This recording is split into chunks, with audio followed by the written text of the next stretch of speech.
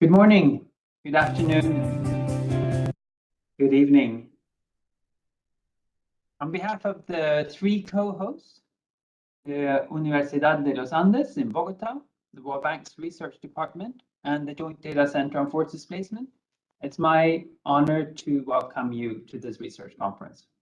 You're attending the second conference focused exclusively on socioeconomic research on those forcibly displaced and their hosts.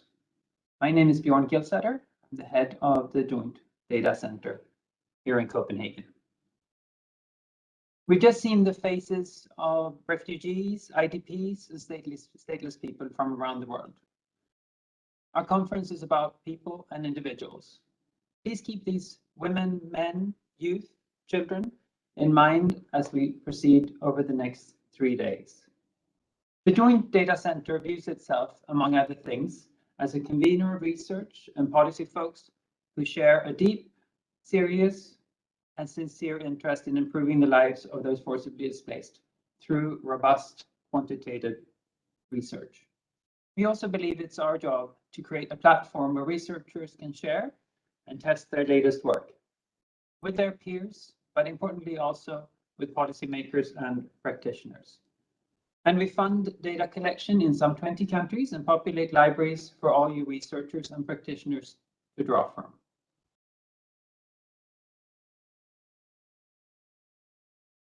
We're delighted to have close to 800 people registered for this conference, with a good mix of academics, government representatives, and international organization professionals, and civil society colleagues. The sheer size of this figure is inspiring in itself. It shows both a commitment to data, facts, and to evidence, and an eagerness to learn, to find solutions. During these 3 days, we will mainly focus on the 85 million of those 84 million refugees, IDPs, and stateless people who have taken refuge in a country in the global south. The 85% is a statistic that is often lost on the general public, but I was really pleased to see how many of the authors of the papers that we will be discussing make this point up front. Let's also not forget that more than half of the world's displaced, some 48 million, are displaced within their own country. This group tends to get the least support and needs more attention.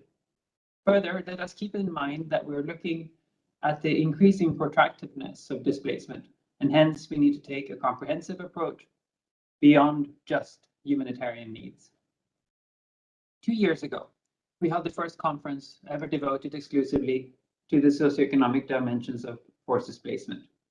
As we wrapped up that conference, two of the main takeaways were: one, a sense that the challenges faced by those internally displaced were under-researched in relationship to the scale and magnitude of the challenge, and two, that the academic diversity at that conference was too limited.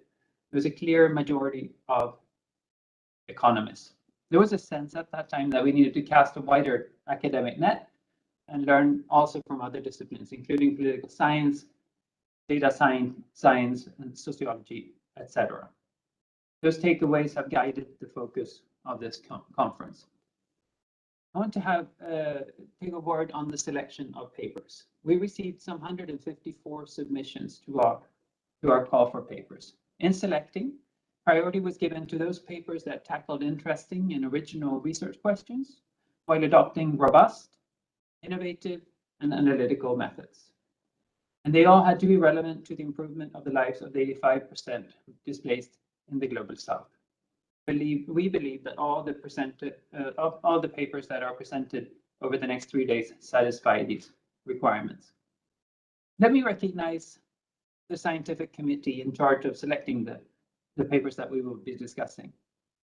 Juan Do at the World Bank, Andres Moya at the Universidad de los Andes, and Domenico Tabasso here at the JDC, ably assisted by Charlotte Persson with the JDC. Please put your cameras on.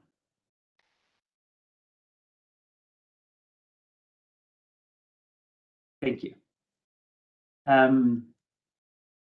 Now, to help us set the stage and put our work in a wider context, and in some cases in a political context, we've invited three distinguished and very well-placed speakers to offer opening remarks. First, I have the honor to welcome George Okos-Obo. George has a long and distinguished career in the UN's Refugee Agency, including as Assistant High Commissioner for Programs. Most recently, he served as the head of the Secretariat of the UN's Secretary General's High-Level Panel on Internal Displacement. Starting next month, George will take up the position as the UN Secretary General's Special Advisor on Responsibility to Protect. We're really pleased to have you with us, George. The floor is yours.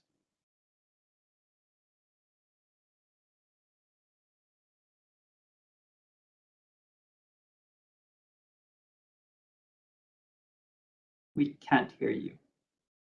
At least I can't.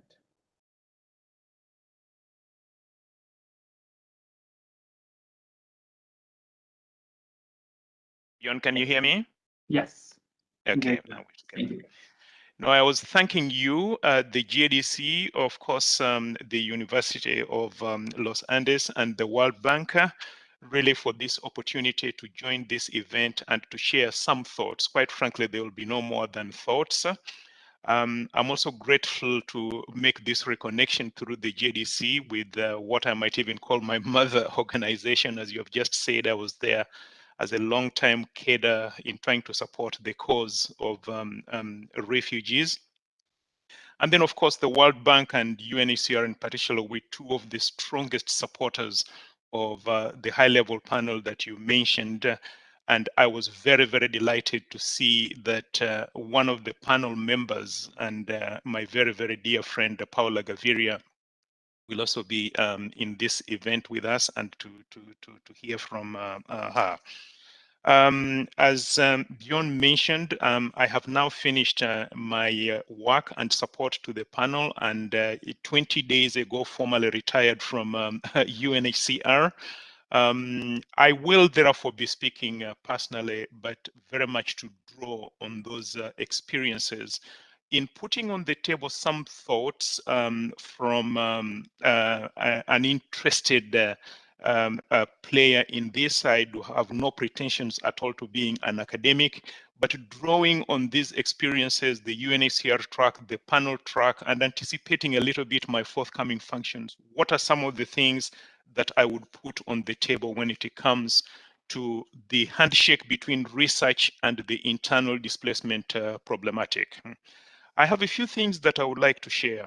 The very first one, beyond and to all dear colleagues, is that I personally, but the panel very, very much recognized the crucial importance of knowledge creation, knowledge propagation, and knowledge instrumentalization as central to where the internal displacement issue is now and where it should go in terms of some of the shifts that the panel has called for.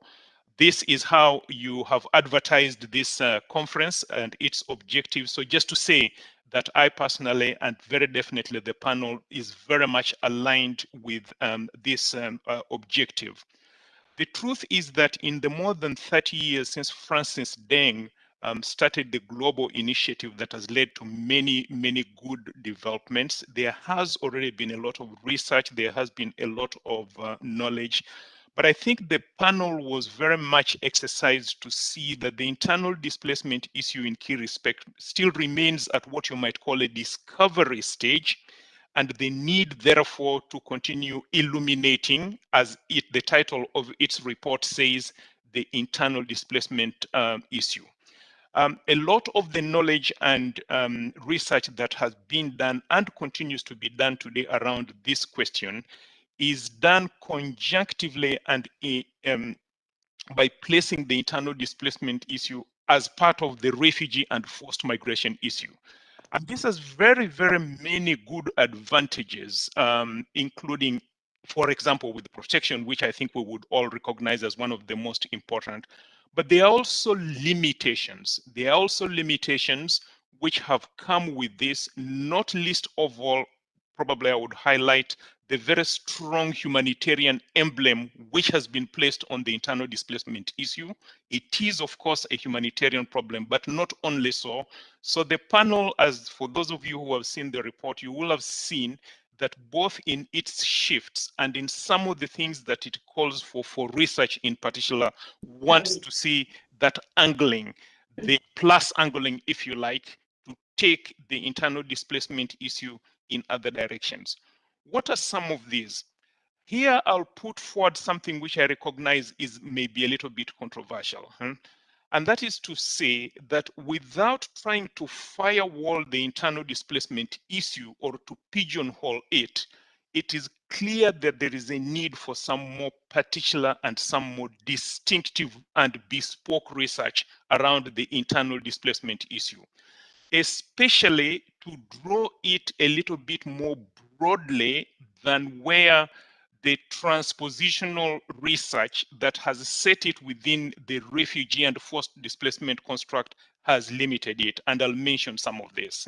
So for example, if this discussion was to lead to some kind of agenda of research, I think the distinctive nature would be one of the things to be drawn from the work of the panel. Secondly, the panel was very clear in calling for instrumentalization of research, i.e. the generation of knowledge, but to link that generation to outcomes which are specifically defined in the report. There are many of these, but to take just two of them, the first of those really is the visibilization of the internal displacement issue. It has been visibilized quite a lot in a number of contexts, including a number of those discussed in the papers that will be considered in this conference. But in many, many contexts, it's still a hidden issue. It is still an issue in the shadows. It is still an orphan issue which is not even on. So the panel talks a lot about this. And secondly, with regard particularly to solutions. But the point I'm making at this stage is this handshake that research must have to the generation of outcomes. If I talk a little bit about that, I think there are a few things that we could break down. And now I go back to a little bit of the framing issues. And Bjorn, I'll try to run very quickly through this so that I can stay within the time that I have. The first, I would say, is a general framing issue. And to put it in a nutshell, it is that this is a humanitarian plus a different issue. And that is an issue of citizens who are in distress. And that there is fundamentally a failure of accountability to them from different sources. If there was time, I would go a little bit into this in the point that I made earlier on about the limits of the transpositional approach to research. But let me just say, secondly now, that clearly in the internal displacement context, political economy is much, much stronger as a research and an outcome resource than it would be in protection where it is set fundamentally only in a legal construct, as my experience in UNHCR taught me. So that, I think, is one of the issues which, if again we were to translate this into some kind of research agenda, I think what the panel was saying would illuminate that issue. Secondly, there are particular dimensions which the panel highlighted that should see much, much more visibility than now. And there are three which I'll mention here very quickly. The first, I go back to the emphasis on solutions. And in the solutions that the panel has depicted, it is above all solutions as a development question, but not only, because there is a peace dimension, there is a disaster, there is a climate change, and there could be other nexuses if you wanted to attach to them. This is really a key issue because the panel itself in its work, when it now started to look at what are the implications of that, it found that the literature, the knowledge was not as vast as there should be. And therefore, its partnership with a lot of the research institutions was really to fill that gap. I believe that that agenda beyond, and dear friends, remains on the agenda for research in the internal displacement issue. Two more quick questions here. The first of those has to do with data. Here, again, in the panel saying that development is where we need to lean, these shifts that that the panel is calling for, it has implications for data. As a humanitarian, as a refugee officer, I am very familiar with the case data, which tends to be individualized, and case data which is linked to protection as a personal experience. I think the moment we start to lean to the question of data in the context of development, it is very, very different and leads us to much, much more a trend leaning, more centered within governments, more coupled with national questions above all development issues. And if I say that, for those of you who have read the report, you will see the recommendations that the panel makes. And finally, the issue of good practices and evidence. I know that my friend Paula will speak a little bit about this, so let me not go there too much. But I think if there was time, and certainly in the discussions to come, again, what the panel has said would be important. So to conclude now, I will just run very quickly through three questions. The first of those is what I would call the configuration question. If research is going to be directed towards helping create outcomes, important outcomes, solutions outcomes which are set within government, the question then is, how is this research articulated by the number one accountability holder for those outcomes, i.e. states and governments? Who defines these agendas? Who carries out this research? How is it done? Who is the deliverer? Who is the responder on this? So this is the configuration question. The second one is, quite frankly, and certainly I can say this much more emphatically as my personal view, is that most of the agenda around this issue and the knowledge is still very much cast as a global South issue, i.e. internal displacement in the global South countries, etc., etc. The panel could see so clearly, and I think we all know, that internal displacement is a global issue, including in the global North. And that then impacts the relationship of research, the definition of that research, and the players within that research. And I think that is an important issue. And the very last one is the issue of networking, coordination, and coherence. I think one of the delights of the panel was to see the different initiatives. The JDC is one of them.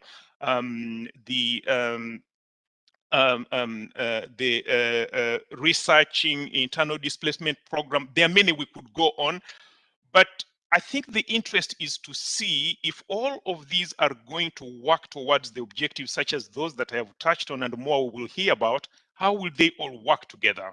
How will they network? How shall we close some of these gaps that I have alluded to, and there are more? And I think one of the biggest ones for me really is this Global South, Global North issue, the framing issues and so on. How will the greatest possible degree of coherence be achieved, not only at global, but regional and national level?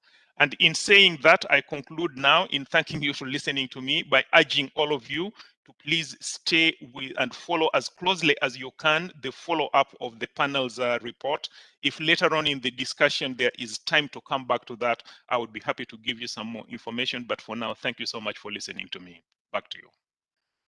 Thank you, Dort, for being both comprehensive and so clear and insightful. Wonderful way to kick this off, and you have some very clear messages for us. Next, I am pleased to introduce Marie Pangestu. Marie is the Managing Director for Development Policy and Partnerships at the World Bank. Before joining the bank, very recently, she served as Indonesia's Minister of Trade for 7 years and as Minister of Tourism and Creative Economy for 3 years. Mrs. Pangestu, we are honored to have you with us. The floor is yours. Thank you, Bjorn, and good day to everybody. I would like to thank the organizers, especially our colleagues at UNHCR and the School of Economics at Universidad de los Andes for their collaboration on this very important agenda. As the number of forcibly displaced people globally increases to over 82 million, data and research on forced displacement have really gained renewed urgency. This conference will bring forth new knowledge to strengthen the global community's ability to make timely and evidence-based decisions that will improve the lives of affected people. I'm pleased to see practitioners from academia, development, and government gathered here, as we will need our collective wisdom to tackle this challenge. Forced displacement is not just a humanitarian concern. It also poses a significant development challenge as displacement becomes more protracted, with about 16 million people now in exile for over 5 years. This puts pressure on host communities, especially in developing countries who themselves are struggling to address multiple crises, from the impact of COVID-19 to climate change. As forced displacement worsens, interlinked with such crises, knowledge plays an increasingly critical role for developing countries. Research and data help to build support for the agenda by underpinning discussions at global fora. It supports policy dialogue, helping policymakers think through solutions as they work to recover and get back on track to achieve a green, resilient, and inclusive development. At the bank, knowledge is central to our support, in line with our mission to reduce poverty and promote shared prosperity in a sustainable manner. We are committed to creating, improving, and sharing knowledge on development challenges, including on forced displacement. I'm happy, therefore, to let you know that the 2023 World Development Report, the World Bank Group's flagship report on development policy, will focus on migration and forced displacement. Knowledge also informs our operational work on forced displacement, which continues to grow in scale. With the support of our shareholders, we achieved a record 93 billion commitment in December to replenish the International Development Association, or IDA, our fund for the poorest. This means more support to people and countries affected by fragility, conflict, and violence. And this includes 2.4 billion in earmarked financing for refugees and host communities, in addition to the 45 projects in 18 countries that are ongoing, amounting to almost 2.5 billion. In middle-income countries, the Global Concessional Financing Facility provides support for host communities to address refugee crisis. In Jordan, Lebanon, Colombia, and Ecuador, over $600 million have been approved to help leverage close to $6 billion in concessional financing. These investments rely on the evidence base built up over the years, where partnerships have played a critical role. The Joint Data Center is an excellent example of how we have partnered with UNHCR and others to make a strong contribution to high-quality, policy-relevant research. For example, a study conducted with UNHCR found that the average annual cost of educating all refugee children is less than 4% of public education expenditure on average in developing countries, which host 85% of the world's refugees. Research like this will help us better integrate refugees in public policies. The Joint Data Center also supports global statistical work on forced displacement. Due to the protracted nature of forced displacement, a significant upgrade in the quality and comparability, quantity, and usability of data is really needed. We are innovating in the way we collect data, including through the novel use of satellite imagery, mobile phone data, and citizen-generated inputs to produce more granular and timely information. For example, in the Central African Republic, we work with the National Statistical Office on data collection of internally displaced persons living in camps and among the general population, who were previously not systematically included in the National Household Survey. This will inform government policies and donor assistance and help to identify data collection gaps in fragile situations. Our joint goal, I believe, is to better the lives of the displaced and their host communities. And to succeed, we must continue to work together more closely than ever. Having worked in both academia as well as government, I'm very interested in your thoughts and suggestions. What are the most concerning data gaps when it comes to forced displacement? What are the research areas where we need to probe more deeply? Do we know enough about the gender dimensions of forced displacement? These are just some of the questions that I had in my mind, and I really look forward to hearing more about your research over the next 3 days. Good luck on your deliberations, and I really look forward to hearing the results of your deliberations. Thank you. Thank you. Thank you very much, Ms. Pangesto. I think you set the stage very nicely, not least for the policy session that we will be holding later today, which is partly precisely about the transmission mechanism that you were talking about. How can we use research in policy setting and in programming? So thank you for highlighting that in particular. Wonderful. Next, I'm going to turn to Paula Gaviria Betancourt. Paula is the executive director of Compass Foundation. She's a lawyer and journalism specialist. She was a member of the UNSG's high-level panel on internal displacement that George just spoke about. She's also a former presidential advisor for human rights in Colombia and former director of their Distinguished Victims Unit.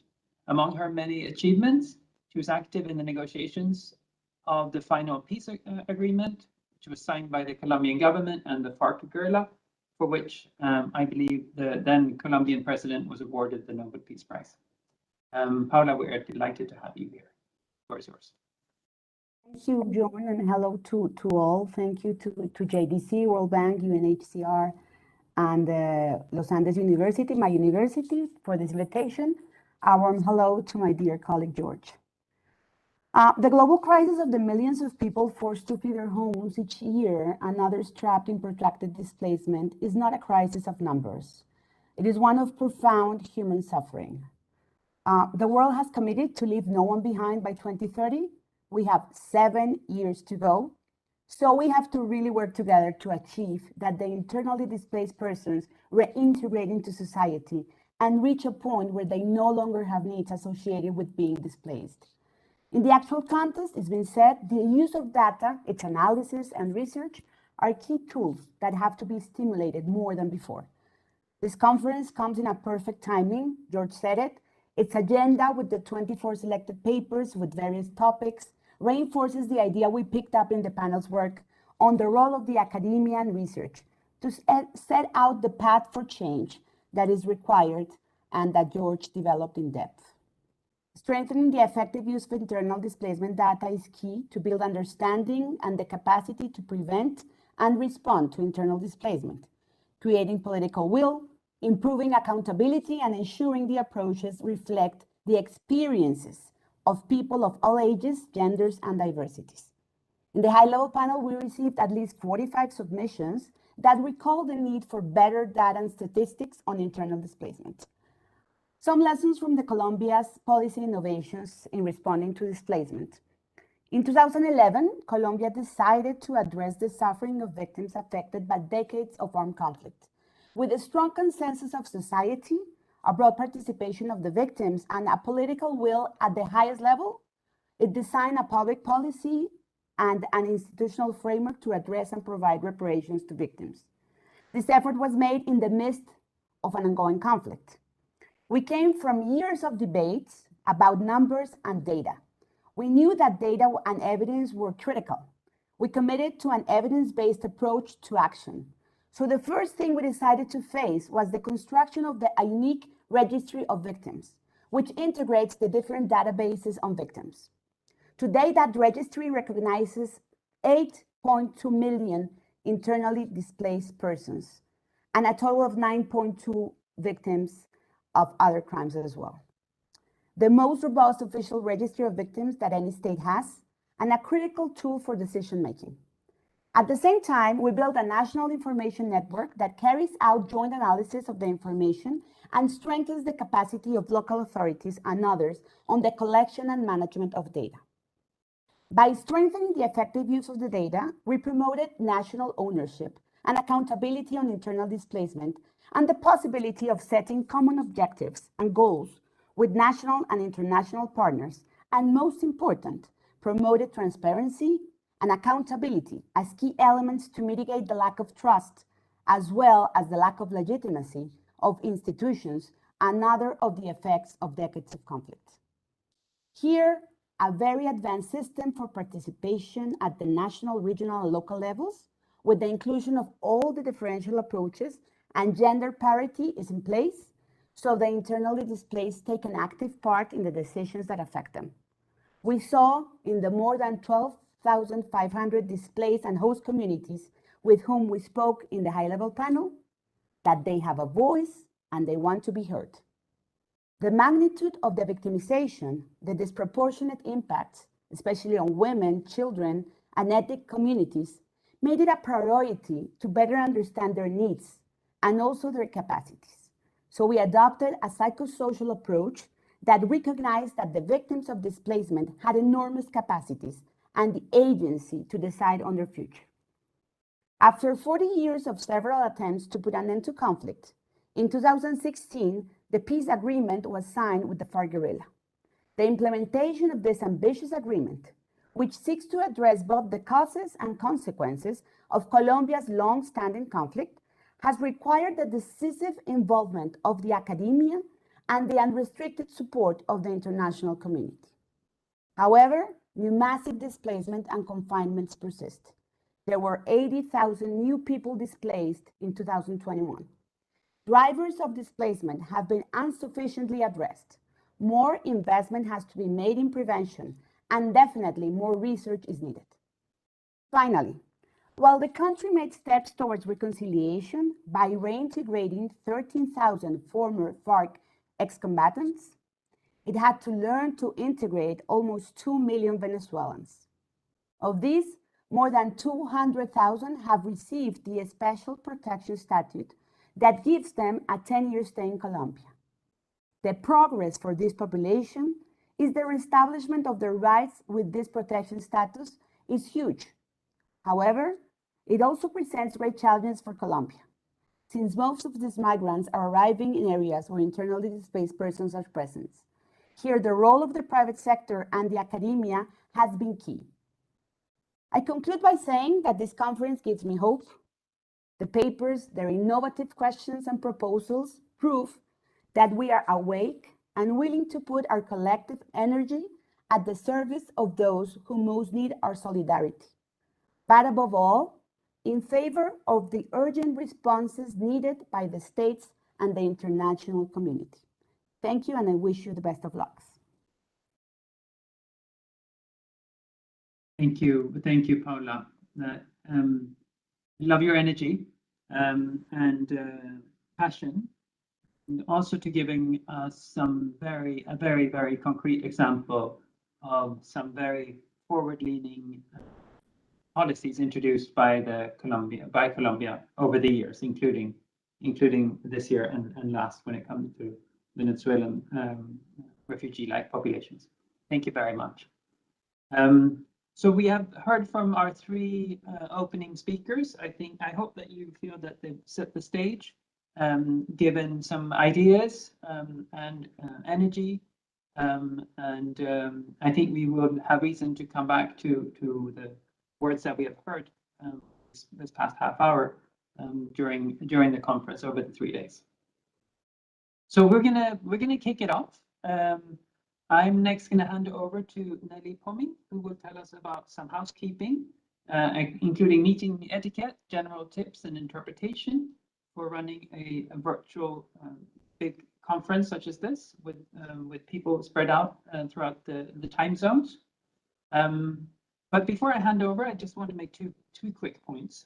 First, there's a survey that's gone out to all of you who registered, and it's also available on our website. Please take it. It will give us the evidence that we want regarding, and it's also an opportunity for you to express an opinion on what you would like to see more of or less of. Second, there will be I will do a crowdsourcing for an op-ed that we hope to put out soon after the conference is over. The question in that will be more or less, what did research ever do to improve the situation of those forcibly displaced and their hosts? We will do a live poll here on WebEx, so keep an eye out for that. And we look forward to your input, very concrete input on what you believe how research has made a difference in the lives of those forcibly displaced and their hosts. Very well, let me give the floor over to Nelly, who will then in turn, once she's done, hand it over to kick off the first academic session. Thank you very much. Thank you, Björn. Good morning, good afternoon, good evening. I'm called Nelly, and I'm here to share some IT guidelines for this event. So there are two main IT guidelines. The first is you cannot unmute, but you can use the chat to post your questions. Also, you can raise your hand if you really want to speak, and you will be unmuted. So to raise your hand, there are two methods. The first method is under the screen where there's the menu, and you see a smiley. You click on the smiley, and at the top, you'll see raise hand. Simply click raise hand, and you'll be requested to unmute, and you'll be able to unmute to speak. And the second is to go by your name in the attendees list. And by your name, you're going to see a logo with a hand raised. Simply click on the hand raised, and you'll be requested to unmute. The next guideline is for the simultaneous interpretation. So for this event, interpretation is offered twice. The first is at the opening remarks, which we are going through now. And after this, you'll be required to switch back to the original audio. To do so, kindly click at the bottom left on the globe, which is meant for interpretation, and then you choose Audio Original audio flow. In case during the event you're not getting any sound, that is actually what you should do. The instructions will be shared in the chat for further reference. And now I would like to give the floor to the chair of our first session, Mr. Azad. Thank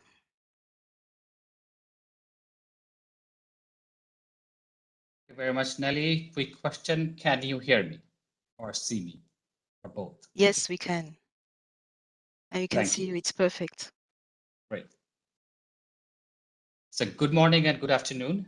Greetings of the new year and welcome to the very first session of the second research conference on forced displacement, organized by the World Bank and UNHCR's Joint Data Center on Forced Displacement, School of Economics of the Universidad de los Andes and the Development Research Group of the World Bank.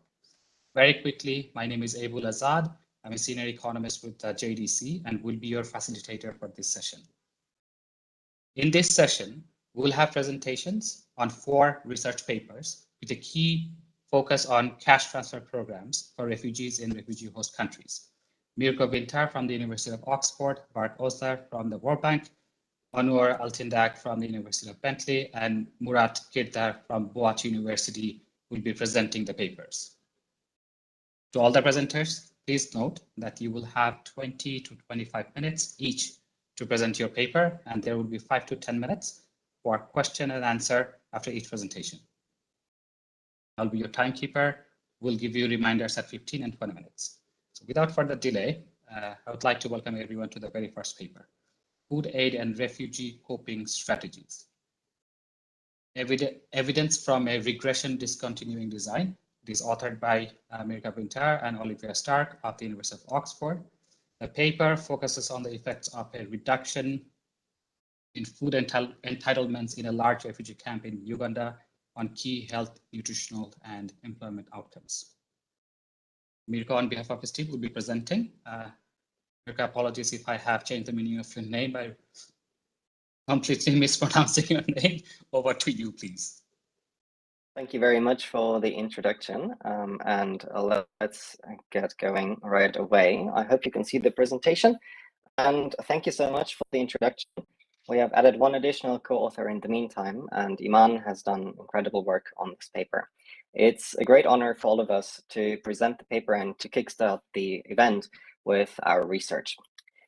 As we've heard in the introduction, refugee numbers have been increasing over the last couple of years, and there are now 26 million refugees globally who were forced to leave their home countries and settle in other countries to find refuge. As we've heard from Mary and Bjorn, many of these individuals are living in other countries for several years in protracted situations, which very often makes them reliant on the service and aid delivery from the international community, most notably the UNHCR and the World Food Programme.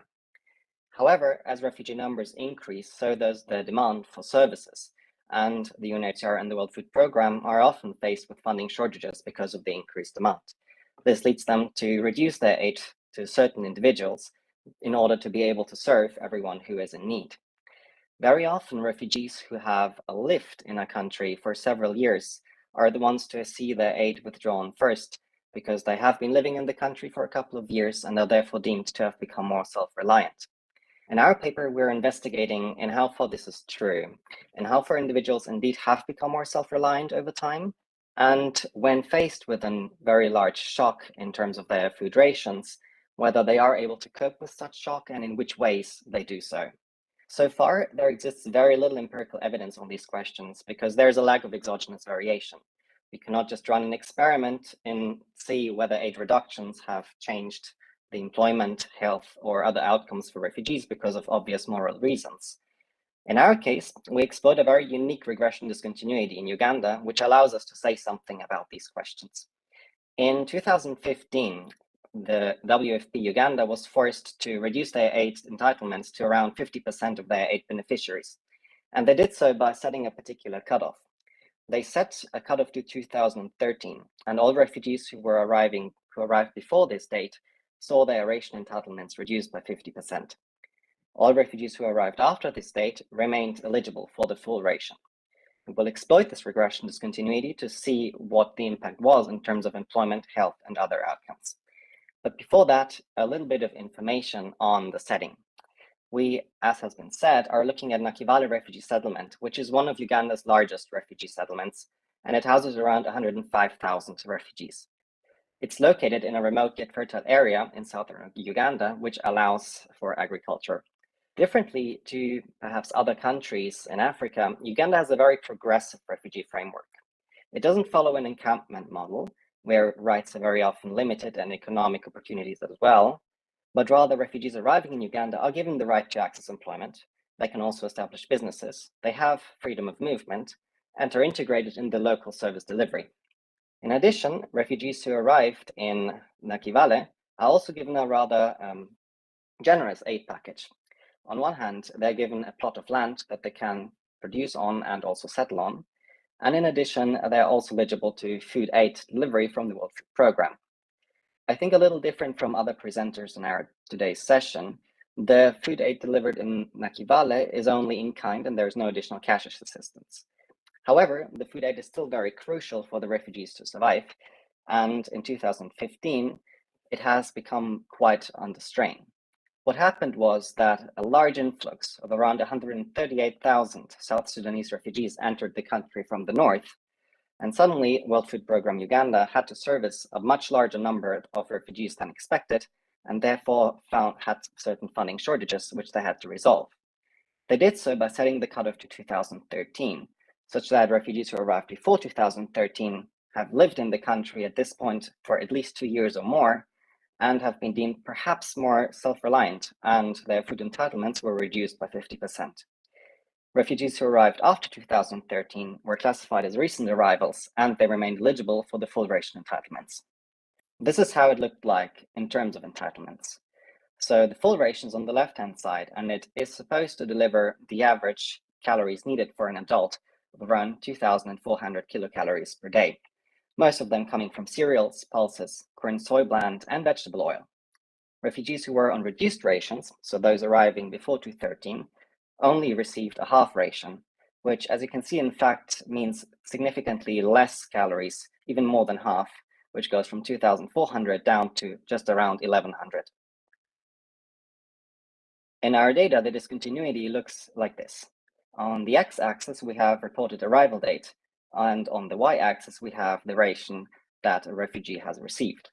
We can see that both in terms of maize and in terms of beans consumed, or rather included in the ration, refugees on the left-hand side of the cutoff have received just around 50% of the ration size than refugees on the right-hand side of the cutoff. There's a very clear and large discontinuity visible around 2013, showing that those that arrived afterwards have had significantly higher rations than those arriving beforehand. If no other variable has changed significantly around the cutoff, what we can do is use a regression discontinuity design to estimate the treatment effect of ration reductions. This would be achieved by taking a small narrow window around the cutoff, around 2013, and comparing the refugees on the left-hand side to those who are just on the right-hand side of the cutoff. And if there's no significant other difference between those two groups except then the food policy, then the difference in means between outcomes in these two groups, roughly speaking, would translate to the treatment effect that we would observe in terms of food ration reductions. The main assumption made here is that no other variable had a discontinuous jump at around 2013, which is the continuity assumption of an RDD. We do have a couple of reasons to expect this continuity assumption to hold. For one particular problem that we very often face with regression discontinuity designs is an anticipation effect. If individuals, for example, are able to anticipate a policy, they would have an incentive to self-select into the group that is more favorable for them. In our paper, we would have a large problem if refugees arriving around 2013 would have the opportunity to self-select and, for example, postpone their arrival for a couple of months and therefore arrive after the cutoff and therefore be part of the control group. However, in our setting, this is very unlikely or actually even impossible to have occurred because the policy came into effect in 2015 and uses a retrospective cutoff, which means refugees who were arriving in 2013 had no means to actually anticipate a policy that would happen 2 years in the future, and therefore would not be able to anticipate a policy and change their arrival date accordingly. In addition, the policy was unexpected. It was unexpected both for the refugees and the policymakers, in fact, in 2015, because it was a direct response to a crisis that emerged in the country through a sudden and unexpected arrival of 138,000 South Sudanese refugees. This arrival can be interpreted as a quasi-exogenous shock, and that led to the World Food Programme experiencing funding shortages, and in conclusion, to the food policy.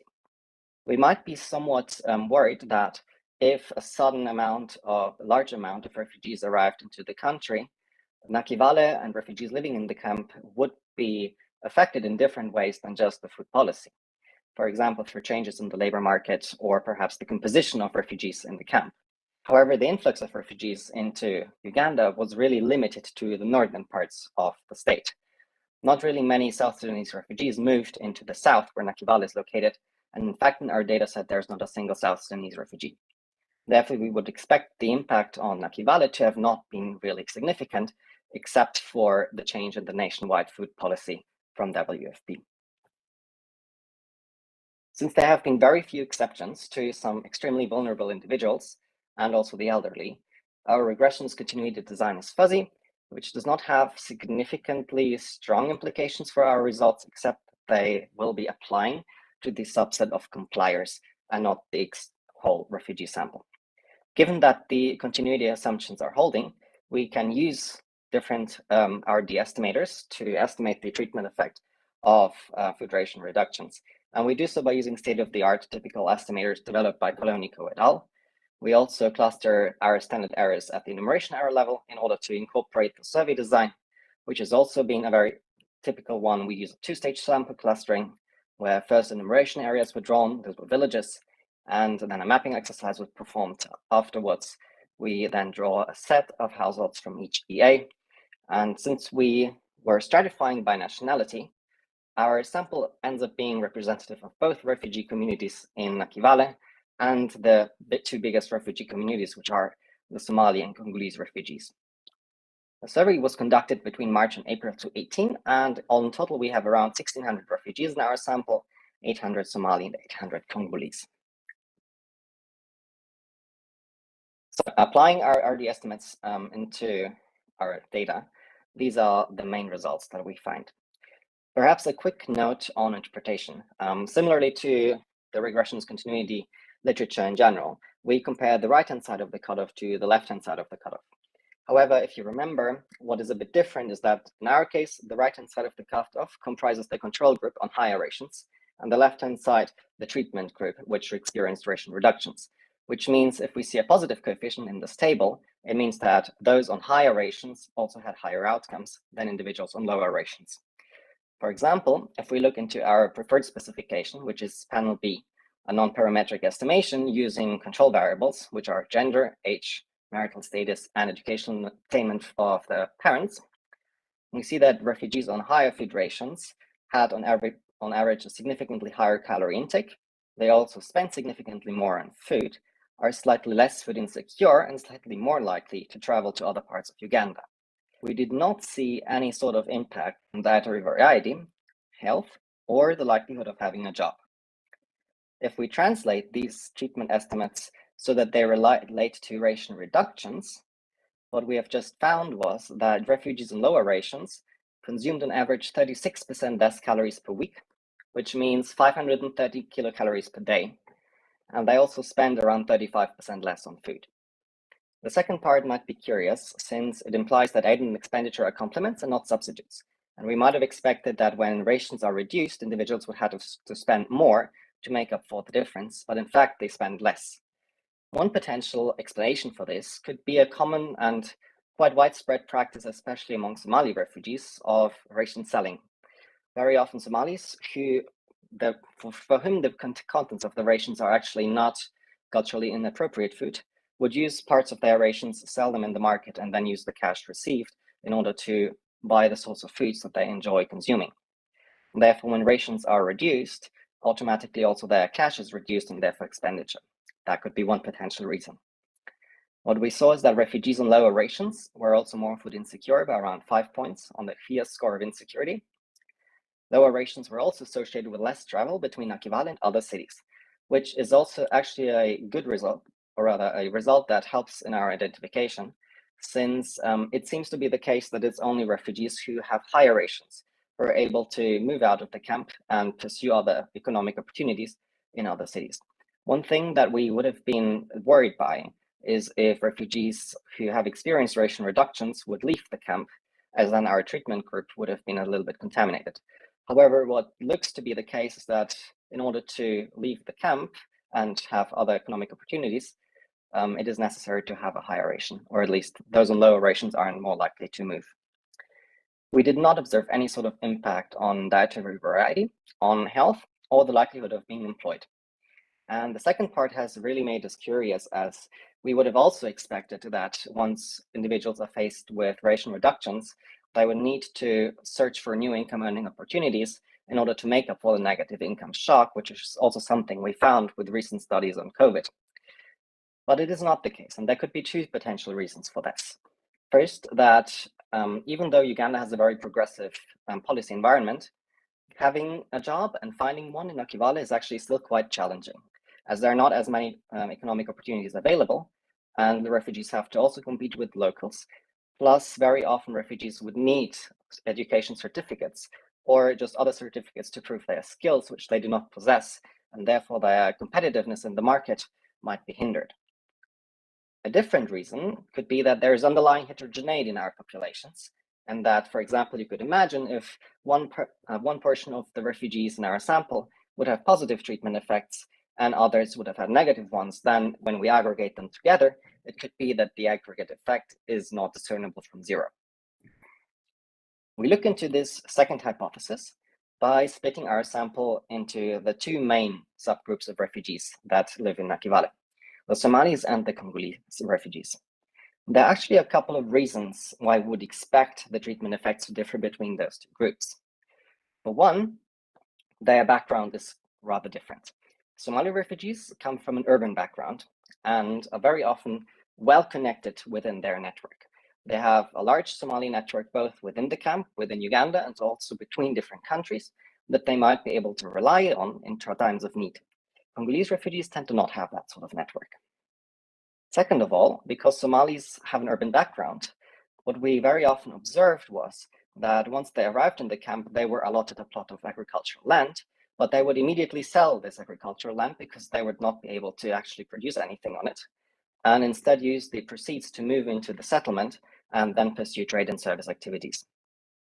Congolese refugees, by contrast, tend to have a much higher likelihood of keeping the agricultural land that they have been allotted and actually then also engaging in agriculture. Agricultural tends to be the most engaged in occupation from all occupations for the Congolese subsample. So because of that, we would have actually expected the impacts on calorie consumption for the Congolese sample to be a little bit lower, because since they are very often engaged in subsistence agriculture, it should have been the case that once rations are reduced, they might have been able to produce something themselves and therefore balance the shock. However, what we observe is actually quite different, as the impact effect on the Congolese is significantly higher than the impact effect on Somalis. Congolese have been significantly negatively affected by ration reductions, whilst for Somalis, we cannot actually tell if they have been positively or negatively impacted at all. In addition, what we can see for Congolese refugees is that they are more incentivized to look for additional jobs, whilst for Somalis, it actually appears to be the case that they are slightly less likely to look for a job opportunity if they are experiencing ration reductions. There is a second curiosity for Somali refugees, which we will investigate, and this is dietary variety. The way we would need to interpret the coefficient under dietary variety in panel A is that Somali refugees who have experienced ration reductions are in fact having slightly more varied diets than Somalis who have not experienced ration reductions. They also tend to exhibit around 2.7 less health problems than Somalis on higher rations. To summarize these points, at 17 minutes, please. Thank you. To summarize these points, we have seen that the effect of weekly calories is significantly higher for Congolese refugees than for Somalis. Dietary variety is higher than the number of health problems lower for Somalis on reduced rations. Somalis on reduced rations also less likely to work. Employment therefore does not seem to be a coping strategy for Somalis, but it does very much seem like a coping strategy for Congolese refugees once they experience reduced rations.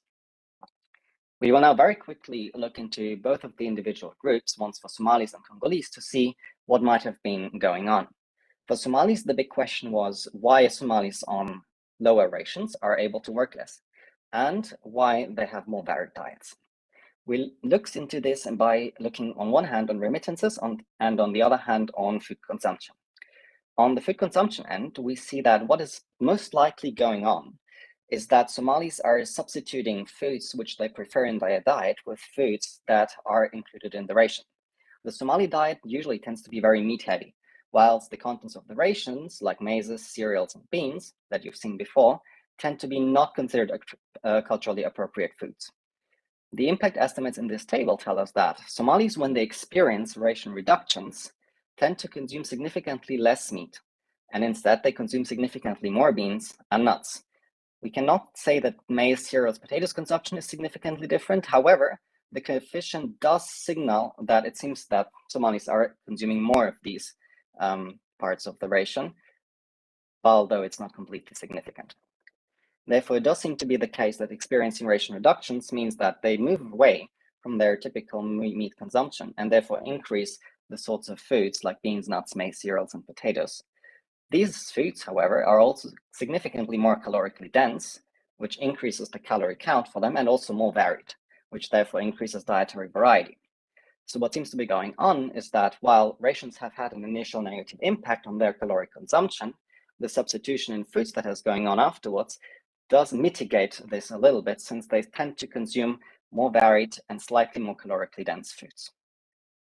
Somalis also have a very strong network within their community, and it seems to be the case that they are able to rely on this network in times of needs.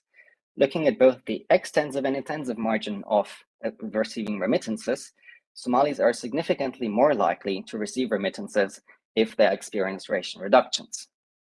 Also, the monthly amount received tends to be higher, although not completely significant, although significant at the 11th percent level.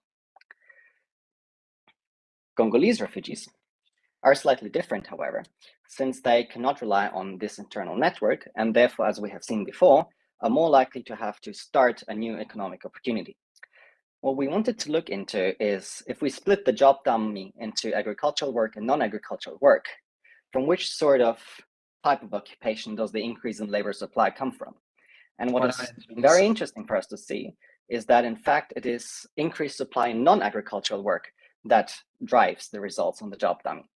Congolese refugees, therefore, who have experienced reduced rations increase their supply to non-agricultural work, although they actually have an agricultural background, and therefore the agricultural works could be a competitive advantage for them.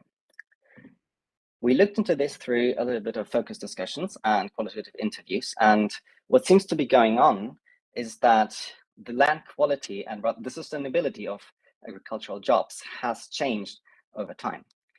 As more and more refugees have entered the camp, there has been just a fixed amount of land available, and therefore the same amount of land had to be allocated to more and more refugees. The average plot sizes have therefore very slowly but steadily over time reduced. Sometimes even plots had to be reallocated, which means that if one is a refugee arriving in the camp, it could be the case that within the next couple of years, your plot of land would be reallocated to a different refugee, because the land ownership still lies within the country, the government. This means that there is no incentive to really invest in the plot of land, but rather an incentive to extract a lot of resources out of the land, which is what we have observed. In fact, land quality over time has decreased and therefore made agricultural jobs less and less sustainable. In summary, we saw that refugee communities adopted different coping strategies. Somalis with lower food rations consumed fewer preferred food items, and they substituted them with other items, which were cheaper, parts of the ration, but also richer in calories and a little bit more diverse. Somalis were in general better connected, and those with lower food rations could therefore rely on their remittances network in order to balance a negative shock. Congolese did not have such a network and therefore had to increase their labor supply in order to balance the shock. And they did so by increasing supply to non-agricultural jobs, because agricultural jobs has become less and less sustainable due to a decreasing land availability over time and decreasing land quality. We have run through a couple of robustness checks, which out of interest of time, I'm not going to go through now, but of course results would be available upon request if we wish to. But in general speaking, our results are robust to all these different specifications that you can see on the slide. To conclude, refugees subject to ration cuts have experienced significant declines in caloric intake and food expenditure, around 35 to 36%. They're also more food insecure by around 5 scales on the FIA's food insecurity scale. We've also seen that coping strategies have differed by refugee nationality, such that Somalis have substituted preferred items with cheaper ones from their ration, which are, however, also richer in calories, and they have been able to rely on their remittances network to balance a negative income shock. Congolese refugees did not have access to such a network, and instead they had become more and more involved in non-agricultural jobs. In conclusion, we can say that it does not seem completely likely that self-reliance has been achieved in the long run, and both of our refugee groups are still quite significantly reliant on food rations, and a negative shock to these rations has forced them to use quite a couple of coping strategies. On this point, I would like to conclude and thank you all very much for, I see a question on sharing. I'm sure that all presentations will be shared, but thank you very much for your attention, and I'm looking forward to questions. Thank you, Mirko. It was such a wonderful presentation and thought-provoking evidence. So to everyone, all the participants, if you could type your questions, please. We see that we have already a couple of questions from George and also from Adnan. And I also would like to mention that this session is being live broadcasted in YouTube. So there might be some questions in that platform also. If Agnes could help me with that, please.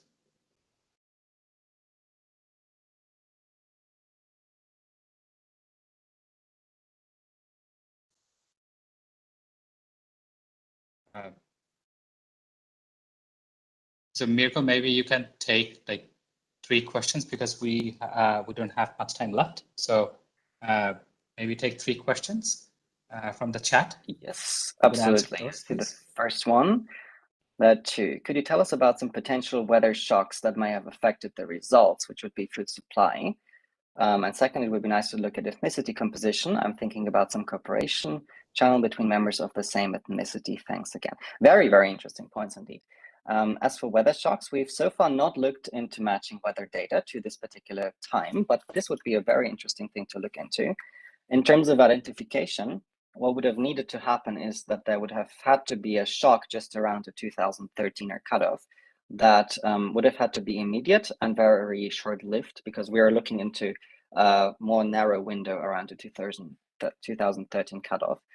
And then it would have to affect just one of the two groups, which could be very interesting for the Congolese refugees as they're agriculturally reliant. But it might not necessarily explain the impact on the Somalis refugees, since all Somalis would be engaged in opportunities that perhaps are not directly impacted by weather changes. But I will definitely write this down. In addition, ethnicity composition. I'm thinking about cooperation channels between members of the same ethnicity. This could also be something to look into. That is very useful, as we do ask in our questionnaire a couple of questions in terms of the perceptions of both refugees and the host community, and perhaps also between each others. But we have not yet looked into these informal channels between the ethnicities yet. Our understanding so far has been that refugees tend to stick to their own communities and rely on these communities very much. So we have not, for example, seen any sort of changes in the remittances network of Congolese refugees or help from their own community. Whilst also for the Somalis, we have seen an uptake in remittances, but we have not seen an uptake, for example, through informal lending within their own community. Thank you very much for both of these. And what we have here? What were some key conclusions, especially in terms of government and/or agency policy approaches? Second, did the study go outside the camp settlements into the local community, and what were the comparable or otherwise counter-granular findings of the course implications? Perhaps on the first one. As I see our study, what we are really trying to achieve first and foremost is opening up the black box that is ration reductions. So in the past, it has not really been possible to look into what is actually the impact of a ration reduction, as there has been a lot of study looking into, for example, what is the impact of cash assistance or in-kind assistance. It is still a different situation when such assistance is withdrawn from communities. And because very often these situations tend to be very reactive and therefore not having any sort of exogenous variation to them, there's actually very little knowledge about how individuals react in terms of these related to ration reductions. So our, I think, first added benefit is opening up the black box and understanding just per se what happens in refugee communities when they are subject to such ration reductions, which I think many of us know is something that happens not just once, but actually regularly because of several funding shortages. So for policymakers, I think the first step before implementing a policy would be to look into what are the consequences of these policies. And I think this is where we come in and help them understand a little bit better of what might be going on. And the second point that is very important to highlight is that there has been very important heterogeneity between the refugee groups, which is related also to their background, to their economic upbringing and their skills that they have. And for policymakers to keep in mind is that refugees are very different in terms of the communities and also in terms of their skills and coping strategies. Therefore, when one particular policy is implemented, these differences might materialize in very different ways and therefore also lead to different types of vulnerabilities that governments should be aware of. Okay, Marco, thank you. Okay, thank you very much. Thank you very much. For everyone, so this is the only paper of this session that the link was not provided for the entire full paper. So maybe after the conference, we can share the email address of Marco so that he can share the paper with everyone. So yes, thank you, Marco, absolutely. again for such a wonderful presentation. So in case they could, I'll be in touch with a couple of questions later. But right now, let's get to the second paper. It is Children on the Move, Progressive Redistribution of Humanitarian Cash Transfers Among Refugees. The paper presents the results of the impact of the emergency social safety net in Turkey. This is the largest cash transfer program of international refugees in the world. The paper is authored by Bart Osler, Sigtem Selik, Scott Cunningham, Fukando Sivas, and Luca Peresoto. On behalf of the team, Bart Osler will present the paper. Bart, over to you, please.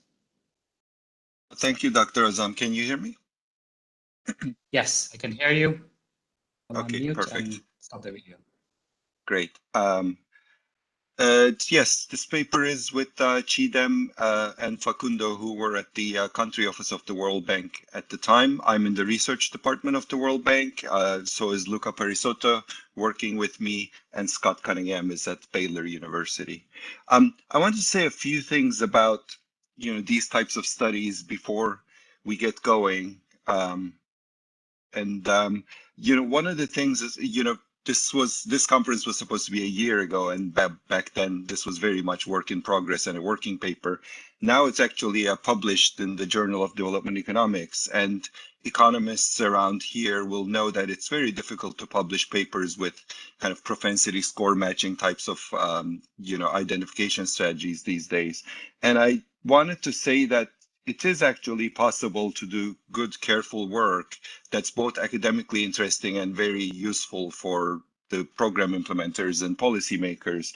If you kind of plan ahead and go carefully through your statistical and rhetorical arguments for kind of identification strategies and be very transparent about what all the limitations of your study is and kind of like what you're able to identify and what are the kind of question marks. The second thing is more substantively on the kind of like what's happening in Turkey with this cash transfer program for largely Syrian refugees, although the program is for all refugees, but 90% of refugees in Turkey are from Syria. Over the 18-month period between 2018 and 2020, we see very large positive trends for the control group throughout the period, and with some small impacts on some of the outcomes that I'll show later. This actually is good news for the refugee population as a whole and not just the beneficiaries of the program. And then finally, the main result from here that you might have anticipated seeing the title and the abstract is that, the refugees actually reacted to their eligibility status, seem to have, by, rearranging their households in a very interesting way. And so one thing I think to understand from cash transfer or transfer programs in general is that these programs will always be good. So that's not in question. But the question is, how can we design them better? How can, what are the important design parameters to think about? And kind of like, what are the alternative uses of that money and what are the complementary interventions that we can do along with cash transfer programs? And I think this paper kind of gives some hints towards that, and we try to take it there as much as possible, is that while refugees support each other through networks, this is not always, optimal. Maybe this is the second best or third best solution. And the first bait might have been that this program could have been designed slightly differently to have different effects. And then I'll show you what I mean by that in a few minutes. Now, a little background on the program in Turkey. Turkey is currently home to nearly 4 million refugees, about 3.6 of them Syrian. These are all, by the way, numbers from, let's say, relevant to like 2020, not the last 2 years. The vast majority of refugees work in informal low-wage jobs, and they have access to public services, but coverage gap remain. The ESSN was co-implemented by the Turkish government, the World Food Programme, and the Turkish Red Crescent after a large infusion of cash from the EU to support refugees. And it currently supports close to 2 million people as of March 2020 in Turkey, which is about 50% of the refugee population. So the eligibility was kind of very deterministic. There's a dependency ratio, and families with children are the main really criteria that bite. There are not a lot of single female households or elderly aided households or single parent households, and there's some disability. And Turkey has quite a sophisticated social protection infrastructure in which there is these, Kızılay is the Turkish name for Turkish Red Crescent. There's these Kızılay cards through which both Turks and refugees access their assistance. The transfers actually at the time the program was designed were quite generous, and 120 Turkish lira per person, which amounted to about $60 in 2011 PPPs. And then there are kind of quarterly top-ups based on household size. Now, the ESSN program, it stands for Social Safety Net, is integrated into Turkey's social protection infrastructure, which is really seen as kind of international best practice. Essentially, once you're in the system, the databases about like 20 different public institutions can instantly come together for your family and verify your eligibility, and like all sorts of things happen. You get your disability reports, your latest disability reports uploaded, your address, your records with the Ministry of Labor, let's say, and things like that. So it's a system that's not only sophisticated, but it's kind of quite hard to game. And the officials were actually quite strict about kind of who is eligible and who is not. So, and then ideally, social workers are supposed to make household visits within a year of application to verify some of the information, but the criteria are also regularly kind of digitally checked on a monthly basis. So for example, if there's a new birth into your household, an ineligible household can become eligible, or a disability report is kind of like withdrawn and this person is no longer considered disabled, or somebody reaches age 19 and no longer a child, etc., vice versa, right? Once a household is registered, however, it can be difficult to change the data on the application, like with maybe some delays and things like that. So while the system is hard to game, there can be discrepancies in household characteristics between the actual household characteristics and what is in the registries, right? This can be due to lack of documentation, literally typos on names and things like that. Linking household members who have been registered at different times and so on, right? So our colleagues, Chidem and Facundo, along with WFP and Turkish Red Crescent, were involved in kind of designing this study before we were asked to come on board to help.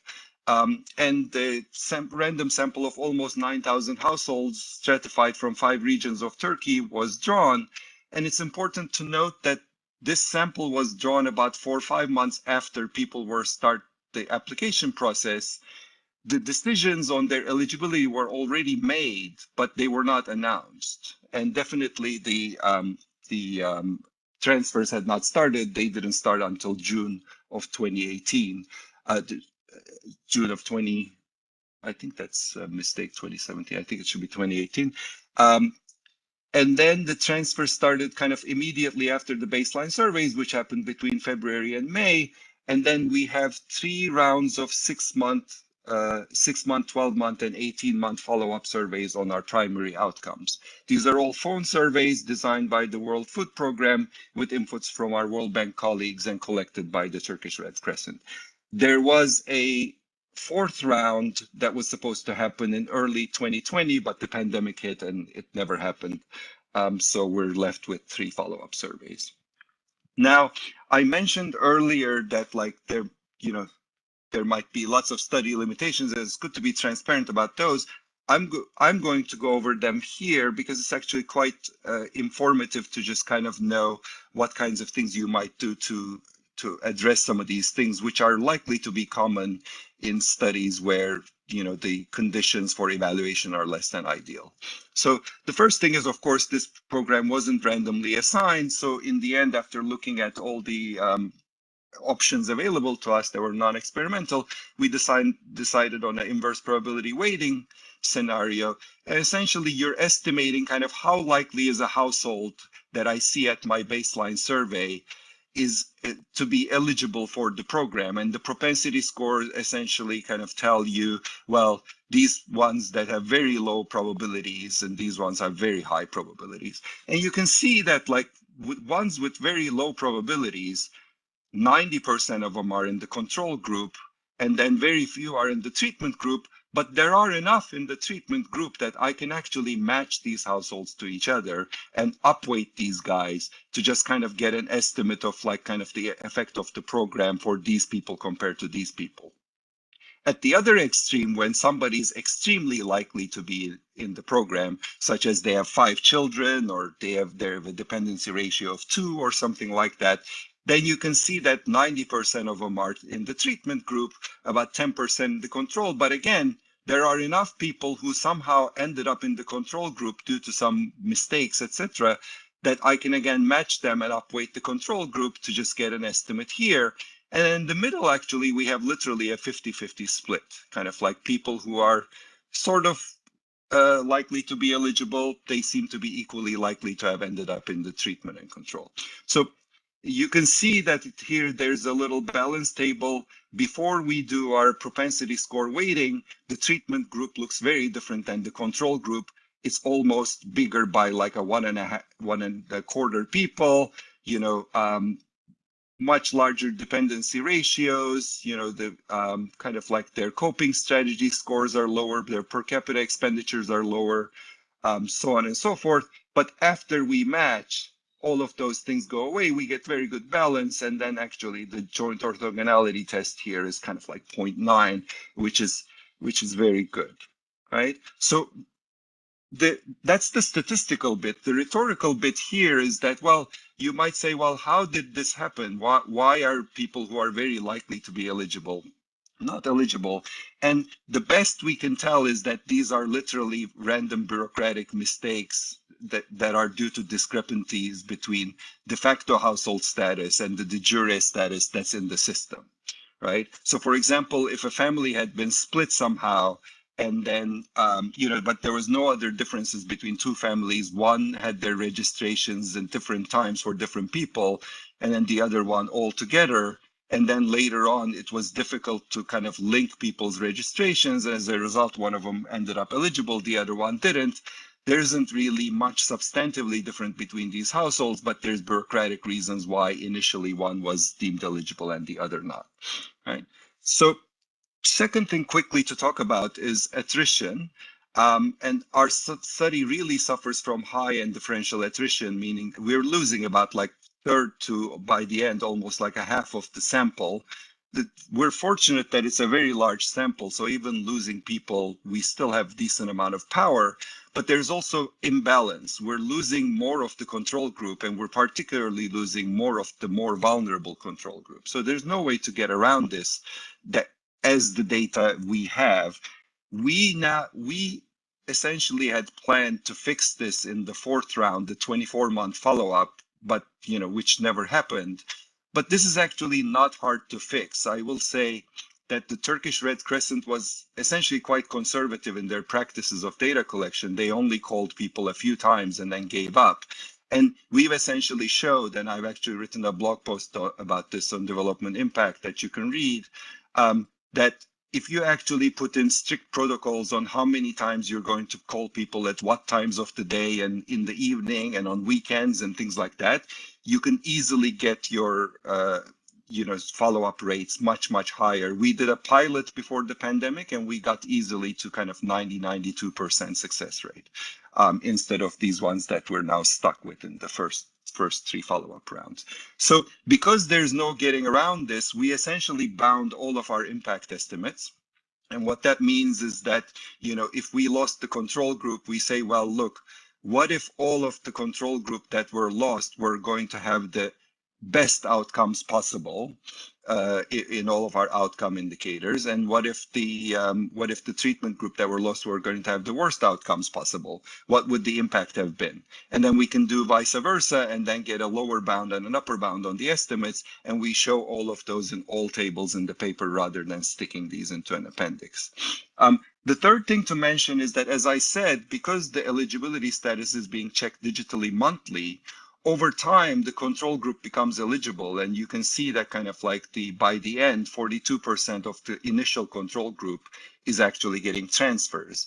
And then, some of the eligible groups is also losing eligibility. So then the effective difference in eligibility, instead of being 100%, it's actually 72% at 6 months, and then all the way down to 37% at 18 months. Right? Finally, I call this slide a SUTVA violation because it's actually a threat to identification because there are huge spillover effects. But this is also the main finding of our study, which is that we see a huge movement of children from better off to less well-off households. And to read these things, essentially, I want to, let's say, show you here, look at the 6-month household size. Um, on the on the on the vertical axis, you have the change in household size between baseline and 6 months after the baseline. And then on the horizontal axis, you have the propensity score. And then this group is the treatment group, and this group is the control group. And you can see that these are the kind of least vulnerable refugee households in the treatment group. They're growing by about half a person within 6 months. Whereas the least vulnerable control group, there's no change in their household sizes. As you go along, however, you see that now the worst of treatment group aren't really growing in their household size, but the worst of control group are shrinking by about a person. And on here, on this panel, we just focus on, instead of total household size, children under the age of 17. And you can see that all of that change pretty much is due to the movement of children, right? If I clicked on some of these characteristics here, you can see that the households that lost children from the control group and the households from treatment that gained children from the treatment group are very, very different. The ones that are losing children are really big households, lots of children, low per capita consumption, not attending school, more likely to be female-headed, and so on, right? So essentially, we're seeing kind of like this churn among households of children moving. And I should note that this is not just from control group to treatment group. This is happening from control to control, even treatment to treatment.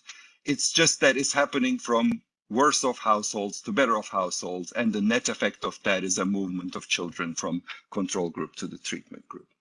Now, this is a finding in and of itself that has policy implications, but it also is an identification assumption violation, in that if there are spillovers now, it's much harder for me to say what is the impact, the traditional intention to treat effect of this program on people, because that would assume no spillover effects. The control group would be pure and not be benefiting or suffering from the fact that there are other people around them who are being treated.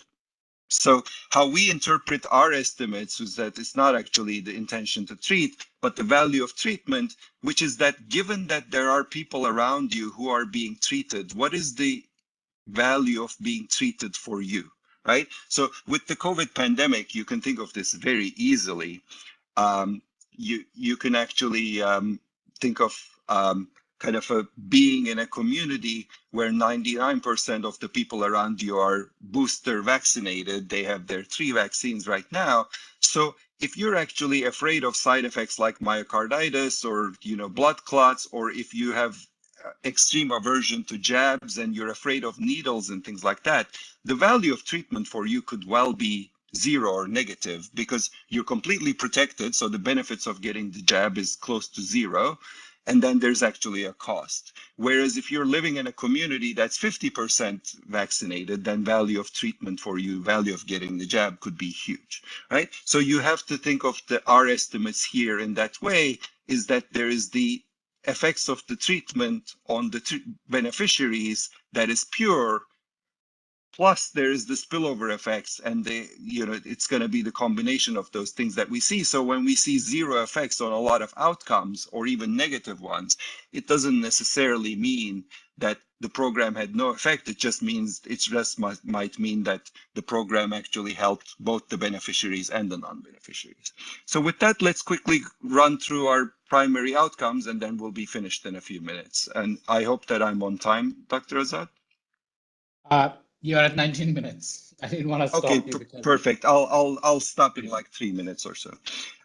So on the left-hand side panel here, you see total consumption, and the treatment group is always red and the control group is blue. You can see that total consumption is going up, even though it kind of starts kind of like converging by 18 months. But if you look at per capita consumption on the right-hand side, you notice that the colors flip, meaning that the treatment effect actually on per capita consumption is negative and significant. And this is tautologically a function of the fact that the treatment group is much larger now than the control group in household size. So when we divide a larger number by a bigger household size, this is the outcome that we get. So if you only cared about this outcome and you said, well, like maybe I should have just not been a beneficiary and send my kid to like my cousins, and I would have been better off per capita consumption, there might be a point there. But let's see a few other outcomes here. So this is the total stock of debt. And you can see that these refugee households are quite indebted. Like at the baseline, they're about 1,200 Turkish liras, which is a large sum. And you can see that for the treatment group, that is gone down by like 30 to 40%. And it actually stays open throughout the entire period, that gap, rather than kind of converging. This is the WFP's food consumption score. The treatment group is doing better. So unlike the previous paper we saw, they're actually eating kind of more diverse foods. And we got into the weeds in this. We see that they're eating more fruits and vegetables and more proteins from animals that come from animals, such as dairy, eggs, meat, and fish. And this is interesting because their per capita consumptions are lower. So either they're making a quality quantity trade-off, or there's some reporting problem here where they haven't internalized the more expensive costs of the things that they're buying, or maybe there's some adulticulence issues where because children are joining the household, there's more opportunities kind of like compared to per capita. But nonetheless, we do see slightly more diverse consumption in the treatment group. The coping strategies are actually not, like at the 6 months treatment group is doing a little bit better, but that quickly converges and sometimes even reverse themselves. Schooling trends are actually nice in the sense that you can see in the baseline, less than 50% of the kids are in school, but at the end of the study period, it's up to 70%. No difference between treated and control households, but we do on the right-hand panel, we see some heterogeneity where the most vulnerable households, treatment seems to be having an effect on school attendance rather than not. Some of you may have questions about the CCT program for schooling that was happening simultaneously in Turkey. There's a nice little explanation and an appendix, analyzing that in the paper. If you're interested, we don't have time to go into it here. And the biggest message here is that the FGT0 stands for the headcount index here. You can see that about 25% of the refugees are below the $3.20 poverty line at baseline. And that is essentially halved, regardless of which group you're in. In fact, it's more reduced in the control group than the treatment group, which is a function of the per capita expenditure results that I've shown you. Inequality is down also tremendously in the entire refugee population, not just in the beneficiary group. Especially you can see the Gini goes down from 26 points to 21, 22 points, which for those of you who study inequality, if you see a 1 point difference, that's kind of a significant difference. So within 18 months to have a 4-5 percentage point decline is a huge decline. So we can't, this is a before after comparison, strictly speaking. So we can't attribute all of this to the cash transfer program. But if you ask me, I would have said the cash transfer program must have helped. And these reductions in poverty are, yes, some of it is time trends, but some of it is the help that they're getting. These are the CDFs that you can see. Essentially what's happening is you're seeing that this is 6 months, 12 months, 18 months, and essentially these cumulative distribution functions of per capita consumption dominate the baseline, meaning that poverty is lower for every poverty line between the 320 and 550. By 550 or so, some of the lines start crossing. And then let's conclude. The program led to some improvements in total consumption and food security, and then these households have also a little less debt. There is some evidence that we find that the transfer might have crowded out some labor market earnings. We see that by the end of the study period, the control group is earning about 100 liras more than the treatment group on average in the labor market. And the thing that I want to end with is essentially this idea that, well, look, maybe it would have been best to have more budget for this program so that we could have treated more people with the same amount of money, and that would have limited some of this movement of children that we seem to be detecting. But even in a budget neutral program, we could have actually avoided some of this by giving smaller transfers to a larger number of households. And in particular, one could consider universal child support grants or old age pensions that could allow all refugee households to adequately support these populations while you do your targeting for able-bodied adults, etc. I know that like Owner's paper and others have kind of like pointed at different targeting mechanisms for refugees. These weren't available at the time for the Turkish, the ESSN, but may be useful in the future. And let me stop there and thank you so much.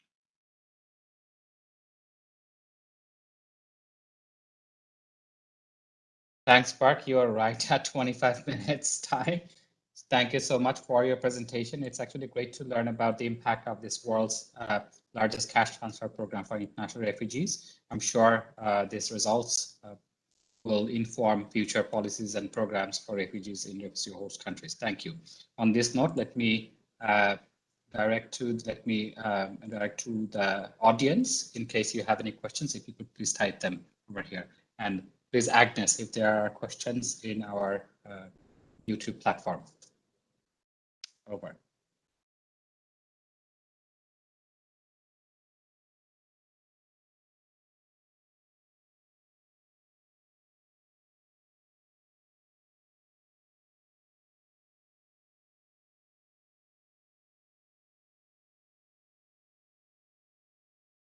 And also to mention that our co-author Stephen O'Connell, so he mentioned something about this paper on the chat platform. So let's take a look. We don't have any question on the YouTube platform yet.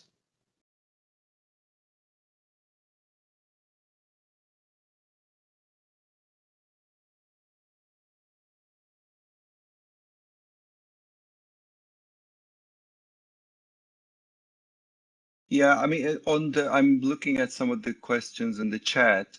I mean, I talked about the trade-off at the end of the talk. We didn't have enough time, but we write about it like in a decent amount of detail in the paper. I do really think that, you know, I mean, I've been working on cash transfers for about 15 years.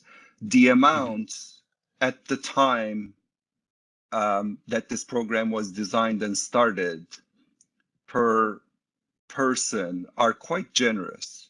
So, you know, these would have amounted to kind of like close to 50% of household consumption at baseline or something like that.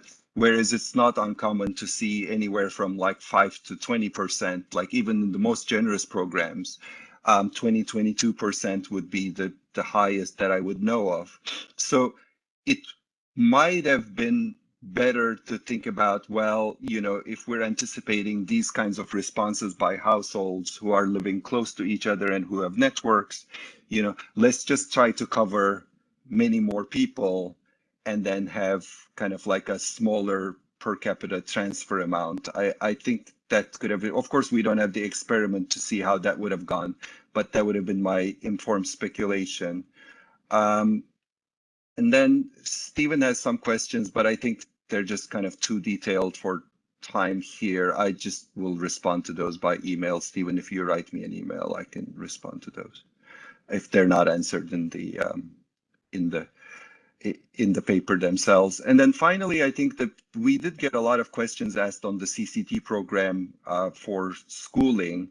We actually have this speculation where the CCT transfers still go to the parents in the registry, right? So if a child is registered with their household and they're not eligible for ESSN, but when the child goes to another household and goes to school, the money would still go to the parents in the original household. So we actually think that like these household reorganizations might have been beneficial in two ways to the sending family. One is that they they have one less mouth to feed and the child is better off there, but also that if in their own household the child wouldn't have been able to go to school and would have had to work or something like that, and it does in the other household, you get an extra 50, 100 Turkish lira for that child's school attendance. So it's not actually a kind of like a contrast or a reason why we don't find effects. In fact, we think that it's a kind of like a complementary story. And let me stop there so that others can have enough time for their own presentations after me.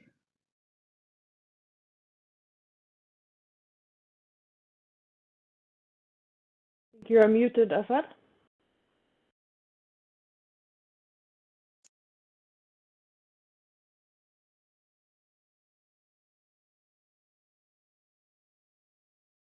Can you hear me?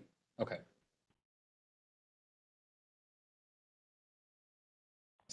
I guess you can. Yeah, thank you, I Bart, can for hear your you. presentation. Perfect. Thank you very much for your presentation. Let's get to the third presentation. The third paper is the short-lived effects of unconditional cash transfers to refugees. In this paper, Onur Altindag and Stephen O'Connor studied the effect of year-long unconditional cash-based assistance programs for Syrian refugees in Lebanon. So on behalf of the team, Onur will present the results. Over to you, Onur. Thank you so much. Can you hear me? Yes. Thank you so much for having us. It's a great pleasure to be here for the second time. And thanks, Berk and Mirko, for setting the stage. I try to live up to their standards. And I'm going to present joint work with Stephen O'Connell from Emory University, and I teach at Bentley University here in Boston. Steve is on the chat, so please do not hesitate to ask any questions, and he will simultaneously answer. In this paper, we're presenting the results from a study in Lebanon. We're looking at the impact of unconditional cash transfers on the well-being of refugees in the short run and a little bit longer term. We would like to thank the UNHCR staff in Lebanon, our colleagues, for their help and patience with us. We do not represent their views here, but we're grateful for their support. So let me just motivate the topic a little bit. Unconditional cash transfers are very popular anti-poverty tools. Currently, more than 100 countries rely on UCTs to alleviate poverty. Their immediate benefits are extensively studied in economic development literature. They're popular for a reason. They're transparent, they're easy to implement, and they directly target the credit constraints, which we assume are the cornerstones of poverty. So they also have the potential to move impoverished households to a better and sustained equilibrium through relaxing credit constraints and generate savings, asset of purchase of productive assets, and avoiding on relying on expensive credit. The UCTs have become so popular actually that the structure of the social protection programs in humanitarian settings changed as well. Currently, a large share of the humanitarian aid is distributed through cash-based programs, through United Nations-led response plans, in the hopes that they can achieve both immediate relief and help with day-to-day coping mechanisms, but also longer-term poverty alleviation and self-reliance for the refugee population. But obviously, poverty is multidimensional, and anti-poverty programs might need to address multiple issues that create these poverty traps. And in that aspect, the longer-term success of these programs vary a lot. And there are, if you just look at the literature, you can see that there are two kind of things that show up. One is the core design features. The transfer values are important. The amount of transfer that you provide to the beneficiaries, the duration of the program, and also how the transfers are used are important. And recent evidence actually suggests that the purchase of productive assets and migration are key drivers of a longer-term prosperity and more sustained effects. And secondly, beneficiaries matter as well, like how much initial capital endowment they have. Do they have market access, especially labor and insurance market matters. And an existing institutional framework obviously is important, especially the legal framework in the setting. And you can see that some of these issues are actually highly salient in our context, which is forced migration, as refugees live in a transitional state with very limited access to some of the markets and legal support in the host country. And we think that some of these issues actually might explain the results that I'm gonna present here. So our main kind of question that we're trying to answer in this paper is the cash-based assistance to the refugee population, is that a tool for temporary relief, but it can provide longer-term sustained benefits? And so we estimate during and after programs of two large at-scale cash transfer programs. These programs are year-long, one-year programs, and our main argument in this paper is that actually these programs are very effective in providing temporary relief in multiple measures of economic well-being. But the observed effects dissipate shortly after. I mean, we're talking about a 6-month time frame. They dissipate right after the program ends, and we try to explain why. The two programs that we study are quite large in terms of transfer values, both in absolute and relative terms. So one program, which is a multi-purpose cash program, provides over $2,000 per year per household. Another one provides around $1,600 per household, and a large number of families are eligible for these programs. Which also the programs also kind of the transfer values are large in relative terms that correspond to 40 to 50% of the counterfactual household consumption. And the beneficiaries are Syrian refugees in Lebanon who are under temporary protection of UNHCR. They have similarities and differences with respect to the native poor population, which I go into details in a second. But the most important ones are they lack assets. They usually leave their assets in the home country. They're mostly excluded from the institutions in Lebanon. They're recent migrants and they have exposure to conflict, which might reduce the possibility of having sustained effects on in these programs. So our contribution is for a wide range of economic well-being outcomes. We show evidence that UCTs are highly effective in improving economic well-being, and these findings are in line with the existing literature. But we do show that the effects almost completely vanish within months after the program cycle ends. We show that the reason for this is not myopic behavior or transfer values. These programs are very large. The term structure also doesn't seem to play a role. We find similar fallbacks to the initial consumption level for households who receive assistance for 1 year versus 2 years and so on. And we do think that the economic volatility is one of the reasons that the programs do not have lasting effects and the limited capacity of households to basically save. The analysis that I'm going to present in a second is an observational study, but we fully specified the regression samples, the specifications, the variable definitions, the falsification tests, and even the multi-hypothesis corrections. We have specified everything and followed it almost religiously. So let me just give you a little bit of background information. So we're in Lebanon. There are more than 1.5 million refugees, mostly Syrian. The inflow started since 2011. In general, the households are large, equal in gender, young, and relatively lowly educated. The refugee population is poor, but not ultra poor. So we're talking about around the median of $2 per day per person consumption.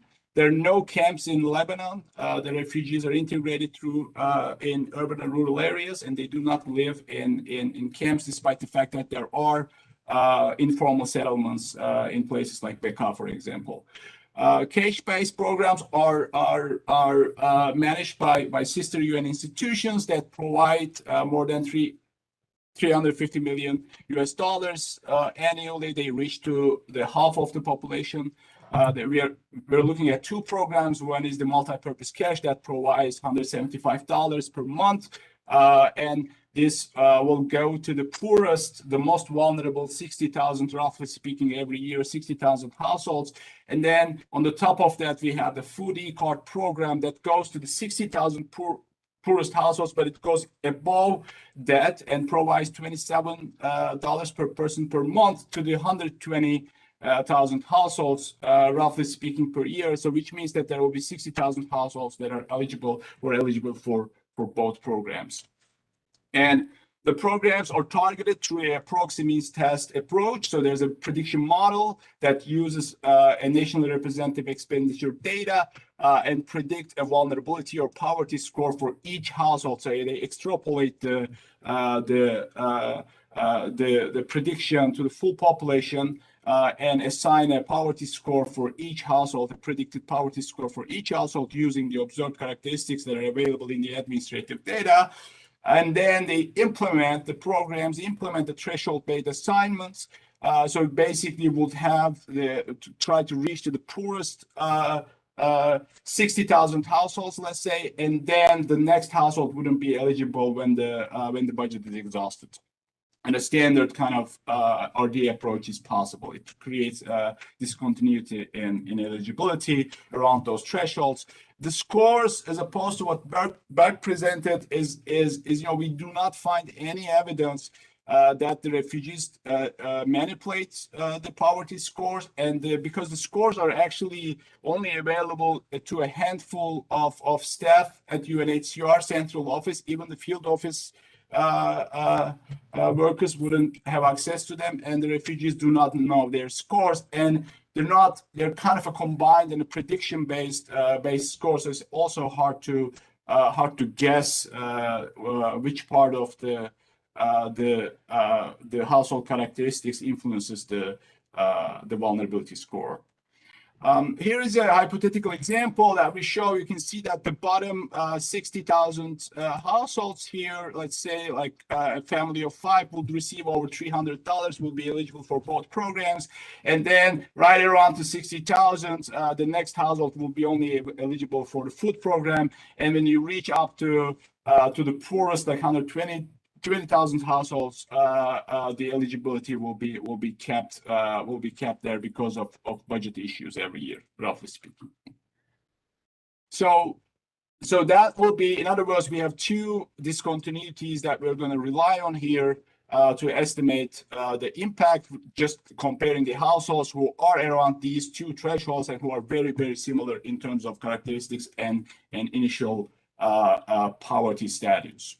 So we use both administrative and survey data. Our main outcomes rely on WASIR, which is a nationally representative expenditure survey that also assesses the vulnerability of the refugee population, is representative of the refugee population. There are around 4,500 households per year. We have 4 years of data from 2016 to 2019. And we merge this data with the existing administrative records on the vulnerability scores. And the one nice thing about this data is that whenever we observe a household in a survey, we have the outcome for that household. We can go back in years and actually find their poverty score and their assistance status in all the previous years that they were in the country. And not only we have the poverty scores that were assigned, we also know the actual assistance if the families receive assistance or not through UNHCR's assistance tracking system. We look at a wide range of outcomes. We look at expenditure, the first stage set of outcomes that are expenditure and consumption. We look at overall and subcategory. We look at child well-being outcomes, the likelihood of being out of school, child labor, and child marriage. We have health outcomes. We have food insecurity and food. These are just like food coping strategies, things like borrowing food or sleeping without food. And we create an index based on these coping strategies, which are quite common in the refugee population. And we also have livelihood coping strategies, which is basically living in very low quality household structure or house structure or accepting exploitative work and so on, and an index created based on these livelihood coping strategies. And to explain our results, we look at asset holdings and cash savings as well. We have two time points that we estimate these effects. One is the during program effect. So this will be, we observe households while they are receiving assistance and they're right in the middle of the assistance cycle.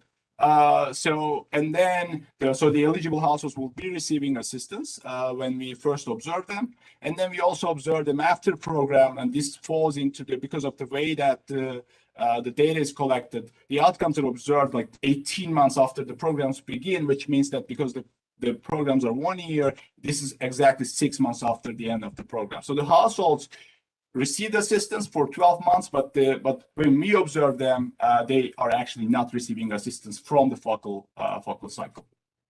So which gives us a nice kind of different two timeframes that we can look at the economic well-being.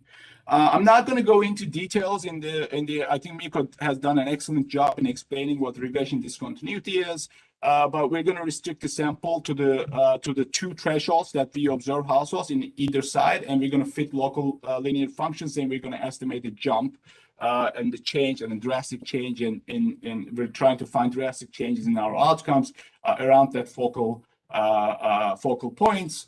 And I'm also not gonna go over the design validation graphs here.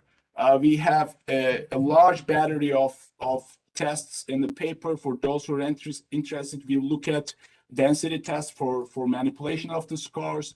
We look at falsification tests, not only on covariates, but also previous years' outcomes to make sure that households are comparable around these two thresholds.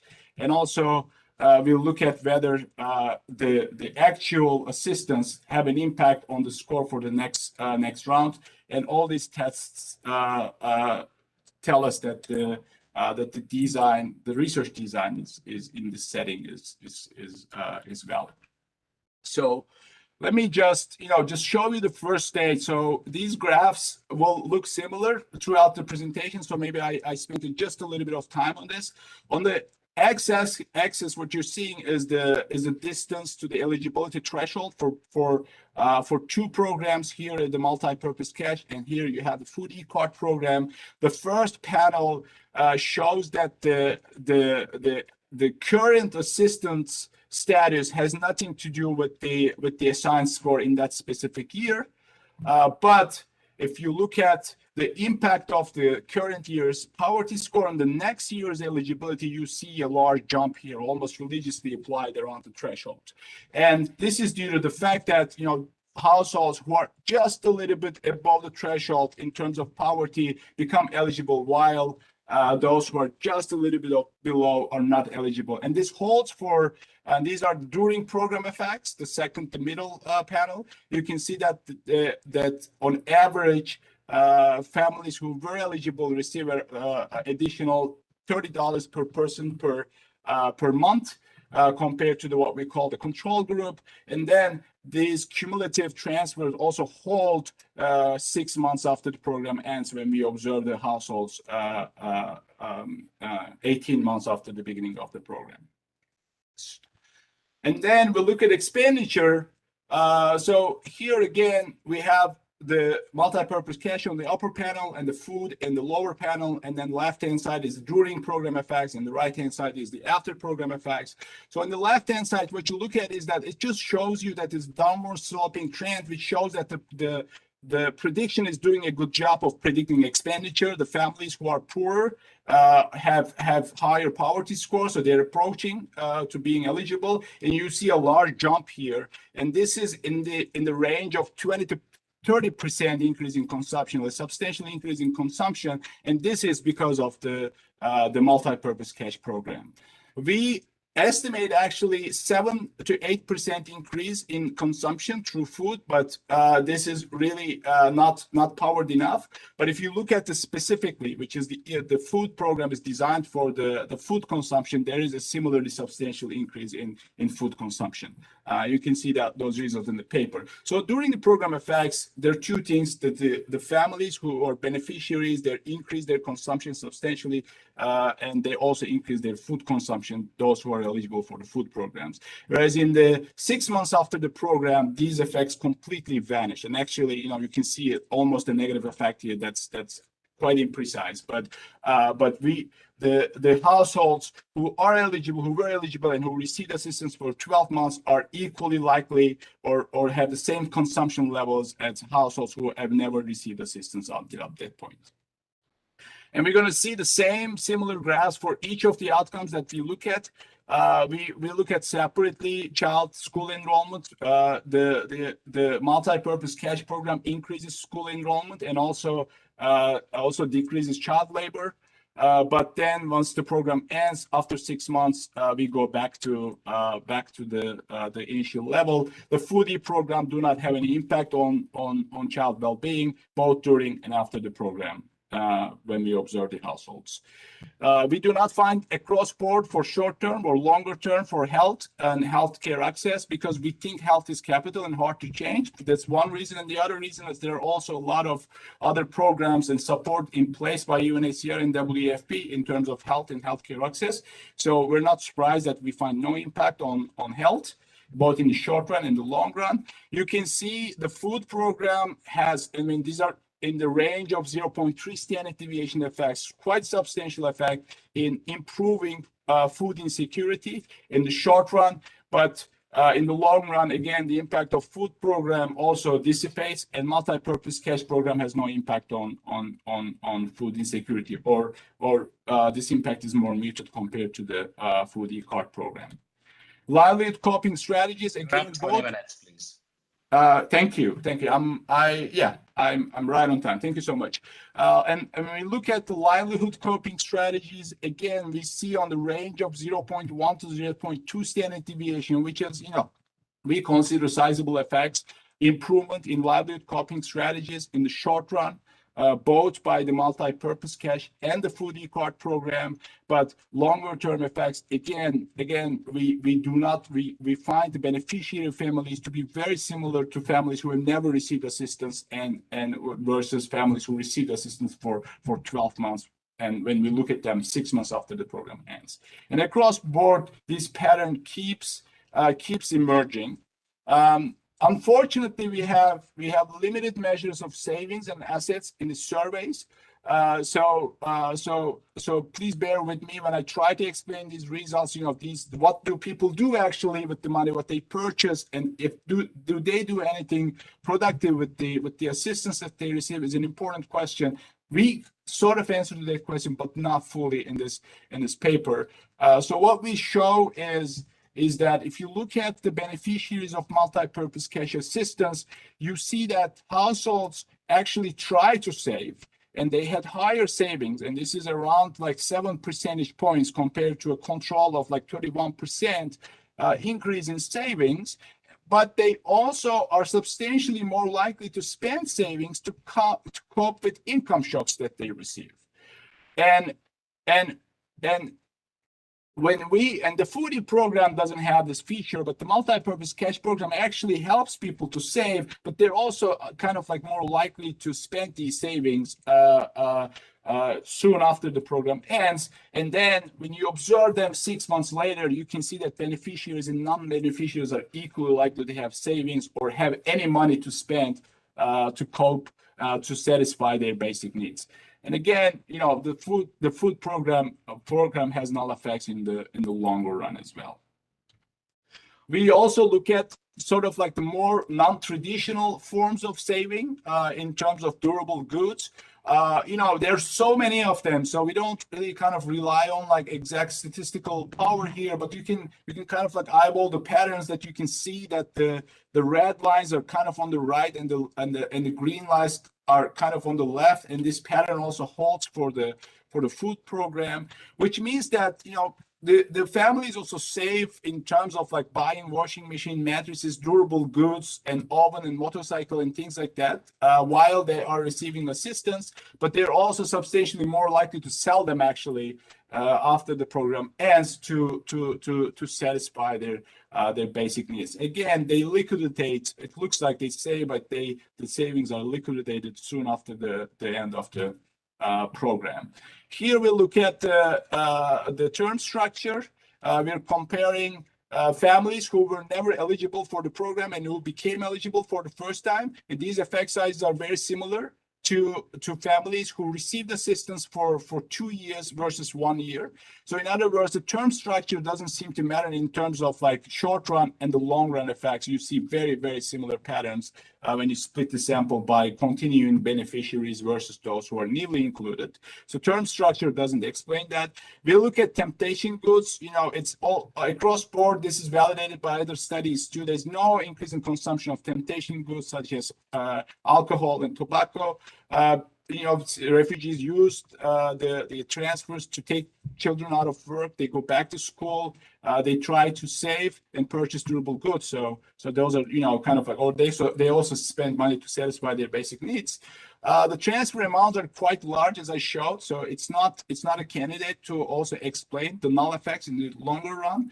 So what we think happening is that because the refugees are receiving much more frequent shocks, income shocks and labor market shocks and mobility shocks, for example, compared to the native poor population, the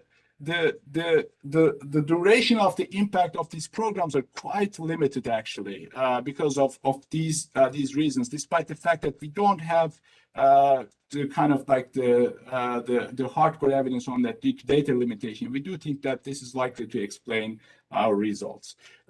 So let me just very quickly summarize. So we look at the two large at-scale implemented programs implemented by sister UN institutions, and we show that the assistance programs they're very good at providing temporary relief, but there's a reversion to counterfactual well-being within months, and we try to explain that. And this kind of a little bit goes opposed to what the existing literature shows when these programs are implemented in the native poor population. And I stop here and thank you so much for listening to me. And I take any questions that are lingering on the chat or anyone who wants to ask questions. Thank you. Yeah, thanks, Onur, for such a wonderful presentation. So we are following the chat to see whether there are any questions. I don't see anything here. So to everyone, in case of any questions, please post them here. And Agnes, if you could check the YouTube platform in case there are any questions in the platform, please. Thank you.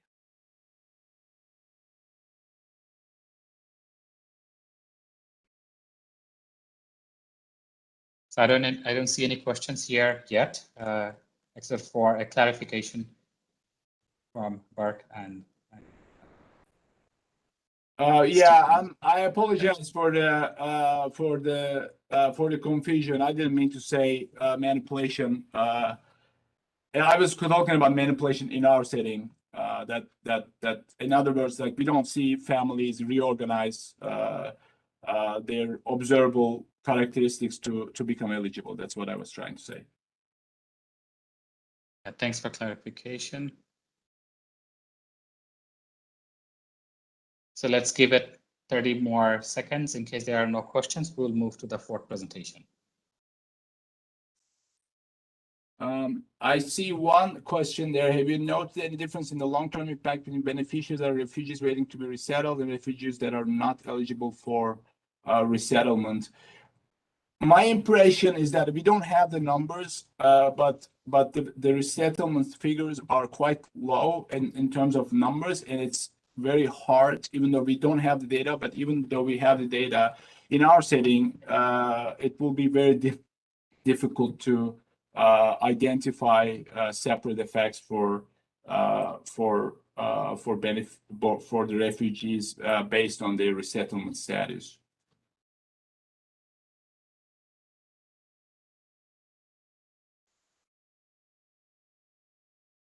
Okay, so I don't see any other question. Do you, Honor, do you see any other questions?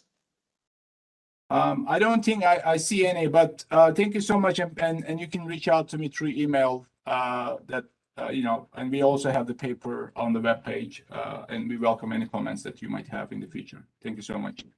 So there's a question from Thomas. Maybe you could address that. Oh, okay. Since we have 2 more minutes.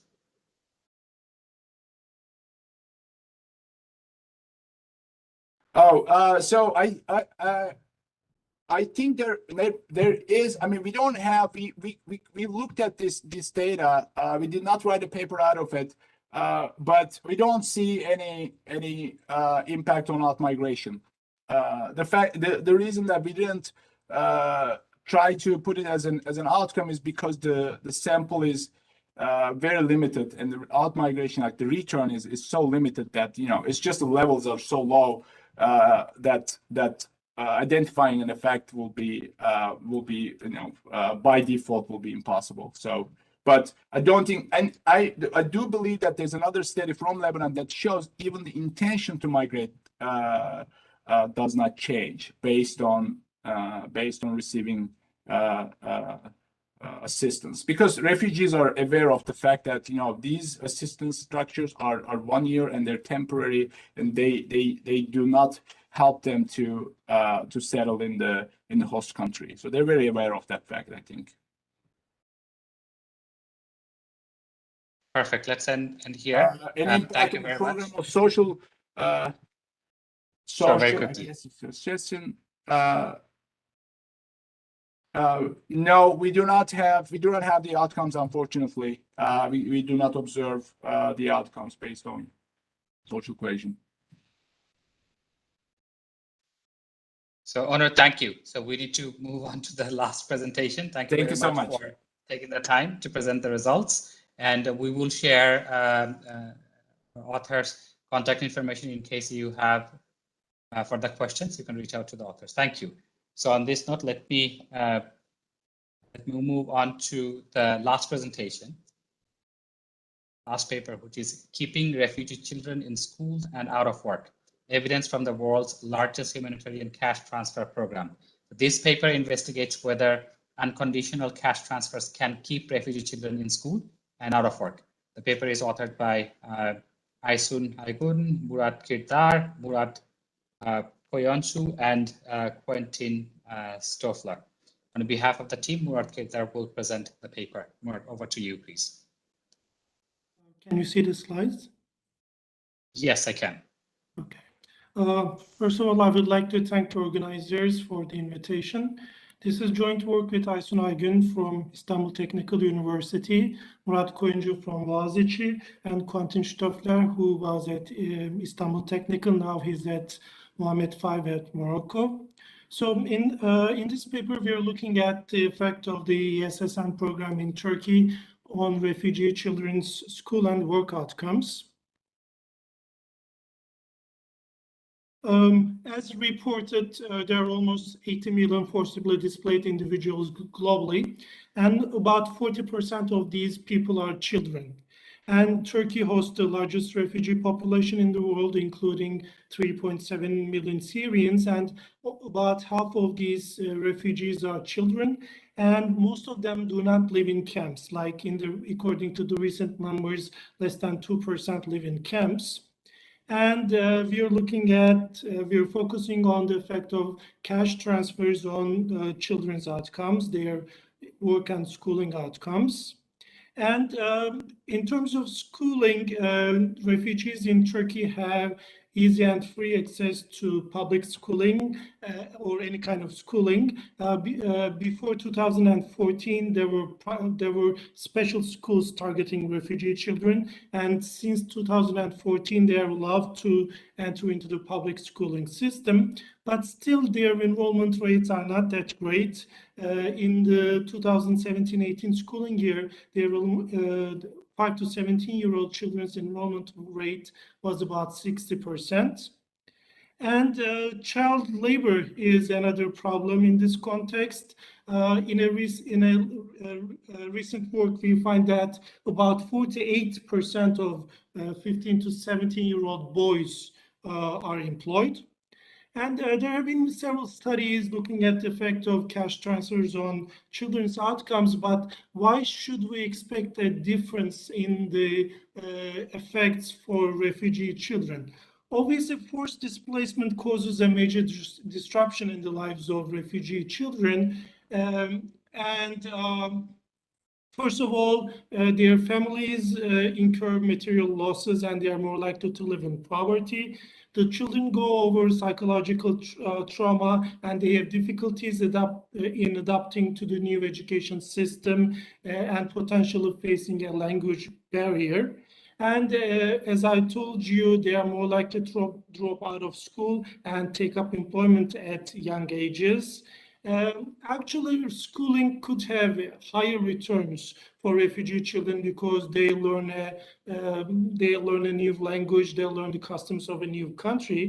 So it's really an empirical question whether these kind of cash transfers would affect refugee children differently from native children. And yet we know quite little about the effects of UCTs on refugee children, especially those living outside of camps like that in Turkey.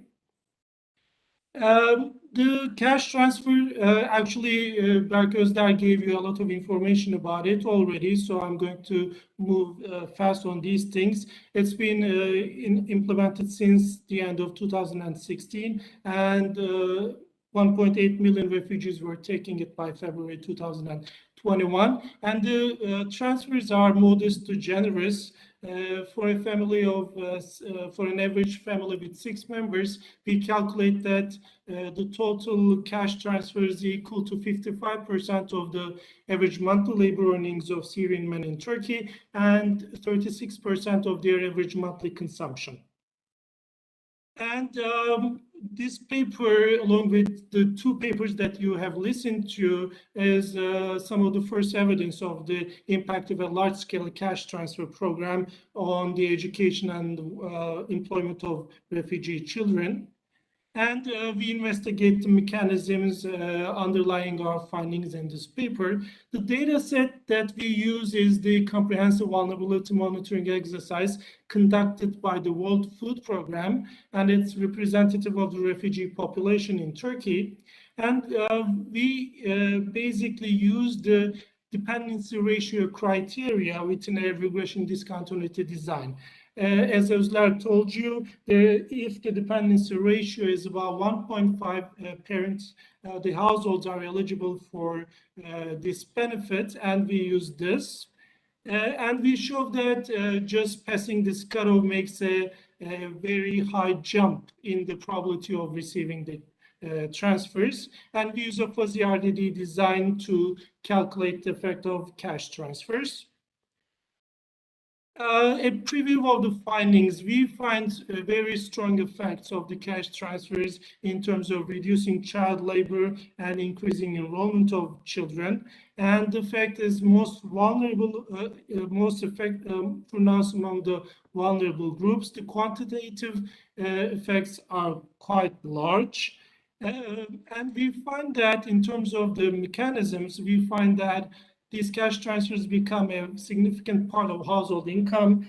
They reduce extreme poverty and lower the chances that households engage in costly coping strategies.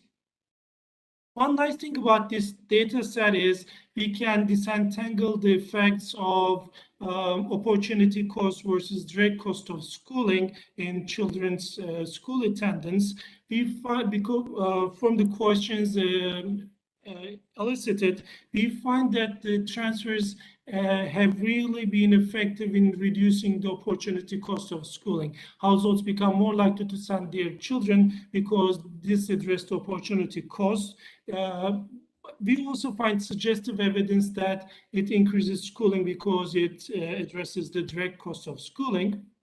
We find that the effect is stronger for older children than younger children, which is consistent with the opportunity cost argument. And we find the effect is most pronounced among poorest households and larger households. A growing literature studies the effects of cash transfers, but few focus on children's schooling and work outcomes for refugee children. Actually, three recent papers look at large-scale cash transfers as we do. The previous studies generally look at small-scale effects. Two are actually the papers that you have just listened to, and one is a paper by Musa and others recently published in the JD, and that paper also focuses on refugee children in the context of Lebanon. Unlike that study, we can go deeper in terms of the explorations of the mechanisms at play and impact heterogeneity because of our data set. The relevant paper that you just listened is the paper by Özdar. But compared to that paper, we use a different data set, use different identification methods, and examine different outcomes. We look at children's employment as well as school enrollment. And our findings in terms of school enrollment are a bit different. While they find mixed effects, no effect at the mean, but higher enrollment effects for most vulnerable children, we find a strong effect at the mean. The policy, Özlem already told you about the policy. So basically there are 6 criteria, and we are using the criteria that matters the most, the dependency ratio criteria. And I already told you that the transfers are generous. Another important thing is that this program does not operate in a vacuum for children's outcomes. There is another big EU implemented project called PICTES, and this PICTES provides language training, backup training, catch-up training, and teacher and staff training for refugee children. So this policy is also important in the sense that it changes the bite of the SSN program. This policy is also the CC conditional cash transfer policy is available to all households and conditional on their children sending to school. It doesn't make a difference on either side of the dependency ratio cutoff that we use, but obviously it increases the bite of the program. It improves the schooling infrastructure, and it basically allows the cash transfers that ESSM provide as to matter. The data is the data collected by the World Food Program. We use the round 3 and round 4 because these are nationally representative. We have a sample of about 2,681 households. It includes Syrian as well as other nationalities, and we have detailed information on schooling. The strategy is RDD. We exploit the 1.5 cutoff. A peculiar feature of our setting is that the running variable is discrete. So the dependency ratio criteria is obviously discrete. So we use the Lee and Card show the conditions for inference in an RDD with a discrete running variable, and we follow that. Essentially, our identification is parametric because of this discrete running variable and the relatively few number of clusters on each side of the dependency ratio cutoff. We need to go ahead with parametric methods. Actually, we show the robustness of our results using non-parametric methods, but they are more volatile given our structure. And we use another recent paper which provide guidance on the selection of polynomial orders. So you might worry about the dependency ratio criteria because you might think that we are just comparing households with 2 parents and 3 children with 2 parents and 2 children because of the 1.5 cutoff. But the good thing for our context is that the household size of Syrians are really large. You see here the number of prime adults and the number of dependents. The bold ones are the ones where the dependency ratio cutoff is above 1.5, and you see a lot of heterogeneity in terms of the number of prime adults and number of dependents. So we're not really comparing 2 parent households with 3 children and 2 children. We're comparing many types of different households. And we Onur told you about the standard checks of RDD. There are 3 standard checks. the density score needs to be continuous around the cutoff. There should be no jump in the other pretreatment covariates. And when you take artificial cutoff values away from the actual cutoff, there should be no treatment effects. We check and show that these identification conditions hold. So this is basically our identification idea. Here you see the 1.5 dependency ratio cutoff, and you see that at the cutoff there's a strong jump in the fraction of people receiving the transfers. Here in the second one we zoom in around the cutoff more. Here it's the same graph, but we control for the other eligibility criteria. And even when we control for the other eligibility criteria, you see a jump. So in terms of estimation, we use a fuzzy RDD. And in the parametric approach, we start with the full data and we gradually zoom in around the cutoff to assess the robustness of our bandwidth. And we use different polynomial orders for robustness. We use different definitions of the outcome variables like number, share, and dummy variables. And we use a rich set of control variables. Here you see the results in terms of the share of children working and the share of children not going to school. Basically, you see a strong drop in the share of children working and the share of children not going to school. And our results, these are the reduced form results. You see a reduction once you pass the dependency ratio cutoff. You see a reduction in the share of children working and the share of children not going to school. These are the two-stage 2SLS results, which are easier to interpret. Here we are basically looking at the effect of actually receiving the cash transfers. So here we start with the full data, and in different rows, we gradually zoom in around the cutoff. Basically, the last one is the closest one to the cutoff. But again, as I told you, because of the discrete structure, we cannot zoom in too much around the cutoff because of decreasing number of clusters. But in this bandwidth range, our results are quite robust. We find that cash transfers reduce the fraction children not in school by 20 to 25%, and children not going, children employed by 10 to 15%. So actually, these effects are quite substantial. The fraction of boys not in school falls by 64%, and girls by 59%. In terms of school, sorry. In terms of work, the effects are even larger. Then we look at the mechanisms. So first we look at whether this becomes a main income source, and it does. We look at poverty indices. And in terms of poverty, especially for extreme poverty, we see a drop. The estimation results confirm this. You see that the cash transfers become the main or secondary source of income. And even though we do not find an effect on regular poverty index, we find a strong effect on extreme poverty. So it really helps with the poorest households.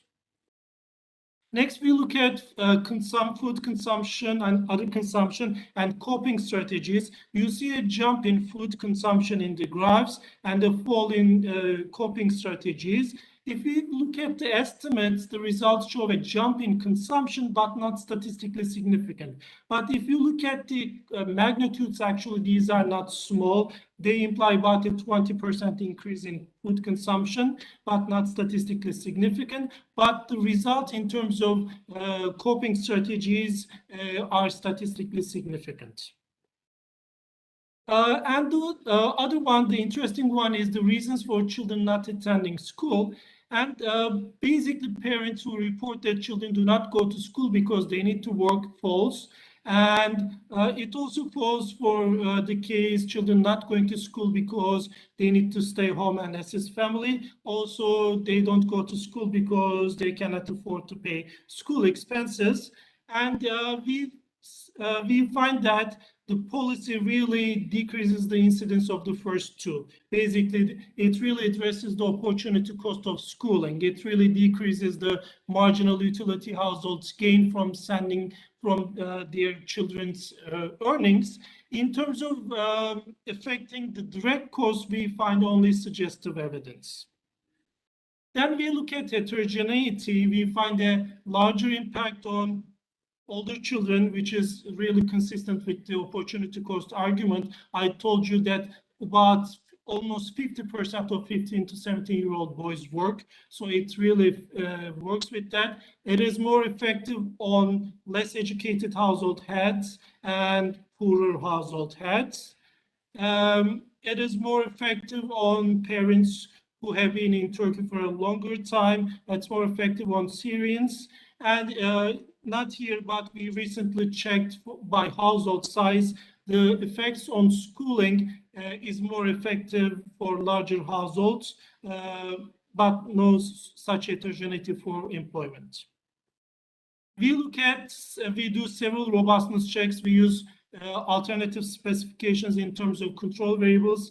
We do alternative ways of calculating standard errors, including wild cluster bootstrap, and multiple hypothesis testing. And we put restrictions on household structure. We use a Donato RDD to rule out manipulation around the cutoff. And we use local polynomial approaches. And all of these show our findings are robust. In terms of further analysis, we also use other methods. We use a propensity score matching and with the same data set, and we use that the results are robust. And we also use the data set that Özler and co-authors used. And we use that data set and our methodology and show that our results on schooling and child labor are robust. So to conclude, this study shows that this multi-year program that provides modest and regular cash transfers produces a tremendous increase, positive effects on children's schooling attainment and a tremendous decline in their employment because basic households overcome their financial constraints. And these effects are the strongest for the most vulnerable children, which is consistent with the Bassovan luxury axiom. And we show that just providing cash alone without conditions generate these large positive impacts on child labor and schooling outcomes.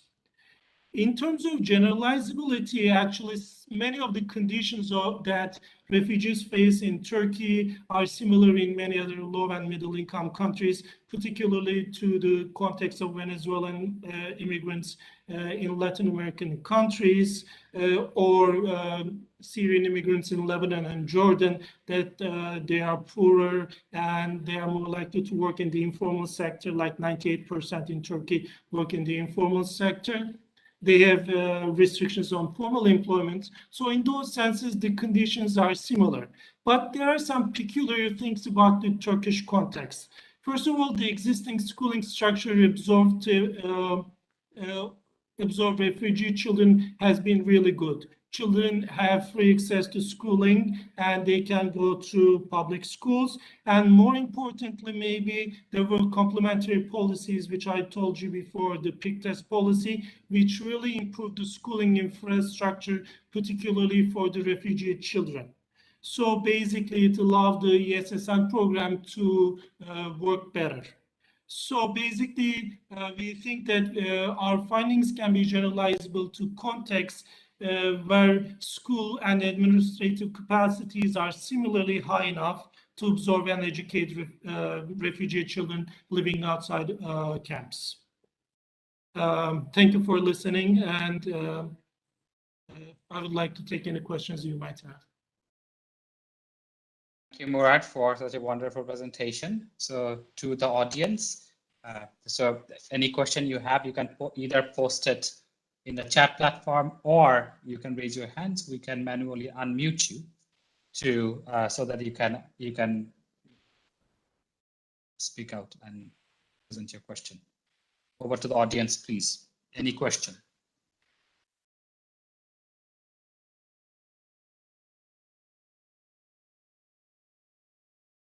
And also to Agnes, in case of any questions in the YouTube platform, if you could quickly check and let us know.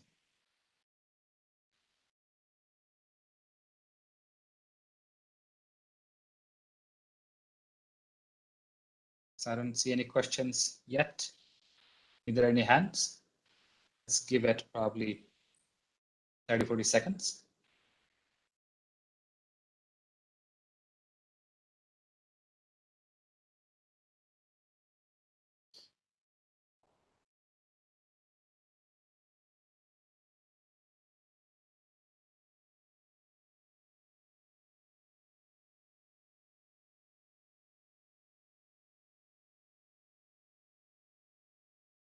I guess your presentation was very, very clear. So that's why there is no questions, which is in a way a good sign. But at the same time, audience will have your contact information so that in case they have any questions. We're willing to receive any questions via email. Yes. So Alma requested to know about the frequency of the cash transfer. Do you have any information on that? Oh, they are monthly levels. Yeah. Okay. Okay.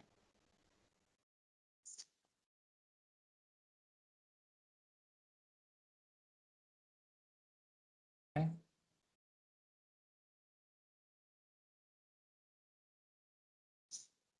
Any other questions, please? Please feel free to raise your hand. We will get you and go from there.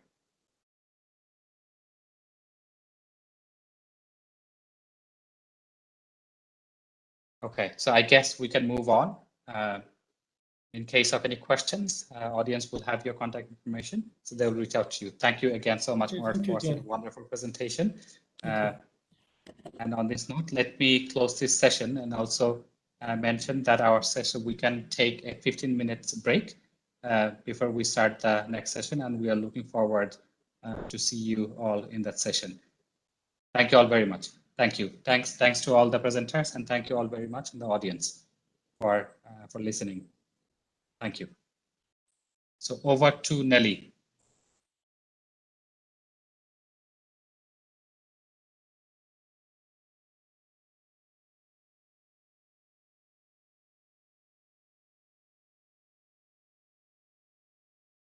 Nelly or Charlotte, in case you have any further instructions on the second session, how to join.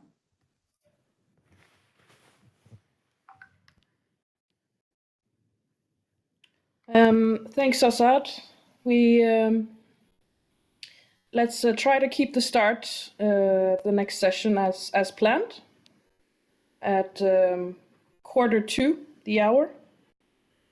So we welcome colleagues back at that time for session 2 on IDPs, chaired by Samuel Chung from UNHCR. See you then. Thank you all. Bye.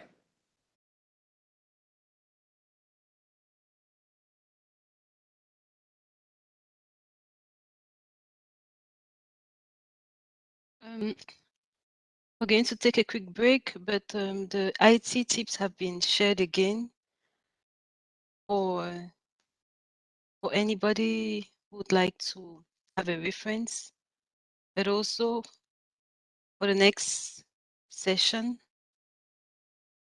for the next panel discussion, when you have to switch to the interpretation sessions on how to do it as well. Also available if you have any questions in the chat.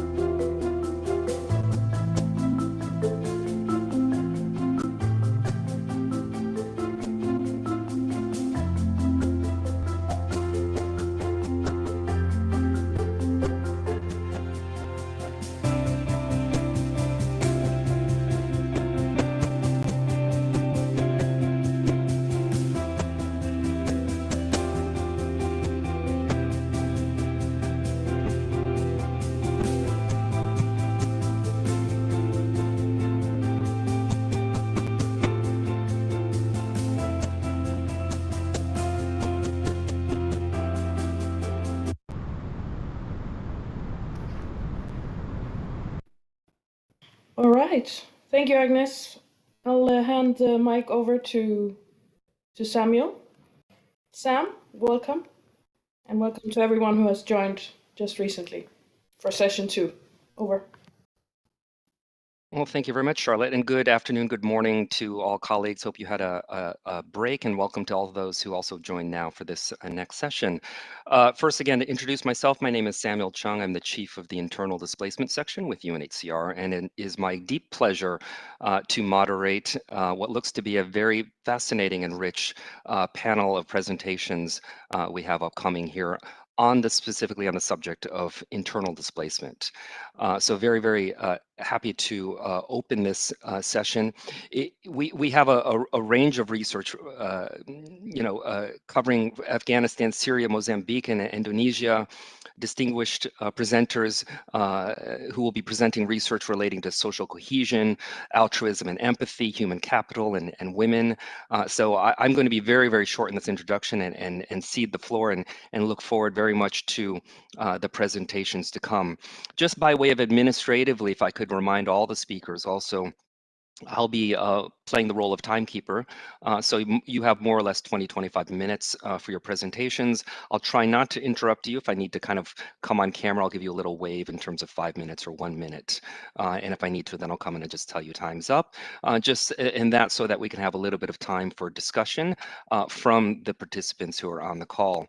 For those of you who are on the call, please don't hesitate, if I may, to write your questions into the chat. Don't wait till the end.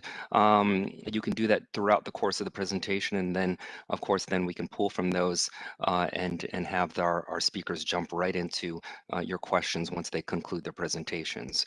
So again, once again, please do encourage you to enter your questions in the chat as the presentations are going.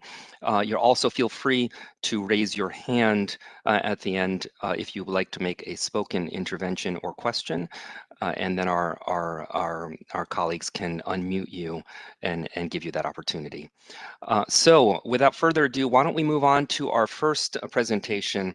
And it is, the paper is entitled Prolonged Social Contact with Internally Displaced Migrants Does Not Reduce Prejudice Among Locals in Wartime Settings by Yang Zhou, as well as Jason Lyell. And I believe Yang Zhou, you will be presenting on their behalf. So without further ado, why don't I hand it over to you for your presentation. Thank you so much for that introduction. And thank you so much to the organizers for this opportunity to present our work. This is co-authored with Jason Lyell, who's the James Wright Chair in Transnational Studies and Associate Professor of Government at Dartmouth. I believe he's in attendance, so if people have questions in the chat, I think he can help answer some questions. So this work is based on experimental evidence from Afghanistan. This past summer, as many of you know, with the Taliban takeover of Afghanistan, we've seen a lot of important and extensive media coverage of Afghan refugees, people from Afghanistan who have fled their country. But at the same time, there was also a lot of internal displacement that has not received as much media attention. And so this is a press release from the International Rescue Committee, for example, in which David Miliband, the president of IRC, said, there's a double crisis facing Afghanistan right now, a visible crisis of thousands of people trying to leave the country from Kabul, and an invisible crisis of millions of people across the country dependent on humanitarian aid who cannot leave the country. And this is a graph of just the number of people experiencing displacement worldwide. As we can see from this graph, in blue, the number of internally displaced people now at, I think, over 55 million, vastly surpass other groups of people, including refugees in yellow. And as Bjorn had said in the introduction, internal displacement is a pressing international humanitarian issue with broad consequences for local security and stability. And like refugees, these populations often face prejudice where they settle as well. But they've been largely understudied in the literature. And so our research question in this paper is, can prolonged social contact reduce local residents' negative attitudes towards internally displaced persons in fragile and violent settings? Here, we're building on a vast literature called intergroup contact. Intergroup contact was, originally articulated by Gordon Allport in the 1950s, when he and other scholars were really studying racial desegregation in the United States, desegregation in institutions like public schools, public housing, and the military.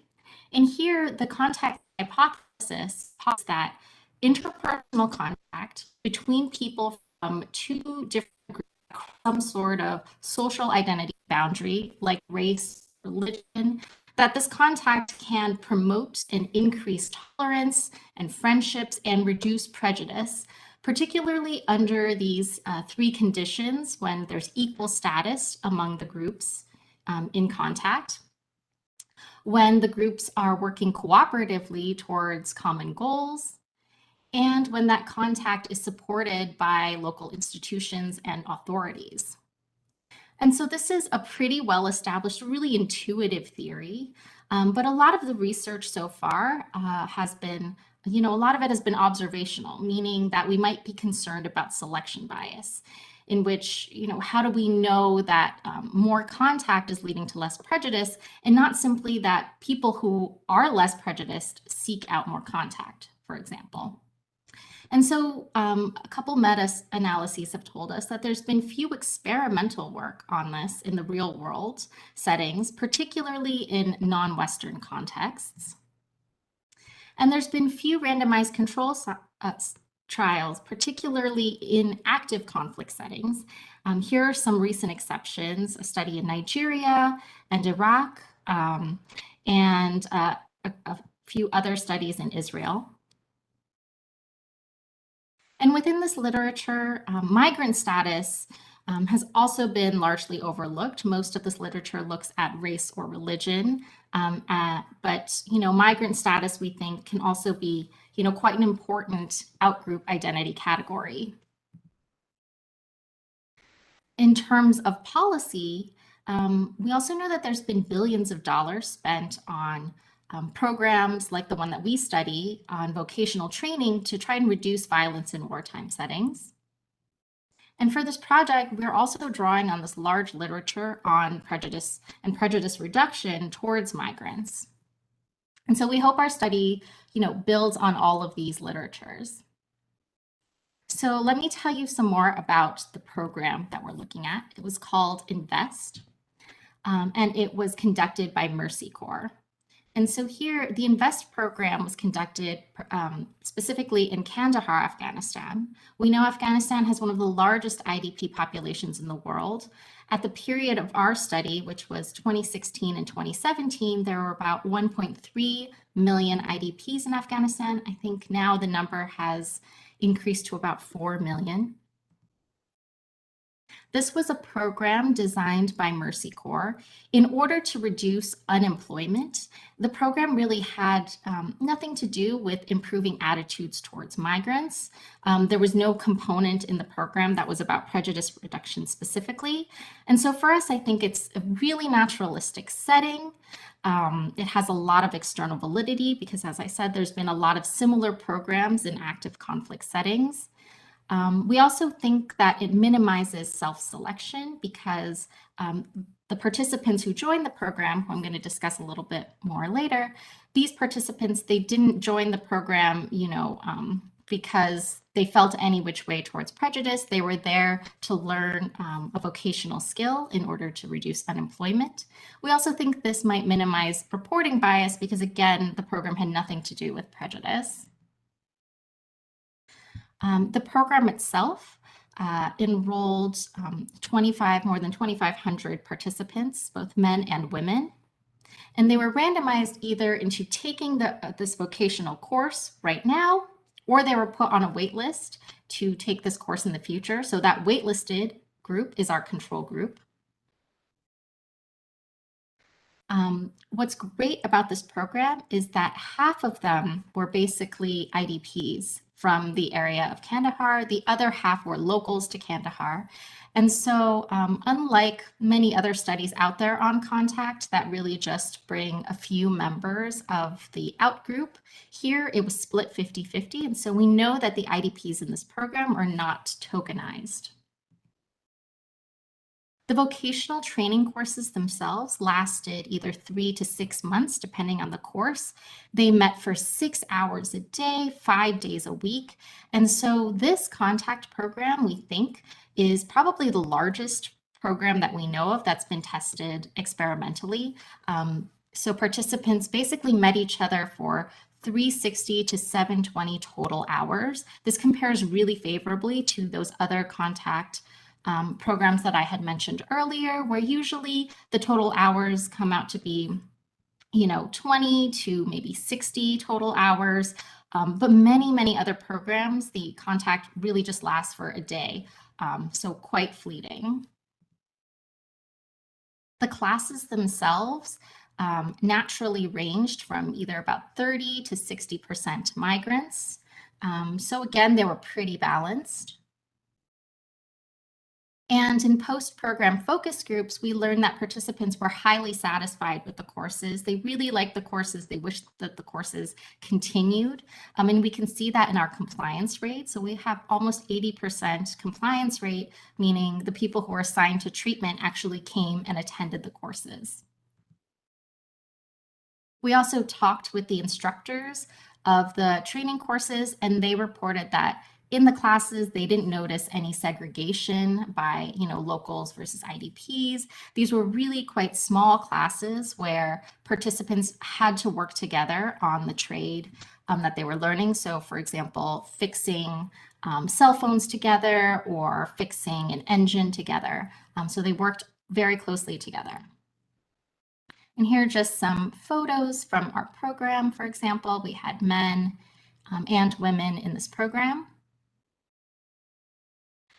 I also want to point out that in this program, the locals and the IDPs had very similar characteristics on our covariates. So for example, they both had an average age of 20 years. They're quite young.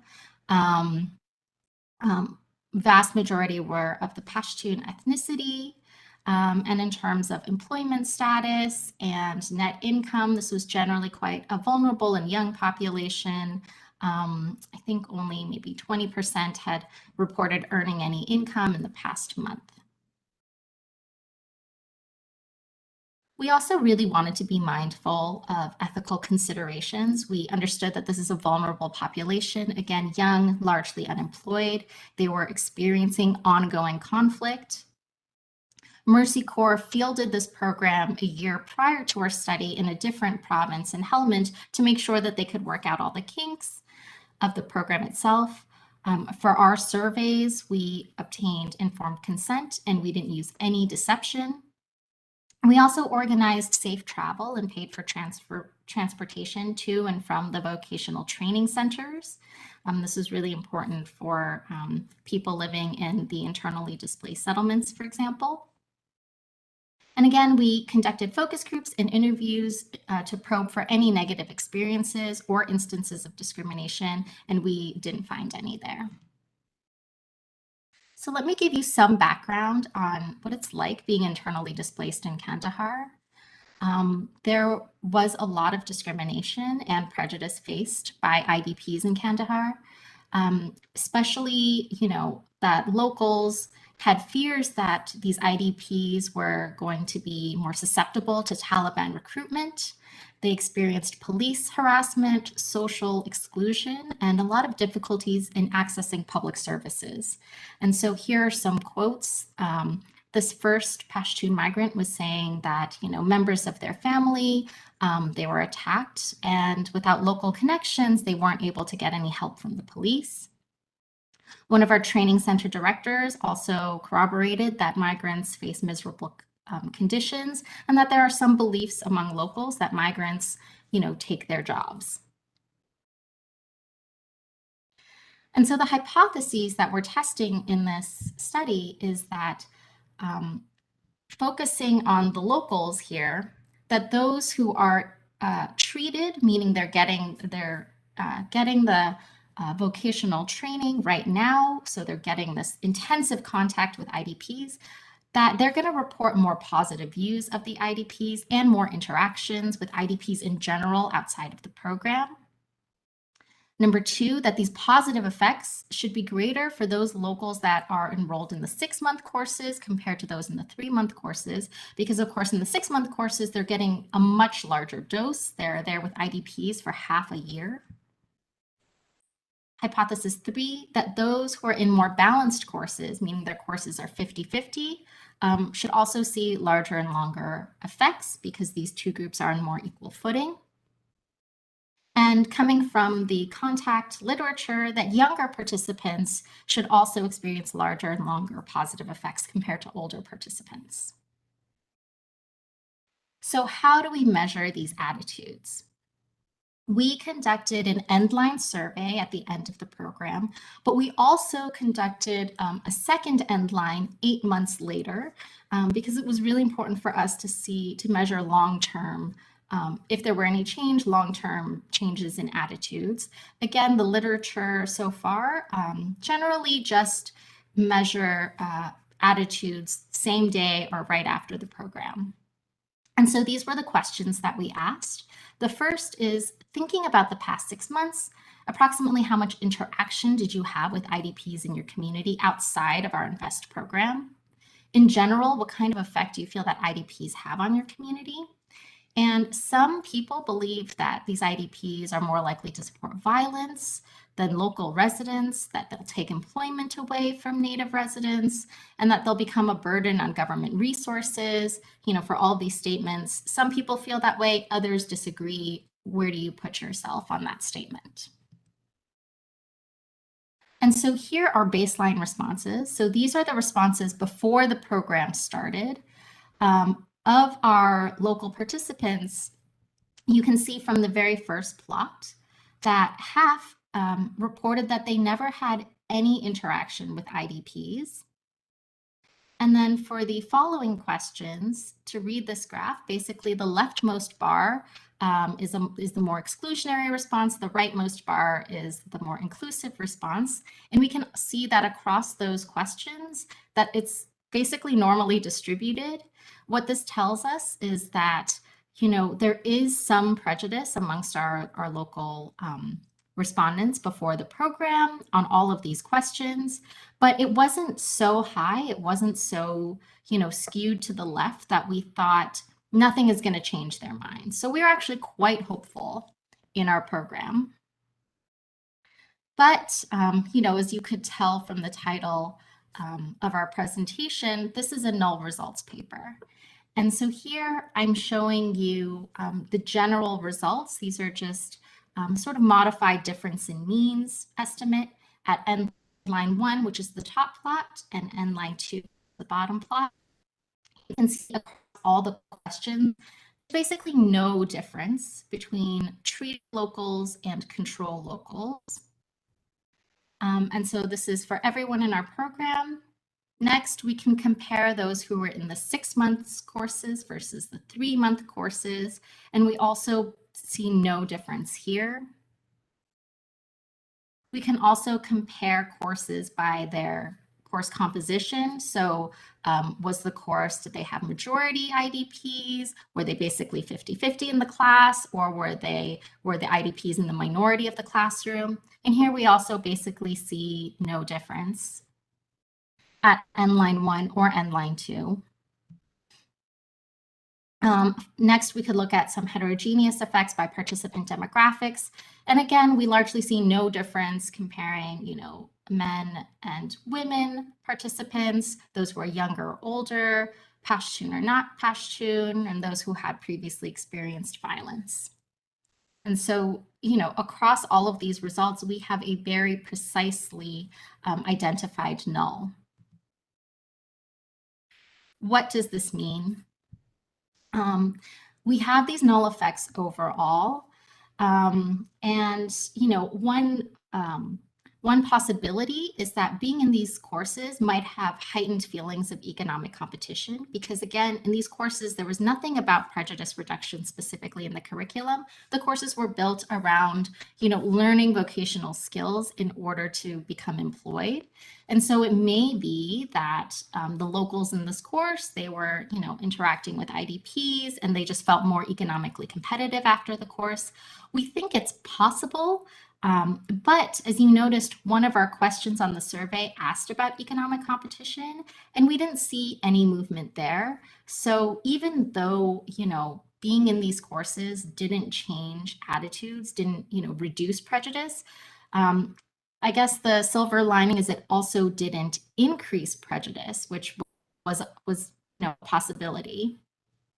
In line with some of the other studies, the Nigeria and the Iraq study, for example, they also found that in active conflict, it's really hard to change minds through contact, and our results are in line with that. It could simply be, we think, that in wartime, people's biases and stereotypes are used for survival. And so those beliefs, those negative beliefs, are very difficult to budge. We didn't really get to explore behavioral outcomes or cross-cutting identities in this survey. I think that's something important to explore in the future. And it could be that we think in this program, because there was no explicit anti-prejudice programming, it might have just been too subtle. It's very naturalistic in that these programs exist and they do put groups of people in contact with each other, but without more explicit anti-prejudice programming, things like perspective giving or perspective taking exercises, which we've seen some promising results on, it could just be that, it wasn't able to change attitudes. And finally, just zooming out, I think more and more these types of programs and interventions like diversity trainings or intergroup contact programs that are quite short term, these interventions are aimed at changing individuals' minds, but they might not be enough. I think what is necessary and for us to think about in terms of policy is what are the structural changes we can put in place to change minds.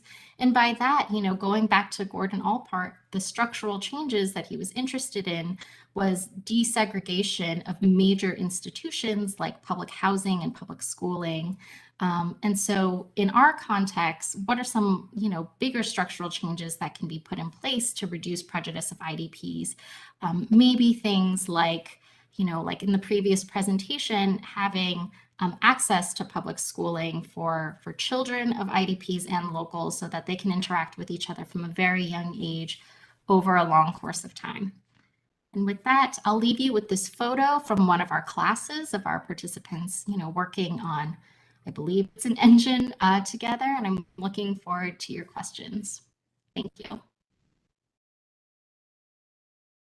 Thank you very much, Yang, for that insightful presentation. I do invite you to keep your camera on for the couple, we've got about 5 minutes, let's say, for questions directed toward you. I see one was directed in the chat regarding whether there were disruptions during the conducting of the research, and I see that was addressed. But maybe we can ask you the second question that's in the chat here, which is, if I may paraphrase, what strategies did you use to minimize attrition? And then maybe second, given that there was a 50% IDP, non-IDP composition in the sample, would these effects, would these have effects been driven by this segregation of the subgroups? So perhaps you can address those, and we'll also again invite the floor for further questions. Over to you. Yeah, to minimize attrition, and again, my co-author Jay is also in the audience, so he can feel free to chime in as well. To minimize attrition, Mercy Corps made sure that we provided daily transportation, and so we wanted to make sure it wasn't too difficult to get to the VTCs, the vocational training centers. The students themselves also, once they started the program, they had a lot of incentive to finish it because then they would get like a certificate of finishing the courses. And from our focus groups, most of the students wanted more courses. So attrition wasn't as much of a problem. We did have attrition in terms of measurement, especially in our second end line, because again, that end line happened 8 months later. So, you know, I will admit it was difficult to find people again 8 months later to take our second survey. In order to do that, we just had some, you know, the usual survey incentives. But given attrition in the paper, you know, we do some robustness checks specifically surrounding the attrition, like using multiple imputation and other strategies. The second question, given that there was a 50-50 IDP and non-IDP composition in the sample, this effect may be driven by segregation by subgroups. I think this question is about, is it subgroups within either group? In case they're, maybe, I'm not sure I totally understand the question, but it could be something about cross-cutting identities, for example. So we know that almost all of our participants were of the Pashtun ethnicity. So it wasn't like, for example, the IDPs were of one ethnicity and the locals were of another. That being said, there are some differences in tribe.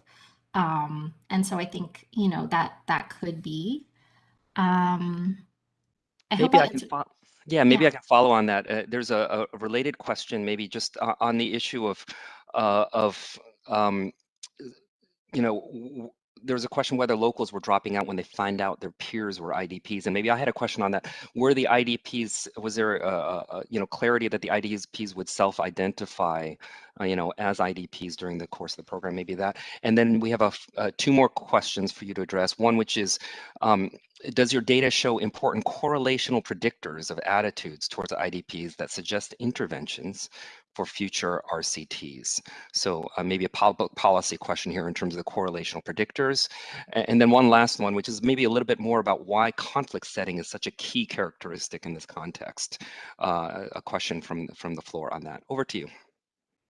Great, thank you. Those are excellent questions. Did IDPs self-identify? I don't think they needed to self-identify, and of course Jay can jump in here as well.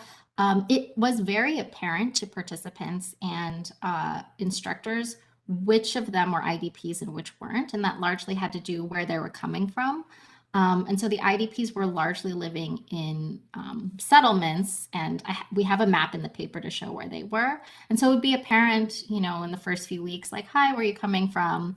That they were coming from the IDP settlement areas. They also, you know, buses would come from that area, so they would come off the bus together. And so it was pretty obvious, and we, you know, asked our instructors that too, who were IDPs and who were not. In terms of program attrition, we didn't see that, for example, locals differentially attrited compared to IDPs. And so I think some of the attrition had to do with, I think maybe people just finding jobs in the middle of the 6 months program. So people who started earning an income would leave, which that makes sense. But it didn't have to do with locals leaving because they didn't want to be in classes with IDPs, for example. To Dan's question, that's a great question. I don't think we looked at this. This is a really great question, something for me to think about and follow up with you on. And to Jeremy's question on why is conflict setting important? It's really important because a lot of this literature on intergroup contact, they're looking at groups that, you know, are outgroups to each other, but most of this literature is not in a conflict setting.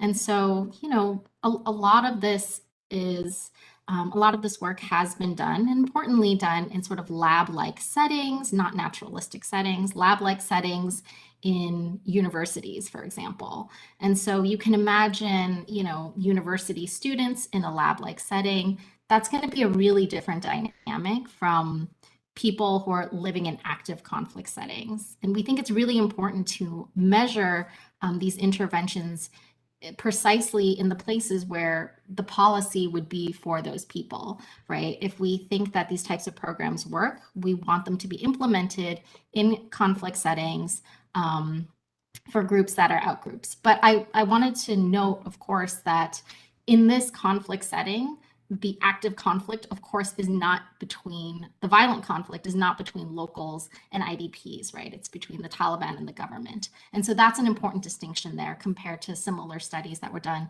in Nigeria and Iraq, for example, where the two groups that they're studying are the ones that are in violent conflict against each other. Thank you for that. Maybe just one last quick question for you from the floor, and then we'll have to move on, which is regarding the economic or vocational outcomes of the program. Were there implications or effects on the outcomes of the program? Yeah, that's a great question. We have a separate paper on looking at the economic outcomes as well as attitudes, specifically support for the Afghan government versus the Taliban. And there in that paper, we did see some positive but quite small effects on the economic outcomes. So that was promising. The story got a lot more complicated in terms of support for government or the Taliban, but I'll share this paper as well. It's also cited in this paper, so you please read that paper if you're interested in that part of the, and Jay just shared the link to the earlier paper. Great. Thank you so much for that, for the insights and for your sharing, and also the excellent questions that are coming from the floor. We do encourage more of that for the next presentation. So with that, maybe I can invite Alexandra Hartman on to join us on screen once again for the next paper, which is Violence, Displacement, and Support for Internally Displaced Persons, Evidence from Syria. Papers by Alexandra C. Hartman, Benjamin S. Morse, Sigrid Weber as well, and presenting on their behalf. Over to you, Alexandra. Hi, so I've just been told by my computer that I'm not going to be able to share unless I restart this application. So it might make sense for another person to go for me because I didn't realize that was going to be the case. Apologies for not having set my technical system up in advance, but I didn't do that. So no objections from my end on that. Let me just double check. Is the next presenter Sandra? Are you ready and able to come on screen and join us? my sincere apologies to whoever is being inconvenienced by this. We'll give Sandra Sequeira just a moment to join us on screen, if she can. Just need 1 minute is what she says. Maybe we can go to our fourth one then Laura, who is quite active in the chat. Laura, can we ask you to join us on screen here?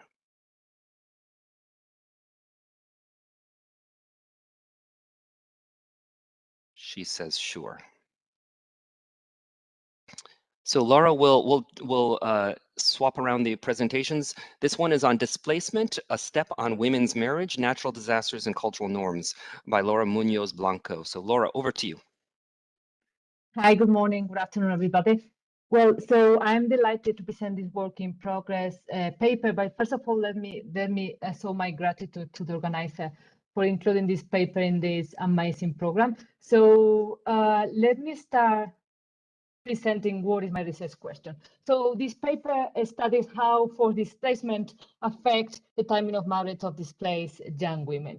But the question here is why we should care about this question, right? So first of all, marriage outcomes, notably age of marriage, is a major factor of human capital investment, fertility preferences, and economic powers of women, but also for health outcomes of children.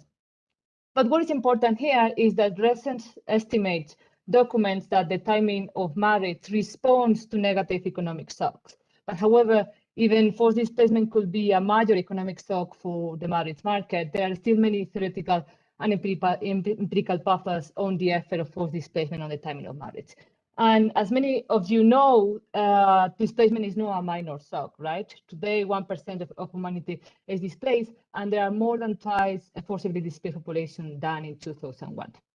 And displacement differs from other income shock because it's a shift in the demographic composition of marriage market at origin and destination. But what I would like to highlight is that 86% of the forcibly displaced population in the world are hosted by developing countries. Countries where marriage is often regulated by traditionally cultural norms. And these norms that sometimes could be socially undesirable, but they are able to alleviate marketing, to provide better market outcomes by alleviated marketing completeness. And for the concept of traditional cultural norms, I would like to invite you to think about dowry and bride price, that is a bride payment, post-marriage residency, multiple spouses, and as well the role of women in agriculture. So under this motivation, this paper examines if and how forced internal displacement affect the timing of marriage, and particularly the hazard into marriage before the age of 18 of displaced young women. And the major threat for answering this sort of question is to find a shock for displacement that is exogenous to the timing of marriage. So to do so, I use the staggered occurrence of the static earthquakes in Indonesia to implement a difference in defense approach. And first of all, this approach allowed me to answer a preliminary question, that is how earthquakes affect the timing of marriage. But once again, my research question is how displacement, how forced internal displacement affect the timing of marriage. So to do so, I'm going to run a difference in different decomposition by a sample of displaced women. And I will present during this presentation how this paper addressed the self-selection issue that is one of the main threats for the identification. And as a second part of this project, I profit from ethnicity level variation in the persistent engagement in marriage customs to look at if indeed displaced households take advantage of their customary norms to cope with the negative economic shock of displacement. And what I find? So what I find is that displacement indeed accelerated the timing of marriage, and the effect corresponds to an increase of 47% in the annual marriage hazard. But what is important is that this average effect masks an important heterogeneity that depends on traditional custom, such as a payment from the groom to the bride family at the moment of the marriage, that is the bride price, but also depend on the matrilocal tradition. And what is the matrilocal tradition? So it's a tradition whereby the husband joins the wife household at the moment of the marriage.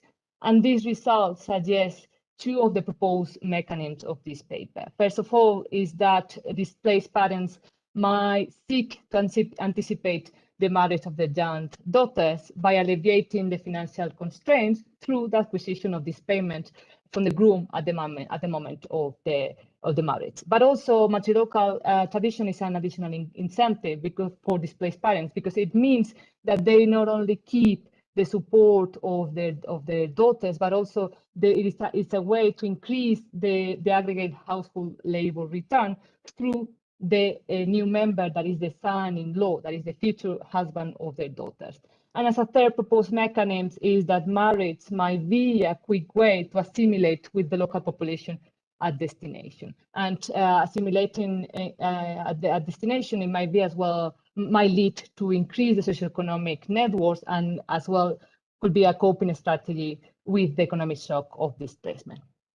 As a last part of this paper that I will present today, I study how a policy change can address the underlying mechanisms that lead to anticipating the marriage of young women by providing parental incentive, precisely by providing monetary incentive, by unconditional funds transfer. And indeed, what I find some preliminary results is that the unconditional funds transfer mitigate the effect of displacement on the timing of marriage. So let me start with the first question, that is the main research question of this project, that is how forced internal displacement affect the timing of marriage. And as I said at the beginning, I'm going to use the staggered occurrence of the static earthquake in Indonesia. But the question is, why Indonesia? Well, Indonesia is one of the countries with the highest exposure to big destructive earthquakes, given its location on the Ring of Fire. But why earthquakes? Because earthquakes strike suddenly and cannot be predicted. And unfortunately, they had the potential to displace thousands of people. In this paper, I look at forced internal displacement, because the majority of the population that is forced to displace due to natural disasters remain within the national borders. And in line with Gino and Menendez, I'm going to start defining the static earthquake as those earthquakes with an intensity of at least 7 in some of his locations affected. And as you can see, there is a staggered occurrence of this destructive earthquake across time and space in Indonesia. And this variation comes from the United States Geological Survey that gives me the data on the location as a district level, but also year month of each earthquake. And what is my main data source? So is the Indonesia Family Life Survey. It's an individual level longitudinal survey in this country. It has been conducted for the last 21 years in 13 out of the 27 provinces. And what is one of the main features that I would like to highlight and stress is the low attrition rate of this longitudinal survey. Almost 87% of individuals are interviewed in all the 5 rounds. And one amazing feature is that it gathers data on current and retrospective marriage behavior of individuals. And this data allow me to define my outcome, that is age of entry in marriage market using the year of the first marriage. But as well, this data allow me to track individuals over time and across space, because it gathers information on current and retrospective mobility behavior of individuals. And this data enabled me to build my displacement variable. But jumping to the sample in order to avoid restricting my sample to never, in order to avoid excluding never married women, I'm going to restrict my sample to those women that are at least 23 years old at the last round. And as well, I'm going to further restrict my sample in order to make sure that they are interviewed in my time horizon to those women that are born after 1980. And as I said at the beginning, one important threat for the identification is self-selection. So what I'm going to do in the next 2 slides is how I overcome with this limitation. So testing self-selection into displacement. The question here is why, if earthquakes in this are the pull factor. So what I am doing to try to overcome. So first, I restrict my sample, my earthquake sample, to those earthquakes that are big enough. And I believe that with this approach, I'm able to decrease the scope for self-selection. But of course, it is undeniable that there are some socioeconomic differences between displaced and non-displaced women. So what I'm going to do, I'm going to control image baseline specification for these differences that are the number of siblings, that are as well religion being masculine or not, father education and mother education, and as well as the controls that I will introduce in the next slides. But what is reassuring is that the probability of displacement increase with the intensity of a earthquake, as you can see on the figure number 2. But what is the difference between a magnitude and an intensity? Well, whereas there is one single magnitude at the epicenter, each earthquake has the potential to create different intensities in the surrounding areas. And this data comes as well for the United States Geological Survey. And as a further test as well, I would like to stress that the results do not change by subsample of earthquake intensity. And what is the intuition of these results is that if the estimates change by subsample of earthquake intensity, it might suggest that my results are driven by self-selection. And what about self-selection into destination? Where they move and why they move to those locations. So 69%, 68.66%, 66% of women move within the same district. So let me clarify what is the administrative division of Indonesia. So Indonesia is divided into different provinces. A province is divided into different districts, and a district is divided into different sub-districts. So what does it mean when I said that almost 69% of women migrate or displace within the same district? It means that, I think that we are comparing the same marriage market. But an additional concern is that we might be a little bit worried that those women that are more prone or less prone to get married get out of my sample. But only 3.39% of women move to a non-Indonesia Family Life Survey province. As well, I ran further robustness tests for testing the attrition. And as well, one further test that I do is I restrict my sample to those women with a female siblings, trying to compare the SR of getting married with the female counterfactual within the same family. And the estimates do not change. And what I'm trying to do next Is I'm trying to understand why they move to this location, trying to see the density composition and destination before the haircut is driven this sort of selection. So what is my empirical strategy? So before presenting the empirical strategy, let me remind you once again, what is my research question? So the main research question of this paper is how forced internal displacement affect the timing of marriage. And I employ a difference in difference approach. How exploiting the staggered occurrence of destructive haircuts across sub-districts and year month in Indonesia. So what I'm going to do next, I'm going to try to present what is my baseline specification or my empirical specification and present the results of what first, if haircut affect the timing of marriage, and then I will jump to my main research question, that is how displacement affect the timing of marriage by looking at difference in different discomposition by displaced women sample. And then I will present that the results are robust to a bunch of robustness tests. So the empirical specification, so I use simple discrete approximation of a duration model to evaluate the duration that women spend without entering the marriage market after a haircut, precisely after a haircut that induced the displacement. And to do so, I restrict or I convert my data set into a woman age panel by year month level. And I further restrict my duration of interest from the age of 12 to the age of the first marriage. Why the age of 12? Because it's the age that women are first at risk of getting married. And what is going to be my baseline specification? So I'm going to regress my outcome of interest, that is 1 in the year the woman gets married, 0 otherwise, on what is my treatment, that is 1 if exposed to a haircut at the time, at the month TM, sorry, and in the sub-district where they are located, right, and 0 otherwise.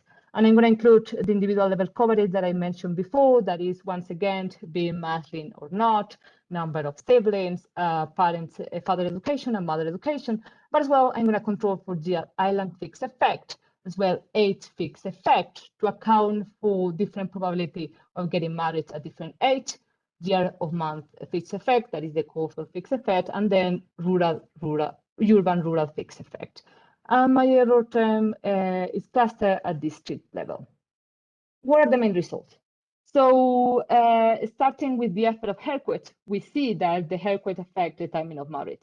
And in average term, the effect corresponds to an increase in the annual marriage hazard that corresponds to 18% in this increase.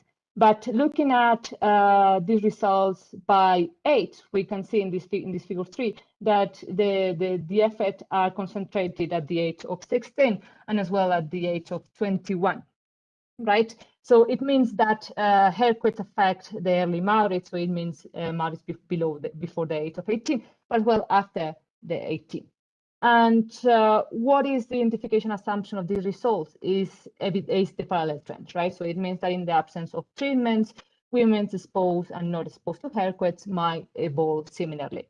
So I provide some evidence of the parallel trends using an event study, and what we can see is that there is no difference between women exposed and not exposed to haircuts during the 5 years leading up the haircut, right? But as I said, my question is how displacement affect the timing of marriage.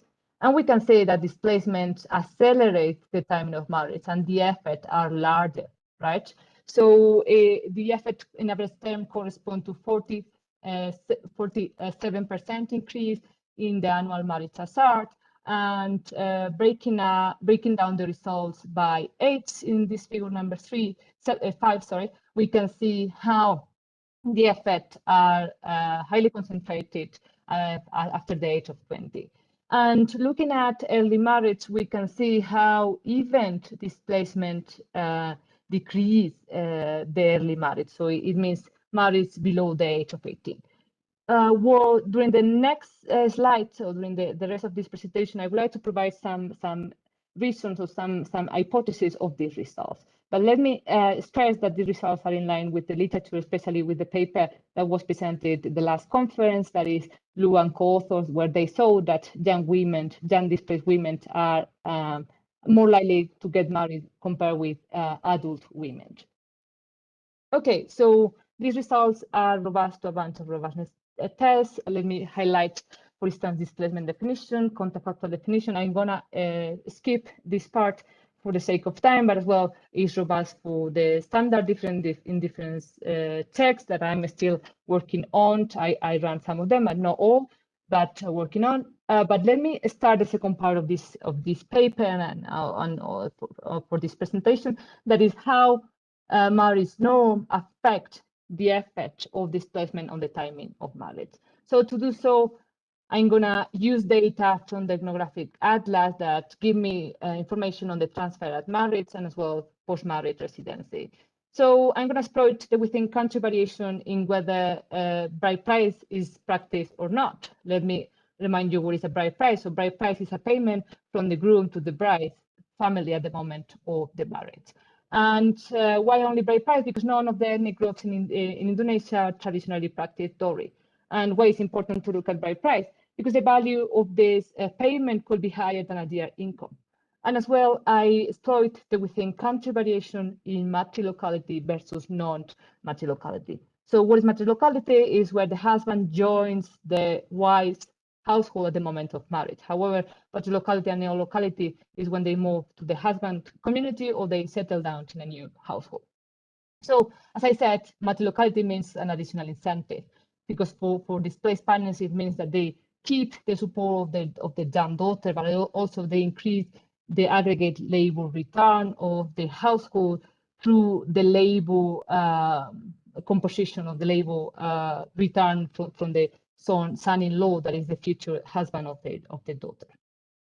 So what are the results of the marriage customs? So what we can see in the table number 1 is that all the estimates are significant, regardless the tradition, regardless if they are engaged in bride price or non-bride price, and as well in Keynesian tradition. But what we can see in the panel A is that the estimate is 53% higher among bride price women compared with non-bride price women subsample. And the same logic in the panel B, where the estimates for matrilocal women is 71% higher compared with non-matrilocal subsamples. And these results are robust to the systems of other cultural norms, that is polygyny and matrilineality.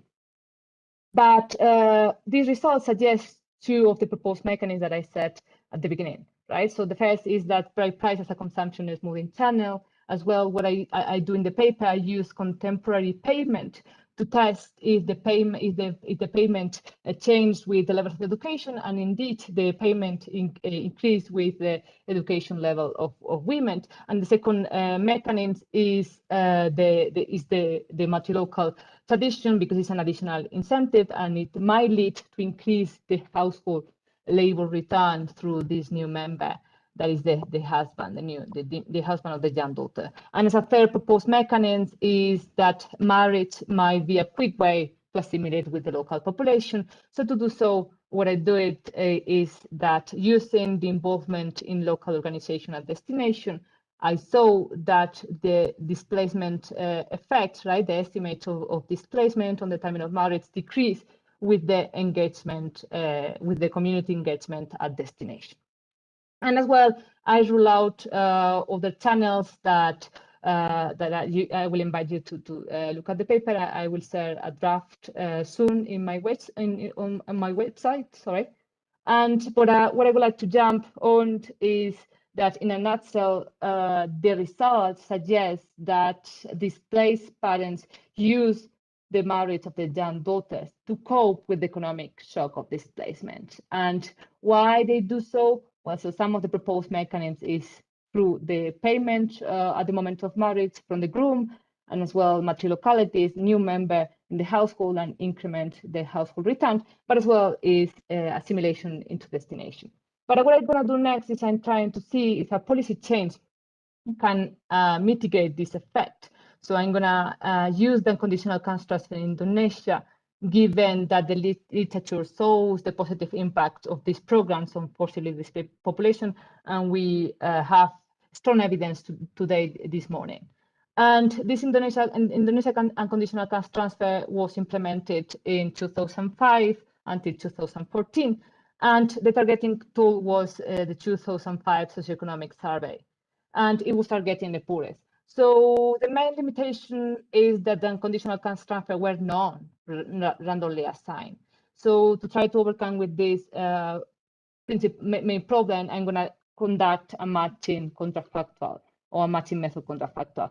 And so the intuition is that I'm going to try to compare the variation between beneficiaries and non-beneficiary with observably similar pre-program characteristics using the indicators that the socioeconomic survey used. So it's 15 questions that is targeting the household and as well labor information.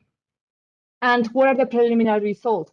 So what we can see in the figure number 7 is the effect of unconditional cash transfer on the probability of getting married by a sample of displaced women. And what we can see is that unconditional cash transfer could be used as a mitigation policy, right? We can see how they decrease the probability of getting married. And the effects are larger among price women. So to conclude, what I showed you today, that displacement affect the timing of marriage and increase the probability of the annual marriage hazard in 47%, and the effect depends on the engagement in customs such as bride price and multi-local tradition, and this is two of the main proposed mechanisms, that is bride price as a consumption model channel, and as well multi-local tradition as a coping strategy. And a third mechanism is necessity to assimilate with local population. But there are some policy implications that emerge from this finding.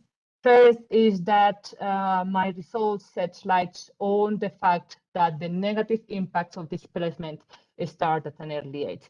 So I think that by documenting one of the potential causes of the anticipation of marriage, this paper will help to to find some potential well-advised policy that could contribute to decrease the effect of displacement on children and teenagers.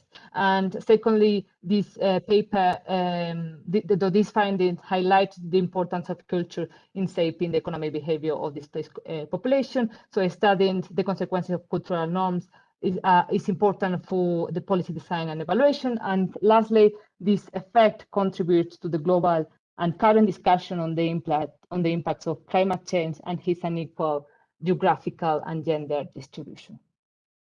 So thank you so much. Looking forward to your comments. Thank you very much, Laura, for that insightful presentation and modeling as well. We have a comment in the chat regarding a recommended work here on marriage as a strategy to smooth consumption, not only at the immediate negative shocks, but also in the longer term. And we also have a question here, which is, if we take a step back, what are the broader implications for gender empowerment and long-run resilience of your results? So maybe I can ask you to take a stab at that question. Over to you.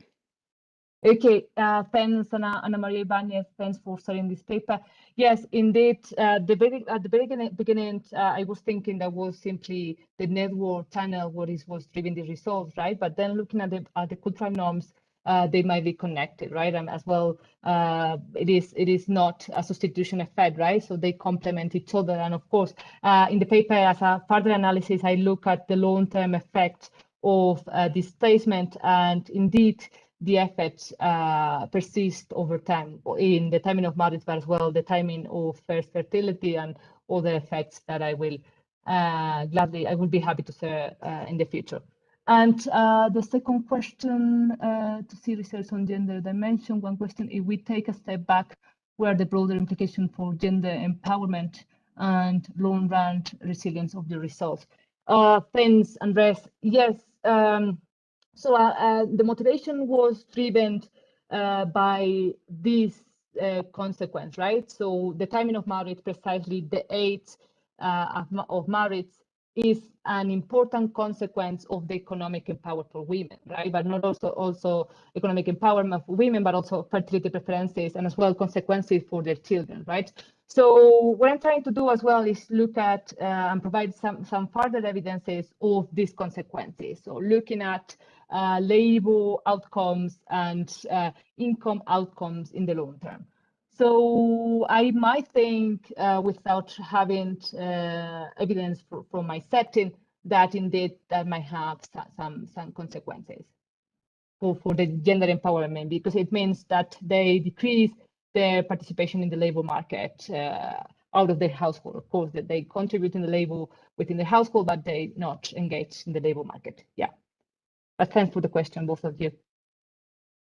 Thank you, Laura. So just pausing here to see if there's additional questions. I see one just came in. How much of this could be driven by perceived returns to the education of girls and women in different host locations, or simply by disruptions to investments in education?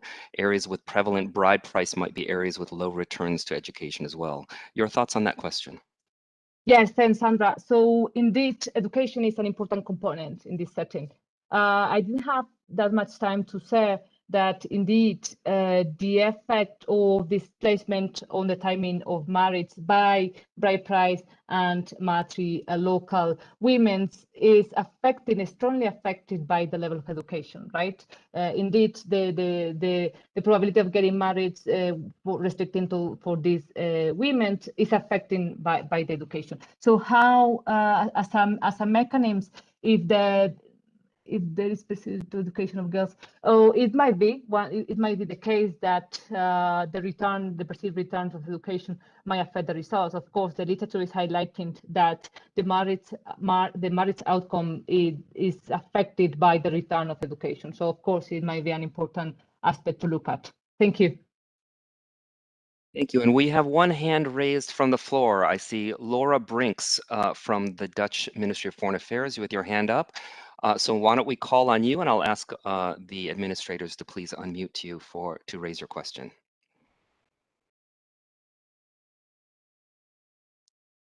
I'm watching through the internet, and that's why I can't put it in the chat. So that's why I'm asking you the question this way. I also don't know how to turn on my camera. Apologies for that. Even after all these years of COVID meetings, they're still unknowns to me.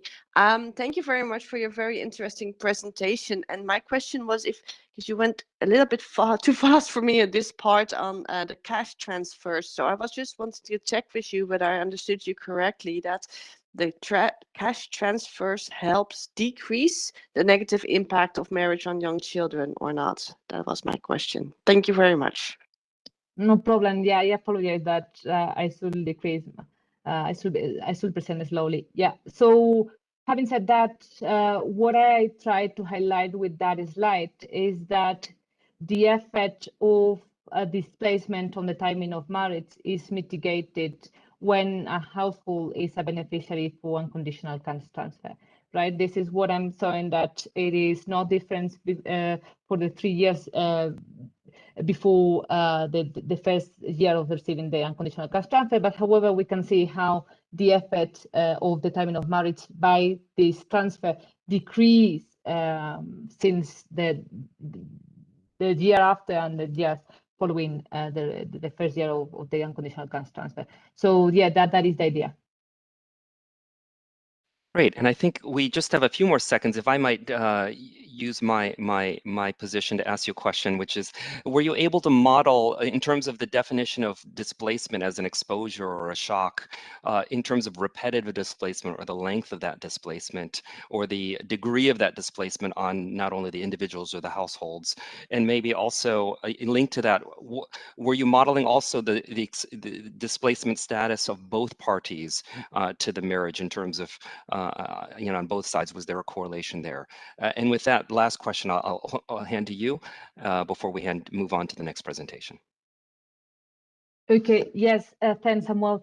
So what I'm doing in the paper, I mean, the amazing data that I have, Indonesia Family Life Survey, as I said, allow me to track individuals over time and across the space. So I have data on the month and year when they move. I have the data on the year and month when the earthquakes occur, and then I know the sub-district of origin and the sub-district of destination. So I'm able to know when they move precisely, right? And I start defining displacement, but then I use different definition of displacement, and the results remained constant. And about the model, in the paper as well, I create a theoretical framework, right? Trying to provide some evidence of this mechanism from a theoretical perspective. And coming to the matching, one of the additional analyses that I ran is looking at the matching process during displacement, right? So I look at if there are some differences in the age gap between husband, the groom and the bride, and as well education gap. And then as well, I look at if indeed the displaced women get married only with displaced grooms. And that is not the case, right? I do not see that displacement affect age gap, education gap, or if they increase the likelihood of getting married with displaced men. That is not the case. Great. Thank you very much for that presentation, and we'll go ahead and move on to the next one.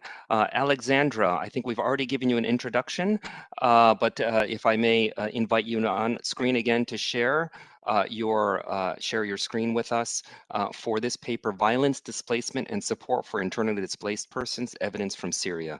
Alexandra, over to you.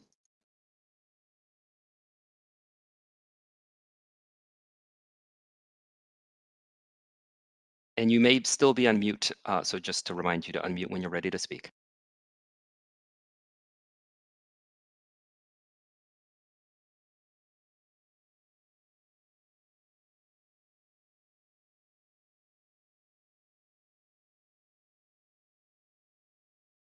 Okay. Is it working now? I'm sorry, I have so many technical difficulties. We can hear you loud and clear. Okay, and is it just sharing my preview or is it sharing my entire computer screen? I'm sort of enlarging it, but I've never worked with WebEx before. Apologies for this. I believe it's showing your entire computer screen. You may want Okay. to click on View at the top and then go to full screen. Okay, yeah, apologies for not knowing how to do this. Okay, thank you so much for having me, and also thank you to Laura, who was willing to go in advance of her slot in the program. I really appreciate your flexibility. And I'm presenting some joint work today with Ben Morse, who's currently at Social Impact, and also Sigrid Weber at UCL. And as Samuel mentioned, this project is entitled Violence, Generosity, and Politics, Evidence from IDP Hosting from the Syrian Crisis. So a bit like the first paper, this project is looking at IDPs who are fleeing violence. And as the first presentation that we saw pointed out, there are a huge number of internally displaced people in the world today, a higher number than at any time since the end of World War II. And as a result, we're really in search of information and policies that can support this very vulnerable population. Two things that we're interested in trying to understand about folks who have to flee violence are the individual choices that they have to make, and then also how they interact with host communities and people who they encounter when they're fleeing violence. And so one of the questions we're going to address in this project is how individual choices to help each other, how people help each other in conflict can be explained. And then in addition to that, we're going to look at violence as a cross-cutting identity, so the experience of violence and how that might shape identity and generosity during conflict. So a preview of the results that I'm going to present today is that individuals that experienced high levels of violence and displacement during the first part of the Syrian civil conflict are more responsive to the needs of other Syrians who have been also displaced by violence. And they're also willing to extend their generosity across some intergroup boundaries. But not all boundaries are the same. And so the political salience of different identities really matters in who is willing to help in times of need. And so this finding is based on a conjoint survey experiment and observational data on IDP hosting from conflict affected individuals in areas outside of government and Syria control in North and South Syria. And the data was collected in 2018. So I'm just quickly going to go through some of the theories and the conceptual framework that we're working with in this project. I'm going to talk a little bit about the background. I'll talk about the data, our strategy, and then present the results. So two things that we know about the way that violence can affect people. One is a theory of parochial altruism, which many of you will be familiar with. And this is the idea that violence can cause in-group solidarity and out-group aggression. One of the questions we might have about this is sort of under what conditions we would expect parochial altruism to be the strongest. And I think also related to the first presentation, we might expect that ongoing conflict would be a time when in-group solidarity could be very high, and that out-group aggression could also be high. There's another set of research that has explored post-traumatic growth, and I think key to this research agenda has been the post. And this set of research has found that violence can lead to greater pro-social behavior after conflict. And this literature hasn't really focused as much in the past on intergroup behavior. So it has focused on things like voting or civic participation, but less about how people treat each other necessarily. And the mechanisms that link violence to post-traumatic growth are probably could be fleshed out a bit more. And the evidence also often comes from homogenous settings. And it could be quite consistent with parochial altruism, which is to say that you might experience violence and then that experience might lead to post-traumatic growth, but only in activities that you do with members of your own in-group, as opposed to members of the out-group.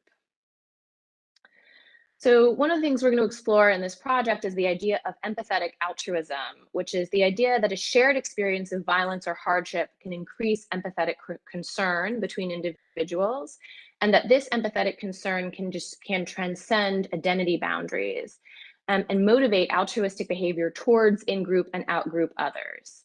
And so the idea here is that even if I'm the member of one group and you're the member of another group, if we both have experienced violence, and if this experience of violence is quite salient in our interaction, it might be that that shared experience creates a bridging identity that in fact overrides perhaps the difference in our identity at the group level.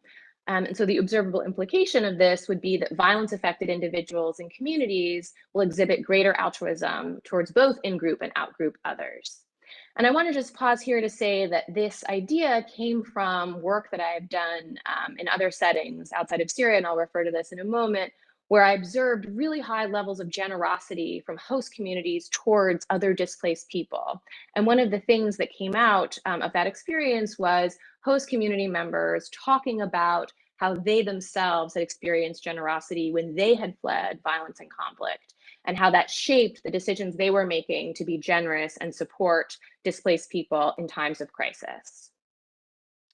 Okay, so I've just made reference to this, and here I'll report the results of an earlier paper. And this research was conducted in Liberia. And so what we find in that context is that individuals and communities that experienced high levels of violence during the Liberian Civil War, they are less biased against out-group refugees and more responsive to refugee distress in a survey experiment. They host more in-group and out-group refugees in total, and they host a higher percentage of refugees that are sick or fleeing direct violence as opposed to indirect violence. And these results hold for communities, including diverse communities that experience violence. And so here are some results from that Liberia study. And you can see that as the number of violent experiences that an individual reports experiencing increases, that their willingness to host other individuals who have characteristics associated with need, for example, being a female-headed household, being a farmer, or being a family that is hungry, increase, whereas the effect of being a co-ethnic or a co-religious, a member of the same religious group, decrease as violence increases. So one of the motivations was to move from that study context to another context, which had some similarities, which would also quite different. I think we were a bit surprised by the strength of the finding, despite the anecdotal evidence that motivated the study. We wanted to understand how this traveled across time and space. So in both contexts, we have strong religious and ethno-linguistic divisions. There was ongoing violence in Syria at the time that we did this work, whereas in Liberia, the violence was more limited. There were some cross-border attacks, but it was not at the same scale. In both cases, we have diverse populations, we have partitioned ethnic groups, we have and understanding that identity really matters. So ethnic linguistic identity, religious identity map on to wartime cleavages, so the stakes are quite high. And so we want to understand how the context might shape a finding. Okay, so here's a map. This is just to recall that for this project, we're focusing on Syria. This is in 2017, and we can just see that we have a very, very high number of IDPs inside of Syria at this time, much higher than the refugees outside the country. So this is a serious issue. Also, given issues of access, for those of you who might have worked on that conflict, humanitarian access was quite restricted at different points. And so a lot of humanitarian service provision was limited in various ways. And we can understand that host communities and other regular people were kind of the frontline provider of support to internally displaced people. So we're curious about sort of that behavior. So 6.2 million IDPs inside of Syria, the largest IDP population in the world. Host population are key providers. There's a high cost to hosting with limited benefits. And the key factor here is that there are many hosts, not all, but many who were themselves displaced during the conflict at some earlier point. And so we're interested in how that experience would then shape their hosting behavior going forward. So we're going to work with a humanitarian partner, and we're going to identify areas where they have access. This shows a general area of study, nothing more specific than that is unembargoed. This is where we were able to partner with them for data collection. So the data collection was part of a humanitarian needs assessment, and it was collected in December and January 2017, 2018 in areas outside of GOS control. We have a sample of 70 communities and neighborhoods selected at the census level 4 with accessible subdistricts, and it's proportional to the population and the proportion of IDPs being hosted in the subdistrict according to the 2018 HNO. And within our sample, we end up with Sunni Muslims who are Syrian, they're Arabic speakers for the most part. And then we end up with Syriac Christians who are also Arabic speakers from North and South Syria. So here's a photo of data collection. And this was embedded in a survey which collected information on legal identity and documentation and included questions on wartime experiences.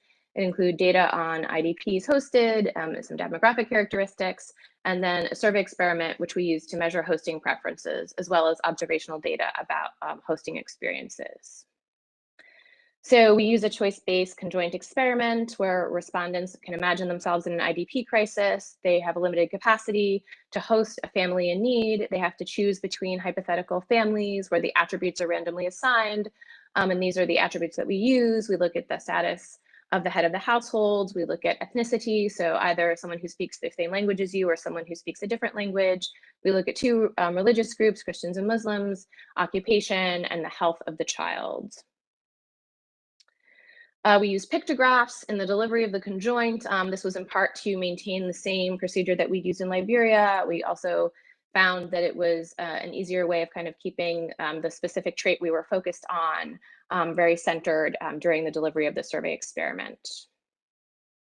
So the interpretation of our attributes is that need is indicated by the health of the children in the household and also the gender of the household head. We look at identity through whether the potential family you might host is from the same linguistic group as yourself or not. And so in this case, this is whether the family is Arabic speaking or whether they're Kurdish speaking, and also whether the family is either Christian or Muslim. And we look at material motivations by looking at the occupation category. So we're going to estimate hosting preferences, and I'm going to, I think, move through this slide. But we basically, one point of note is that we asked each respondent to identify 3 families. So we did 3 rounds with 2 choices per round. And then one of the things we're very much interested in, as I identified at the beginning of the presentation, is whether experiences of violence in the past are going to interact with the way that you make a decision about who to host. So we measure violence with a 4-component index that includes the whether the host themselves has ever been displaced, whether the household family member, whether a household family member was killed during the conflict, and whether primary residence or business was destroyed. And then in addition to that analysis, we're also going to do an observational analysis where we assess the relationship between the past experience with violence and displacement and actual hosting behavior. So this is measured in some different ways. We look at a dichotomous outcome about whether the respondent is currently hosting IDPs. We also look at a continuous outcome of the total number of IDP months, which is to say the number of months where you were hosting any IDPs over the course of the crisis. And then we can control for a range of covariates. However, we probably should be concerned, and we are concerned about the fact that there's selection into violence. And so in the paper, which you should feel free to take a look at if you're interested, we run a sensitivity analysis to try to understand what unobservables, if any, might be affecting this analysis. Okay, so what we can see is that these attributes do have a differential effects in terms of who is being selected to be hosted. And so we can see in particular that sick children, families with sick children, or families that are indicated to be speaking Kurdish are less likely to be hosted. And then also that families that are identified as Christian within our sample are more likely to be hosted. So this is regardless of your experience with violence. And so there's an indifference over occupation and household composition. There's a preference for families with healthy children, which I think is not that surprising. There's a preference for the ethnic in-group over Kurdish IDPs. Again, you can recall that our sample is almost exclusively Arabic speaking. And there's a preference for Christians, and this is mostly driven by the Christian respondents in our sample. However, when we look at the differential choices made by those who have experienced high level of violence versus low level of violence, what we can see is the pattern starts to shift. So in fact, we don't see very much discrimination based on whether the head of the household is a female or whether they're a farmer versus a salaried professional. But we do see that for those who've experienced less violence, whether a child is said to be sick is much more influential on their choice. And so the more violence you've experienced, we would interpret this as evidence that you have a higher tolerance for a family that is in need. We can see a similar effect for hosting Kurdish-speaking displaced people. So again, if you've experienced high levels of violence, you are not making a decision on who you're going to host based on whether they are speaking a language that is different to yours. For a religious group, the pattern is a bit different here, right? So we can see that in fact, we still see an effect of hosting co-religionists, especially when you've experienced high levels of violence and low levels of violence. And I'll come back to that in the conclusion. Okay, so again, just to summarize, the respondents who experienced violence or displacement are less likely to discriminate against Kurds. So the preferences for Arabs are attenuated, and they're less likely to discriminate against families that have children who are sick. And so again, the preferences for healthy families are attenuated by the experience of violence. But they do prefer to host members of their own religious group. And so violence and displacement do not affect preference for the gender of the household head or the occupation of the family, the head of the household. So to kind of conclude here, the results are in line with our predictions about violence and displacement, reducing ethnic outgroup discrimination, but there is still a preference for religious in-group in our data.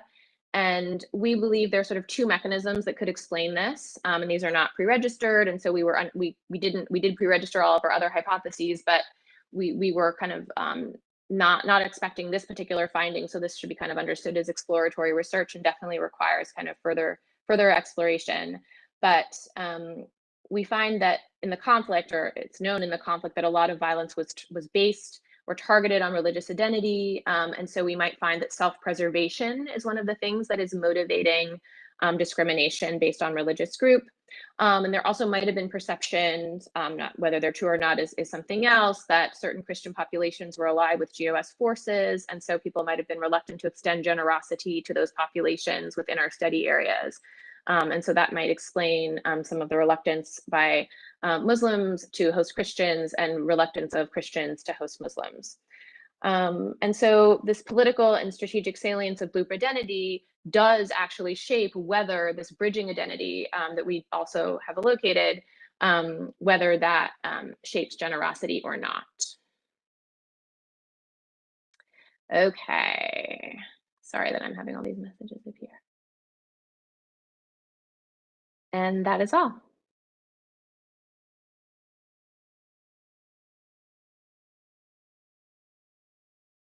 Thank you very much, Alexandra, for that presentation.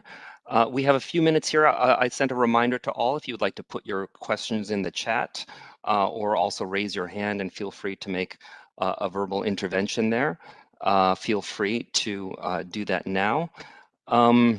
Maybe a question from my end while we're waiting for some is the question of hosting or not, and I wonder if that's is that a binary question in term and were you able also to potentially look into different ways of not coexistence but the length of time or repeated you know, experiences, and also the after report of you know, how it went with, you know, and how they've experienced hosting themselves. So maybe just that to kick us off while we're waiting if other questions come in. Sure, thank you so much for that question. Yeah, I think that we are able to dig a little bit in with the observational analysis and just sort of the extent of refugee hosting. But I think that in both of the studies, the question is sort of about meeting an immediate need. And so the context is a bit the moment when you first have an influx of people into a community and we're making kind of an immediate decision. I think that's more analogous to the questions that we asked. And so whether you would support someone for sort of in the initial emergency phase. I think in reality, obviously, we know that hosting can be a very drawn out process and that IDPs can be displaced for long periods of time, and that coexistence is sort of a longer, and integration potentially, cooperation. And so I think that this study doesn't really speak to that. It's not really clear how long this bridging identity would hold up necessarily, especially under conditions of really severe resource constraints. And so this maybe also speaks to the finding in the first paper about sort of how different groups get along and under what conditions they can cooperate. Maybe the conditions are kind of limited and when in fact they do. Great, thank you. We have a question from the chat here regarding the interactions for exposure to violence. Were they included and reported with AMCE or marginal means? Was just an interaction with the levels, and how did you measure violence? Over to you.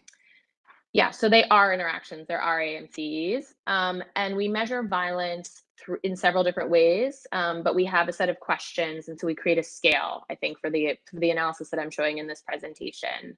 And so we can look at sort of different types of violence, and then whether you are we can look at a count, and we run the analysis with some different ways of working with that measure. I think what I showed here is above or below the mean experience of violence in the sample.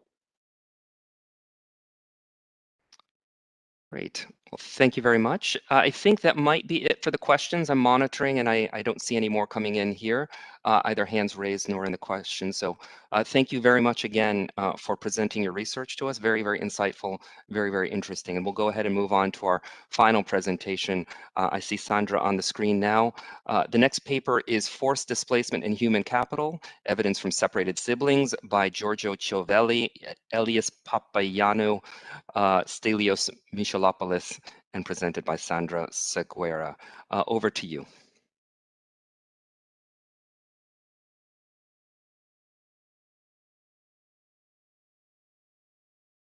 And just a reminder, if you're ready to speak, go ahead and unmute. Yeah. Yes, over to you. Thank you, Samuel. And sorry for not making your job easier with our names, all four of us. But thanks a lot for having me here. This is indeed a joint work with Giorgio Ciovelli, Stelios, and Elia. Let me just make sure that it's it. Okay. So this audience is quite familiar with the numbers. Laura actually mentioned them earlier as well. That by 2020, about over 80 million individuals have been forcibly displaced from their homes. So this means that one person becomes displaced every 3 seconds. Out of these, about 43% are crossing borders as refugees, while the majority are IDPs, so 57% of these. Now, while media attention has focused primarily on the impact of refugee flows in developed countries, these actually represent a fairly small percentage of these figures, about less than 15%. The key fact that I think Laura mentioned as well is that it's often overlooked, is that 85% of the world's displaced population actually lives in the developing world, 40% of which are children. Now, the number of refugees and IDPs in the developing world is actually expected to increase with worsening conflict in several countries, particularly in sub-Saharan Africa, from the Tigray in Ethiopia to the South Sudan. In fact, today's figure is almost double that of 2010. But despite the increased importance of these flows, we actually have very limited evidence on what are the medium to long-term socioeconomic impacts of forced displacement in the global South. So conceptually, we're going to start thinking in this project about the impact of conflict as generating 1 out of 3 potential displacement scenarios. So the first one is that people can not be displaced. So they can stay behind in their places of birth, which may be urban or rural once conflict hits. They can become IDPs and be displaced into another rural location or to an urban setting. And finally, they can be displaced into a neighboring country, often to refugee camps. So today, about 1 out of 2 refugees who are living in a rural area are actually living in a managed refugee camp. Alternatively, they can settle in informal agglomerations that are usually set up close to the border. Now, each of these trajectories can be associated with very different types of socioeconomic outcomes. So a key channel that we're going to focus on in this paper is how different displacement scenarios can affect investments in human capital. So both one's incentives to invest and one's ability to do so, and how that can subsequently affect occupational choice. Obviously, these outcomes are important as potential drivers of development and growth. And yet the impact of being forcibly displaced into these different environments is theoretically ambiguous. So on the one hand, it's possible that disruption costs that come with displacement to a new place, when one is often joining in a different household, all of that can negatively impact schooling. On the other hand, displacement may change one's views in favor of investments in human capital, since investments in human capital represent a mobile asset that cannot be expropriated. So this idea is often referred to as the uprootedness hypothesis in the literature. But it's also possible that being forcibly displaced to a more developed locality creates incentives for increased investments in human capital due to the existence of thicker and more developed labor markets, which would be in line with the place-based effect literature. A second question that we pursue is whether forced displacement can have additional long-term effects, namely psychological trauma, impact on intra-community trust, social capital, among others. Now, the literature to date has made relatively limited progress on our questions due to several challenges. So first, it's usually the fact that data on displacement is often patchy. One of the key contributions of this paper is that we can exploit a very rich microcensus data from a protracted civil war that took place between 1977 and 1992 that displaced about 4 million Mozambicans. So it's one of the largest episodes of conflict-driven displacement in recent history, which is comparable only to the current crisis in Syria. So the full census allows us to reconstruct the displacement trajectories for almost 12 million people, which is the universe of the surviving population. Second, there are obviously important selection concerns. So conflict is not random. Household or locality characteristics can drive both selection into different types of forced displacement trajectories, but it can also drive human capital investments and occupational choice. And so to overcome this challenge, we're going to exploit the fact that families were large in Mozambique at the time, with a median number of children of about 6. And second, that during the chaos of war, several families are often split in a quasi-random way.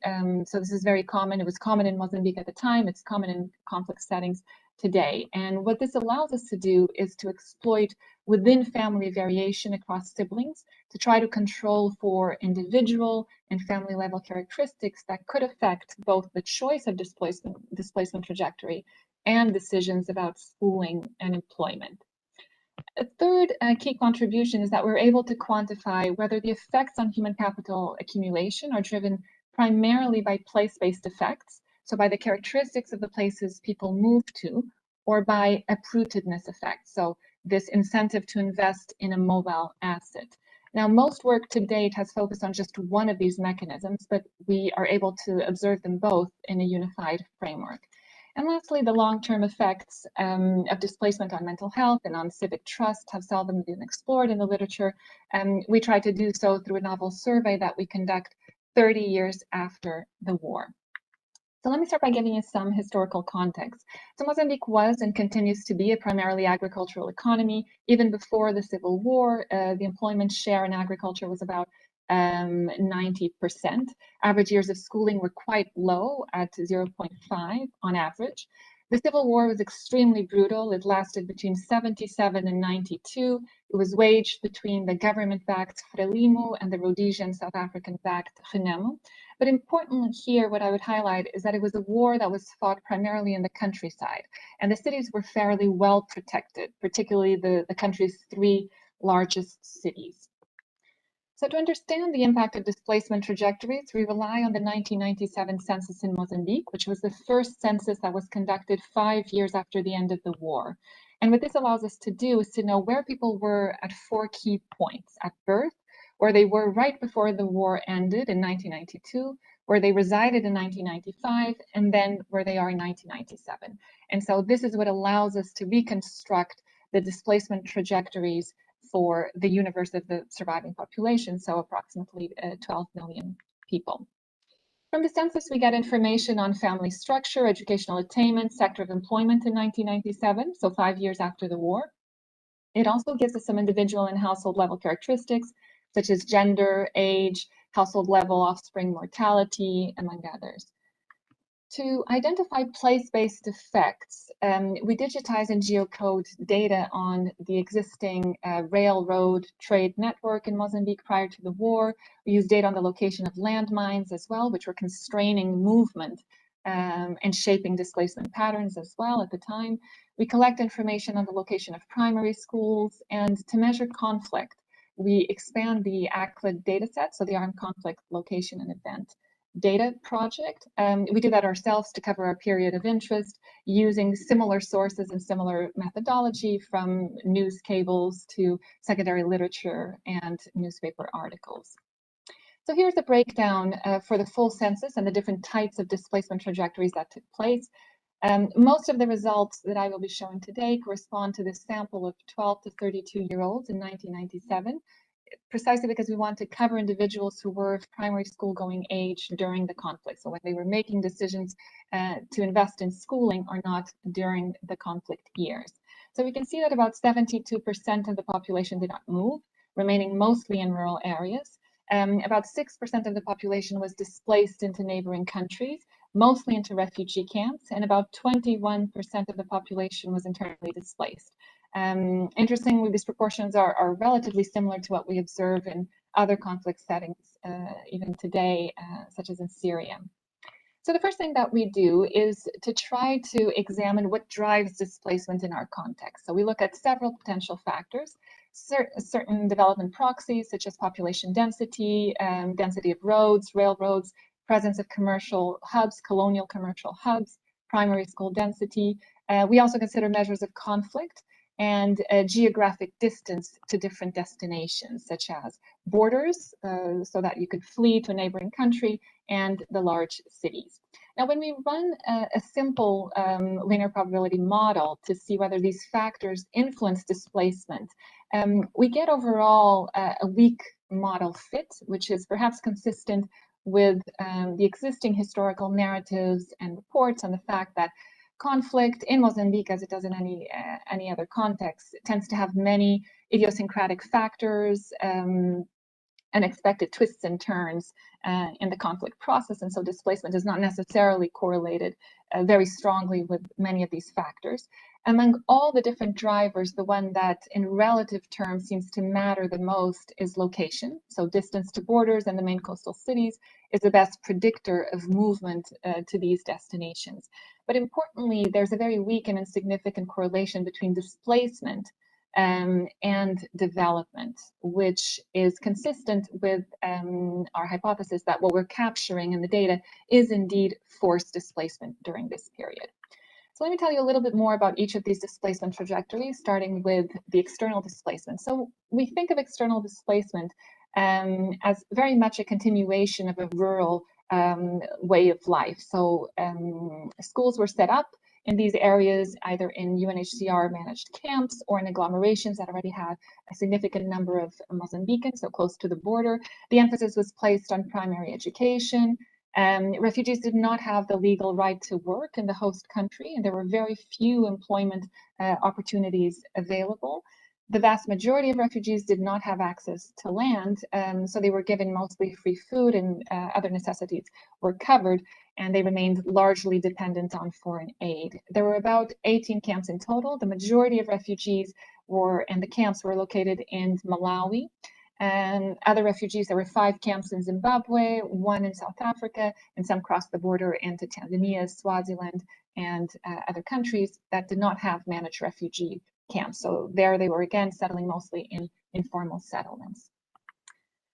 Turning to internal displacement, so you can see that approximately, again, as I mentioned earlier, 21% of the Mozambican population was internally displaced at the time.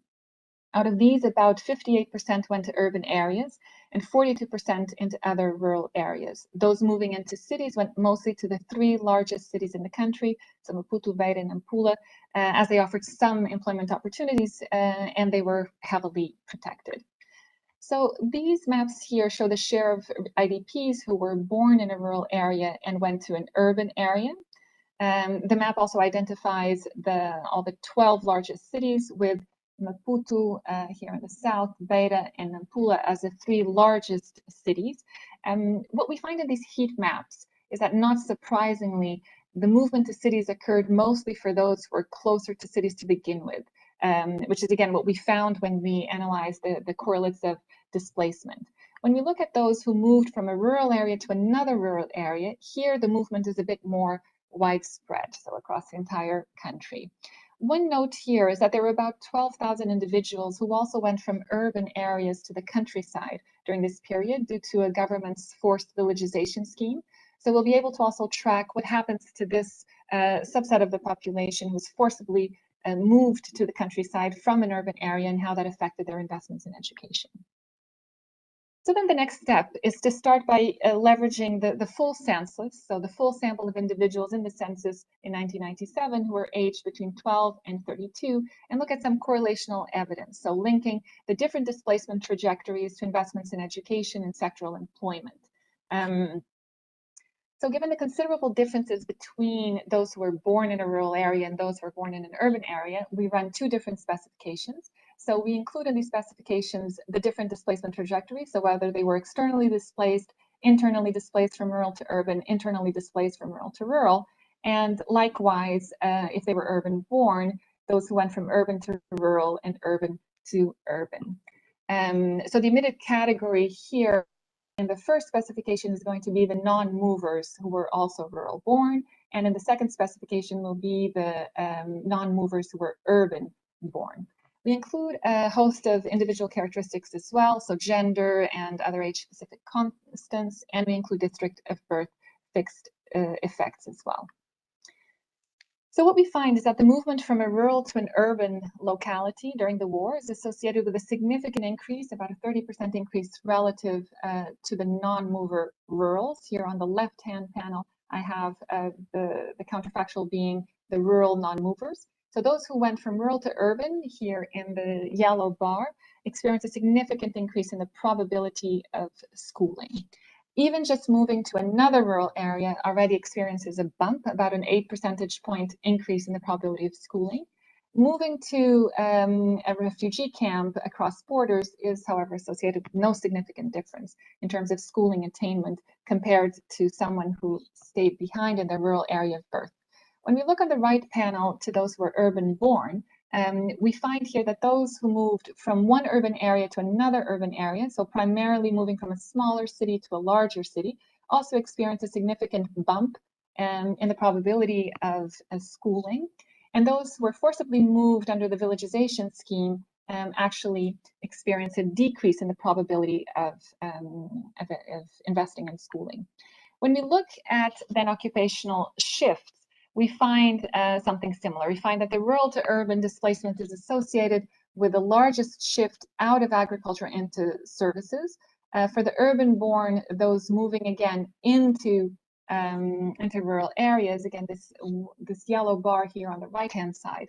When you move someone from an urban area to a rural area, they tend to then be engaged in agriculture 5 years after the end of the war. Now, we do a bunch of sensitivity checks, which I'm happy to talk about in the Q&A. The only point that I would emphasize here is that we find an interesting correlation that service employment was stronger for those who acquired some education during this period. So it does seem to suggest that this is the link of investing more in human capital, and that will then lead to occupational shifts. Now, to improve on identification of the causal effects of displacement, we then focus on comparing siblings who followed different displacement trajectories during the war. Doing so accounts for both kind of locality, regional features, where the households reside, and family features such as size, motivation to educate their children, connections that they may have in the cities or in neighboring countries, which can all jointly affect both displacement trajectories and human capital investments. Importantly, we focus on families that were together prior to the war. They then the siblings followed different trajectories. They were all then reunited in 1997, and therefore they're captured as such in the census as living together. Applying this template, we have a sample of about 136,000 individuals that come over a little bit over 45,000 households. This is just a distribution of the households across space. Importantly, we start by checking how different were these split households from other households in the country at the time. And what we find is that split households are similar to households without split siblings, but who were all displaced during this period. But they were also similar to households without split siblings that were not displaced. And they're similar in a very important dimension, which is the education of the grandparents. And this is a characteristic that is likely to have preceded the war. So it's the stock of human capital of the family. They differ in other ways. So they differ in that they're slightly larger and that they experience higher mortality, which is again consistent with this idea of conflict-driven displacement. So we begin by identifying pairs of siblings that are closest in age when one experienced displacement and the other one was a non-mover. We include, again, the three main trajectories: individual level controls, district of birth, fixed effects for both siblings, age fixed effects, and the age difference fixed effects as well. And here the results are very similar to what we saw in the correlational analysis. For those moving from a rural to urban setting, this is where we find a significant and sizable increase in the probability of schooling, in years of schooling, and this shift towards employment in services. The rural to rural movement also increases schooling, but appears to have no noticeable impact on employment. Urban to urban displacement, again, under the villagization schemes, also leads to lower schooling. And conversely, urban to urban movement leads to an increased accumulation of human capital. We find very limited heterogeneity when it comes to things like whether the individual moved with someone from the family, a parent or a grandparent. We don't find differences in refugees who moved across different borders and were in different host countries. And we find no significant differences depending on whether the individual at the end of the war returned to their place of birth or not. We then turn to the place-based effects versus uprootedness hypothesis as primary mechanisms who could be driving these investments in education. So starting with our within household specification, we try to parse out the component that is driven by being displaced when controlling for differences between the places of origin and the places of destination, both in terms of development characteristics and conflict. Differences in development are based on several development proxies that I mentioned earlier, and differences in conflict are based on both conflict events and landmine contamination. Finally, to account for endogeneity in the choice of location of displacement, we try to again extract the geographic distance component by instrumenting actual differences in development between origin and destination locality and in conflict with respect to districts that are within 100 kilometers from one's birthplace. So that's the instrument that we use to try to allay concerns about endogeneity and selection in the locality of displacement. And so what we find is that when we use this instrument, that both mechanisms are at place.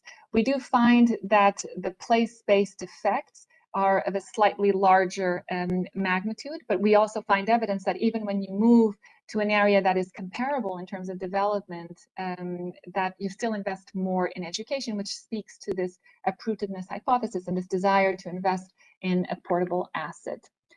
Finally, we zoom into our main result, that those who moved into cities experienced higher accumulation of human capital. We try to understand whether these effects are long-lasting, whether there is convergence with education levels of their urban counterparts, and whether there are any additional long-term effects associated with displacement in the form of civic trust, social capital, or mental health.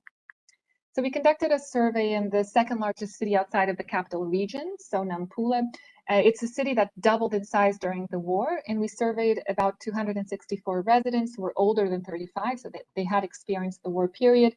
And we come up with a sample of about 102 IDPs and 162 Nampula-born individuals who never moved during the war. And these were all randomly selected across the different boroughs in the city.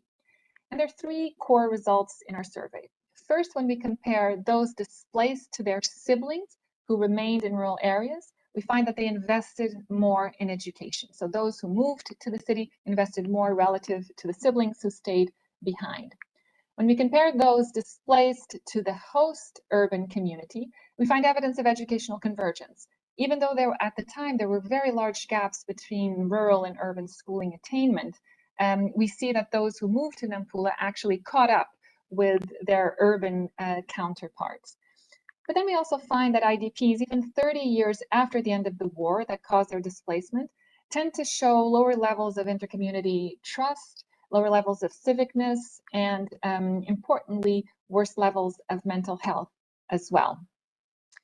So to conclude, we find that the type of displacement trajectory matters for human capital accumulation. We find also that moving to cities in particular is associated with an increased investment in education and important employment shifts that could be associated in an aggregate level in a post-conflict scenario with structural transformation. We find that both placed effect and uprootedness mechanisms are at play, again, with a slight dominance of the place-based effects in our particular setting. From a policy point of view, our findings seem to suggest that we should think about forced displacement also as an opportunity and a mobility shock. So managing displacement during conflict can shape human capital investments and structural transformation at an aggregate level, again, post-conflict. We should perhaps explore more integration policies that focus on urban integration, and at the same time to try to tackle the downside of displacement, namely its long-term effects on mental health and social cohesion. Thank you very much. Thank you very much, Sandra, for a truly insightful and comprehensive presentation there. Some fascinating data sets that you have been able to analyze there and present to us. Again, inviting colleagues who are online to either raise your hand to provide a verbal intervention or question, but also to enter yours into the chat. We have one, and I'm going to try to read it to you. The non-movers presumably also faced negative impacts from conflict. In fact, they might have not been able to migrate to protect themselves from conflict due to their initial vulnerable conditions and might have been more affected by the impacts of conflict. In the case of Colombia, which has 8 million IDPs, those that were displaced were a bit better than the average rural household. Even though the paper controls for household characteristics, those that stay put were also facing the impacts of war. Is it possible to separate the effects of displacement from the negative effect on those that stayed put? Over to you. Right. That's a great question. Thank you so much. I think that's precisely why we tried to get at the mechanism story. So looking at the place-based effects versus uprootedness. So what the place-based effect does is it compares at origin and at destination, for instance, differences in conflict levels. So that we control for the fact that you are moving to an area where you're less exposed, the sibling who moves is less exposed to conflict relative to the sibling who stays behind. So when we do that exercise, we do find that even just the displacement coefficient is still positive and significant, suggesting that even when you account for the fact that the person who moves is less exposed to conflict, we still find a significant and positive effect of displacement on investments in human capital. So I think that's precisely why we try to dig deeper into the mechanisms. There's a second question that relates more to identification, which is here the SUTFA, potential SUTFA violation. So if by having one sibling move either to a neighboring country or to a city, that the sibling who stays behind is actually worse off because of that, either because the sibling who moves with one of the parents or for any other reason. But what we do is, because we have the universe of the population, we can find these effects even when we restrict it to families where no one stayed behind. So we compare just people who went to refugee camps and someone who went to, another sibling went to a rural location and another one went to a city. And so we find still these differences across the different trajectories as well. We also do several tests of, does it matter if the person who leaves with one of the parents or one of the grandparents, and does that affect the person who stays behind? And again, the results are very stable to that, but that was a very good question. Thanks. Thank you very much for that. Again, I'm monitoring the chat for additional questions, seeing if any hands are raised. I don't see any at this point. Maybe I could pose a question to you regarding the analysis of integration, of local integration, as well as migration or displacement choices later in life. And I know you touch on that both in terms of educational choices, investments, but also the accumulation of human capital. But to what extent does that also lead to the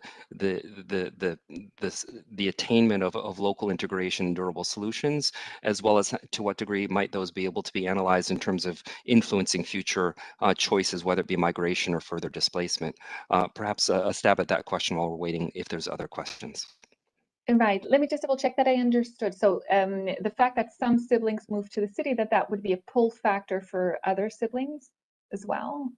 Is that what you're trying to get at? Or I guess it's a bit of an open-ended question, which is, I mean, not only does the accumulation of human capital then also equate toward local integration per se, and also linked to that, are there any findings related to migration choices later, or correlations with that, and the data sets that you examined?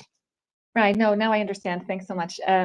Yes, so unfortunately, we can't examine migration decisions later on. So it's just by the sheer nature of our design, our survey design, is that we're surveying people who are currently living in Nampula. And so we don't have anyone in our sample who later decided to migrate. I suppose that's a very important question, and we can fully disentangle the fact that people are more educated, if that facilitates economic and social integration as well. I suppose what we find is a kind of partial economic integration that is associated with, again, these are just correlations, but they're associated with investments in education. So we see convergence, that they tend to invest in schooling at the same rate as locals, as their urban counterparts. We do find that their wages tend to be slightly lower, even though we're controlling for the same level of education. So that again could speak to this partial integration, economic integration. So they get the education, they get jobs, they're equally likely to be employed, but the wages are lower for those who were displaced during this period. And then we have all the results, the social results and the mental health results, which again could be associated with or could be driving the negative wage results. So I do think that there are significant interactions between all of these, that education is likely to go a long way in facilitating at least partial socioeconomic integration into these settings. But it's not something that we can disentangle with the data that we have in our particular setting. But it's definitely something to think about for future research. Thank you very much, Sandra. And I think we're out of time, so we'll bring that to a close. Maybe just in conclusion, I want to thank all the presenters, Sandra, yourself, Yang, Alexandra, also Laura. Thank you all of you for your insightful presentations, and also all those who have participated in with the discussions in the chat.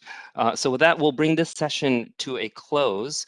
And just I suppose we'll announce that we have a 15-minute break before the next session, which is a panel on from research to policy addressing forced displacement. So I understand a 15-minute break, and then we will resume again. So look forward to seeing you all there. Thank you again.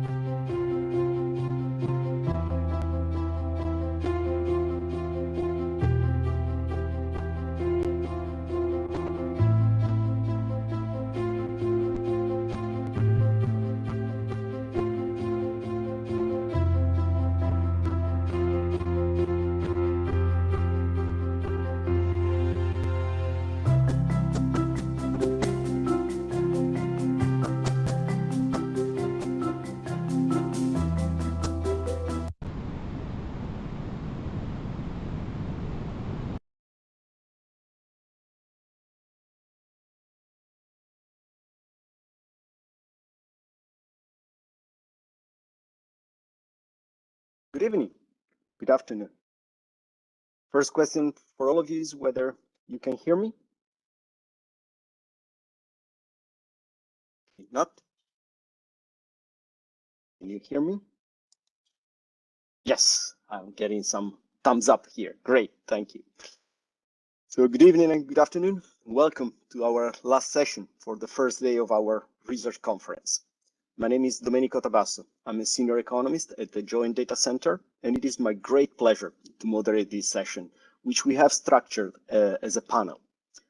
As we have heard this morning or this afternoon for some of us from the head of the Joint Data Center, Bjorn Gilsetter, one of the objectives of the center is to facilitate the exchange of knowledge between researchers and practitioners, but even more, to even facilitate the translation of research inputs and concepts into policy indications, into elements that can effectively inform the work of practitioners and policymakers.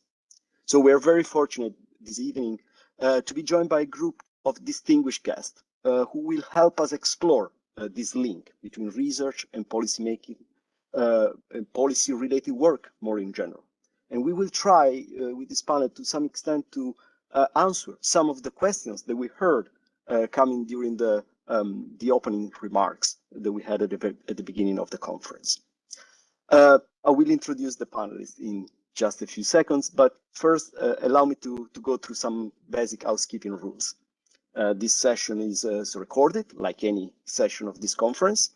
And for this particular session, translation is available. So if you'd like to hear this session in either French or Spanish, please click on the little globe on the left-hand side of your screen.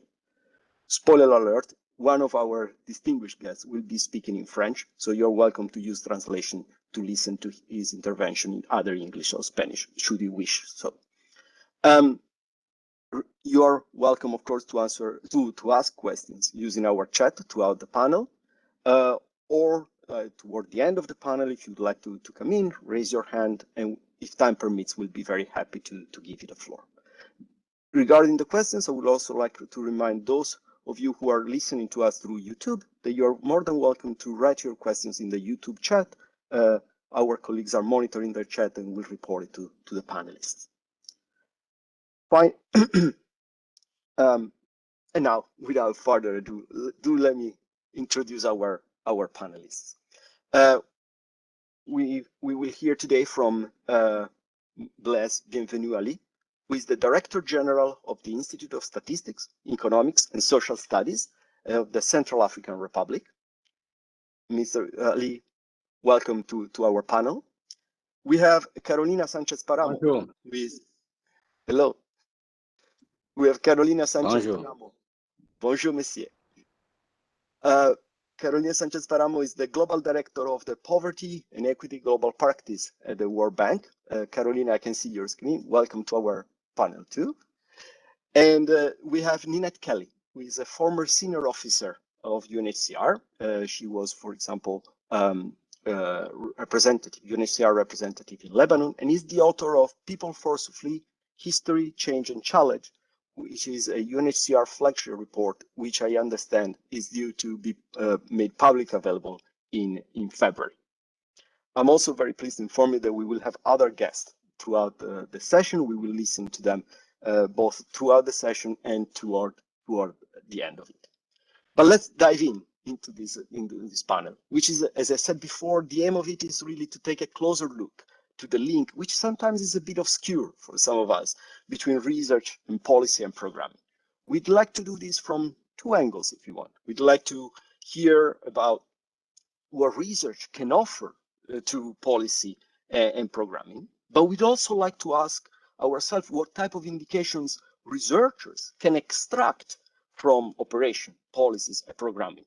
So what can they get in terms of ideas, in terms of areas of investigation, in terms of data, in terms of new opportunities for new and innovative studies?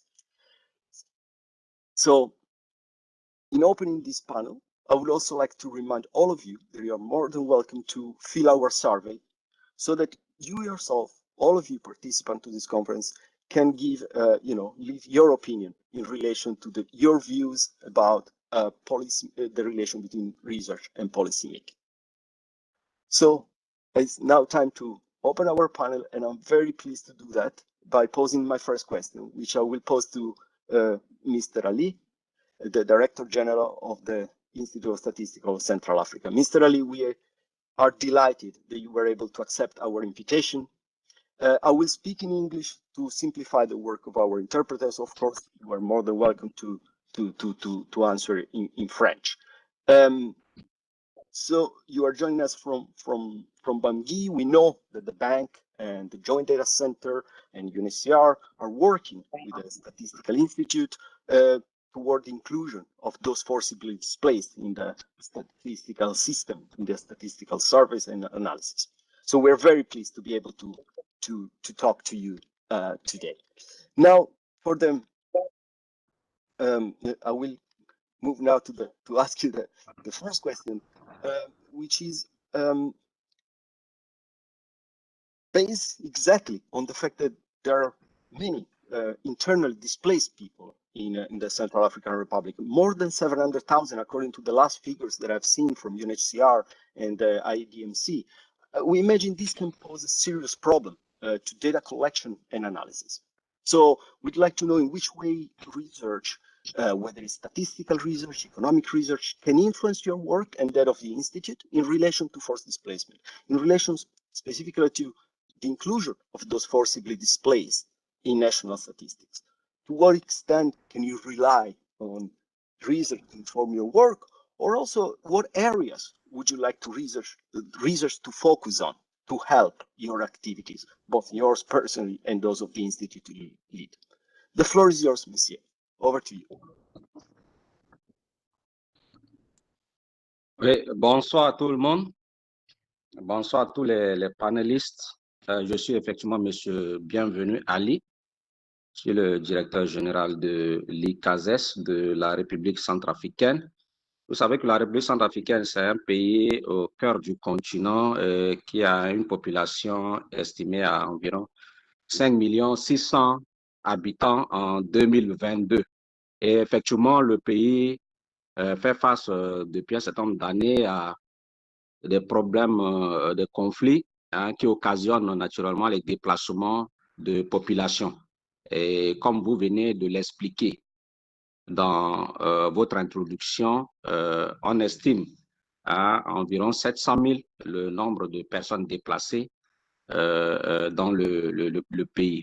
Et donc, à cet effet, nous, statisticiens qui réalisons les études sur le terrain, sommes souvent confrontés à cette situation, dans la mesure où, quand vous prenez les populations déplacées, il y a une partie qui vit dans les familles d'accueil et une partie qui vit dans les sites de déplacés.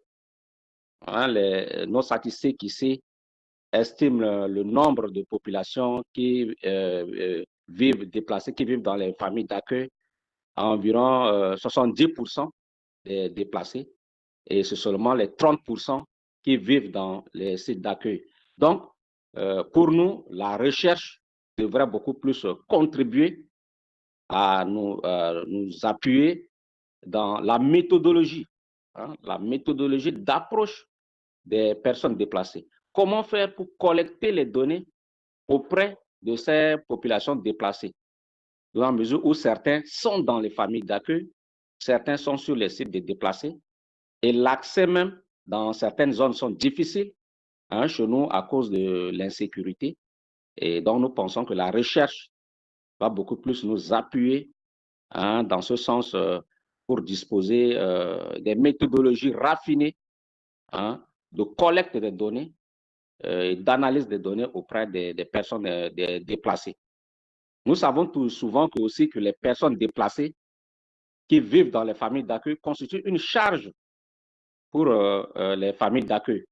Et la recherche, justement, peut contribuer à nous informer davantage sur la situation des personnes déplacées internes dans les familles d'accueil, sur la situation des ménages qui les accueillent, hein, est-ce que ces personnes déplacées vont contribuer à appauvrir davantage ces familles et autant de préoccupations, hein, que la recherche peut aider justement l'Institut national de la statistique à élucider cela en dehors de la méthodologie, comme je venais de l'expliquer. Merci.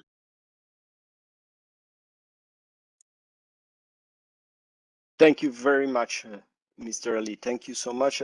You've already posed and highlighted a number of items, which I'm sure we are going to discuss throughout this panel. So I'm sure we'll be able to come back to some of these elements that you have highlighted so clearly. So thank you. Ninette, let me come to you because you also had, as I said at the beginning, you know, a direct contact with very difficult situation. You've been the UNHCR representative in Lebanon. So apart from several other, of course, roles that you have occupied within UNHCR.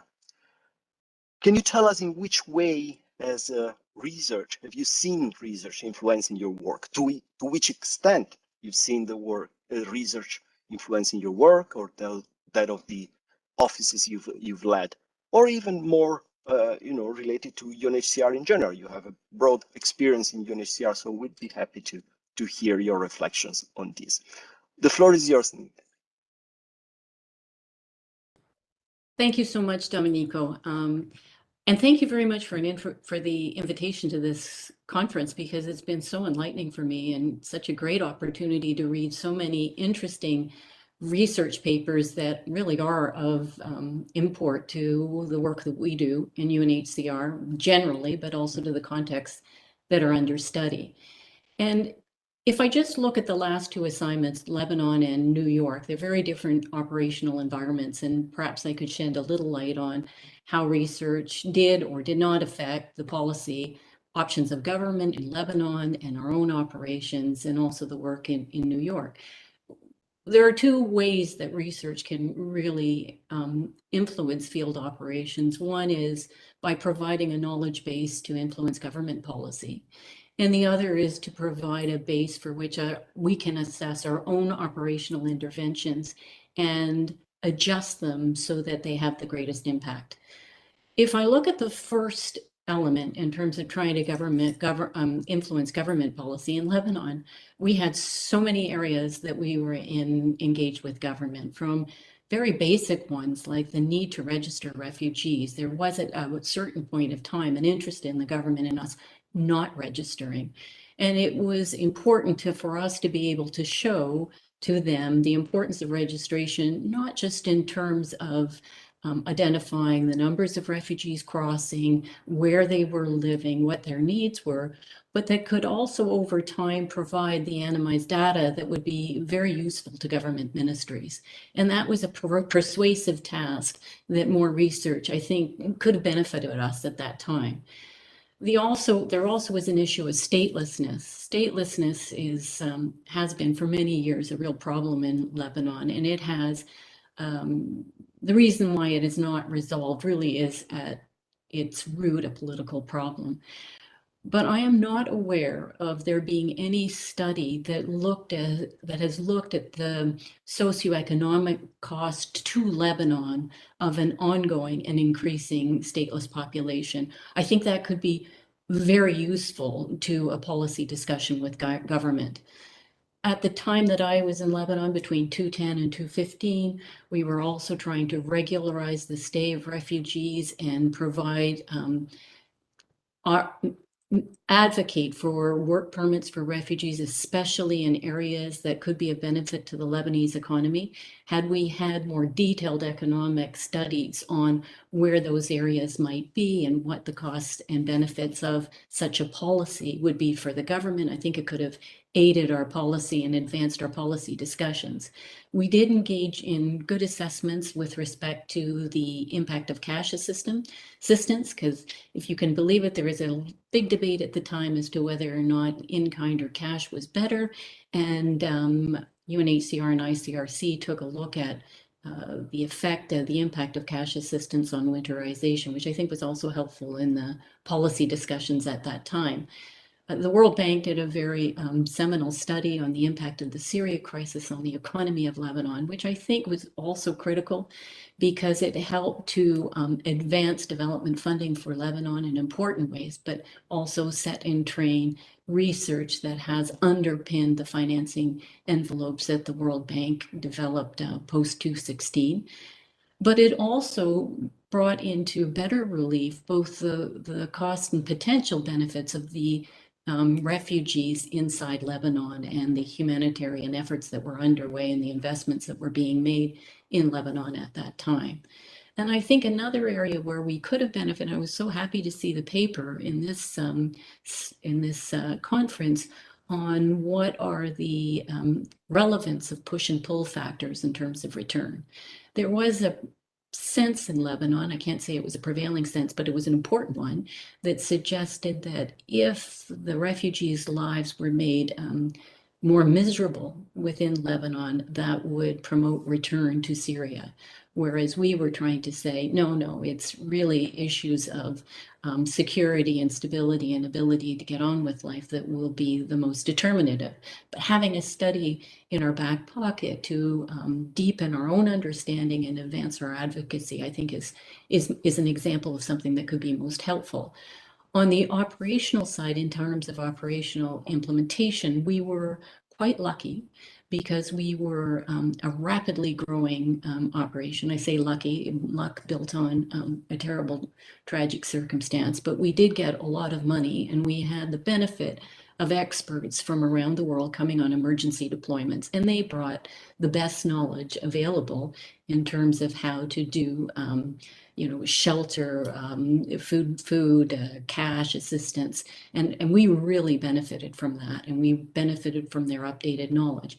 Whether that is true on less well-financed, less resource operations, I highly doubt it, which brings to a point of perhaps for further discussion is how we can disseminate research in a way that is more readily accessible to operations in the field.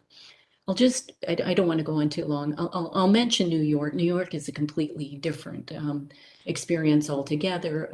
In New York headquarters, my responsibilities were really on issues related to forced displacement, so they're not at all reflective, I think, of what happens at New York generally. But in terms of the forced displacement file, when I was there with Bjorn, and I'd be interested to know whether he might agree or not, but the issues primarily were on conflict prevention, mitigation, and resolution, for which the analysis and the research was primarily of a political dimension. I did not see a lot of room for socioeconomic analysis in that kind of discussion, and I think it would benefit from a lot more research in that regard. There was a focus on financing. Again, that was focused most on what were the needs, the humanitarian or development needs. But in my view, it could have benefited from much more research and analysis on the impact of more humanitarian funding and better ways of delivering humanitarian and development assistance. And there was a lot of emphasis on UN coordination. I'd have to say one of the most I thought, impressive exercises in terms of research and application to field realities was the development of statistical standards on IDP and refugees that was done in a multifunctional way by the expert group and endorsed by the UN Statistical Commission, which I think has been a great leap forward, provided that these standards are fully implemented in the field. So I think I'll pause there. Thank you very much, Net. It was extremely insightful, and thank you for offering both the Lebanon and the New York view, which are, of course, different point of views, different angles. So that was very enriching. Thank you very much, Net. And again, there are several elements on which we can come back later. But there is actually one element that I would like already to start highlighting in my next question that I would like to pose to Carolina, because if I understood correctly, Ninette, you mentioned using, especially in relation to the intervention of the bank in Lebanon, using research to underpin interventions. And I believe that's something that Carolina might see almost every day in your role as the director of the global inequity practice. You really are, from my point of view, at the intersection between policy and research, between policy and analysis. So I'd like to ask you basically two things. One is how does research inspire your work, but also whether you can guide us a bit in the way you and your team translate research into policy intervention. This translation process, if you want. Carolina, thank you for being here, and the floor is yours.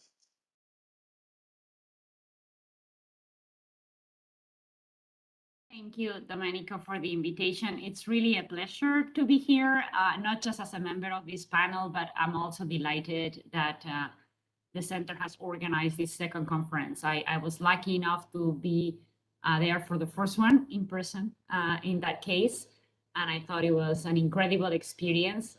So I'm really, really glad that despite the challenges that the virtual world presents, you have gone ahead and organized this second one. So at the World Bank, like I think Ninette pointed out for UNHCR, research is really critical to our work and our mission.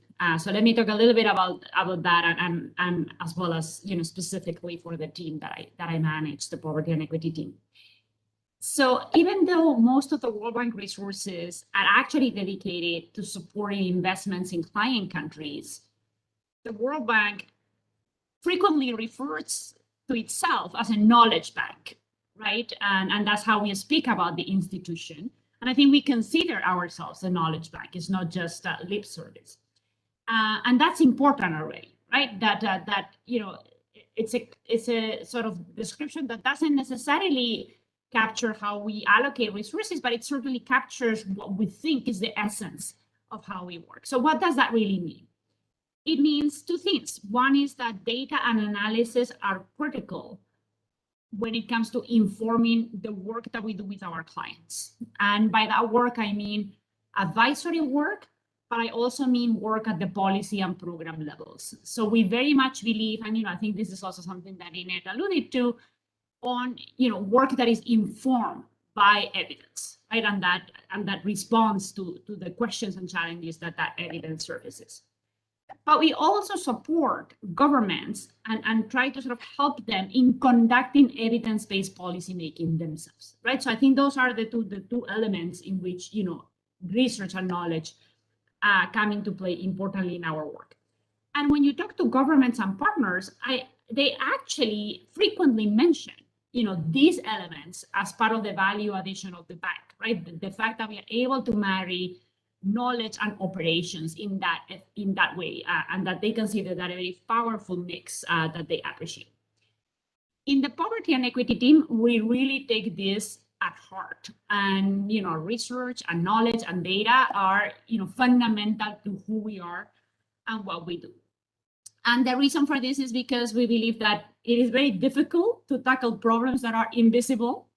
So, we do put a lot of effort in getting the right data, and I think that's particularly pertinent, on the topic that this conference is discussing, displacement, refugees. But it is also very difficult to define and implement effective solutions if you don't have a very good understanding of what the drivers and constraints are, to, in this case, or at least in our case, reducing poverty and inequality. And likewise, if you don't have a good understanding for the impact that different programs and policies may have on the population of interest. So for those two reasons, we devote a lot of our energy, effort, and time to really building that evidence base. In practice, I think about ourselves as sort of having three roles. We are, data, knowledge, and sort of research producers, consumers, and as you said, translators or connectors. So let me talk a little bit about what those three mean, because this happens all the time at the same time. We are knowledge producers in the sense that most of what we do is actually either filling data gaps or filling knowledge gaps on issues related to poverty and equity at the country, at the regional, and at the global level. An example of this, a very recent example, it's all the work that we have undertaken during the COVID-19 crisis, where statistical institutes were not able to produce, household surveys and other important data sources. We actually implemented a global effort using phone surveys to understand how the crisis was affecting households. And we are very proud that with the support from the center, we were able to include refugees and displaced populations in those efforts in several countries. And that data, that evidence was critical in informing how we supported governments as they thought about the right policies that were needed to deal with the crisis. And Ninette alluded to the work that we did in Lebanon a few years ago around the Syrian refugee crisis and how impactful that was also for the government. So that's, so we are producers, right? We do produce knowledge and we use it. But we are also consumers. And here is where I think academia and research plays a critical role, because we frequently rely on the work of others, and particularly the work on academics, on frontier issues, on new questions, on topics and challenges that are sometimes difficult for us to tackle. We look at them as the source of new data and new information, and we engage with them on a continuous basis. And I want to highlight this, that we are not passive consumers, we are active consumers. And I do want to sort of share that with this audience and sort of invite them to engage. We do this in a variety of ways. We frequently invite academics and researchers to participate in our seminar series, to participate in our brown bank lunches, and interact with our staff, and explain to us how the work that they are doing can actually be useful in the context of our work. We frequently bring them on board as advisors or reviewers of the work that we do, because we want to make sure that what we are doing is technically robust and meets that very high bar that I think in general, we apply to research in an academic setting. And we also have them as contributors to some of the work that we do. So when I say consumers, right, it really means a lot of things, and it means this very sort of interactive relationship. And then finally, as you said, we act as translators, because sometimes you do see sort of a gap, right, between what's frontier research, academic research, and what a policymaker needs in terms of, designing a policy or a program. And we try to bridge that gap and translate, right, translate this research into practical policy advice. And that could mean taking a theoretical idea that has been developed in an academic context and really thinking about what that means for policy. It could mean taking something that has been done for a country and exploring the possibility of replicating that analysis for another country or a number of countries, as well as, anything in between. So that's kind of one type of translation, right, from academia to policymakers.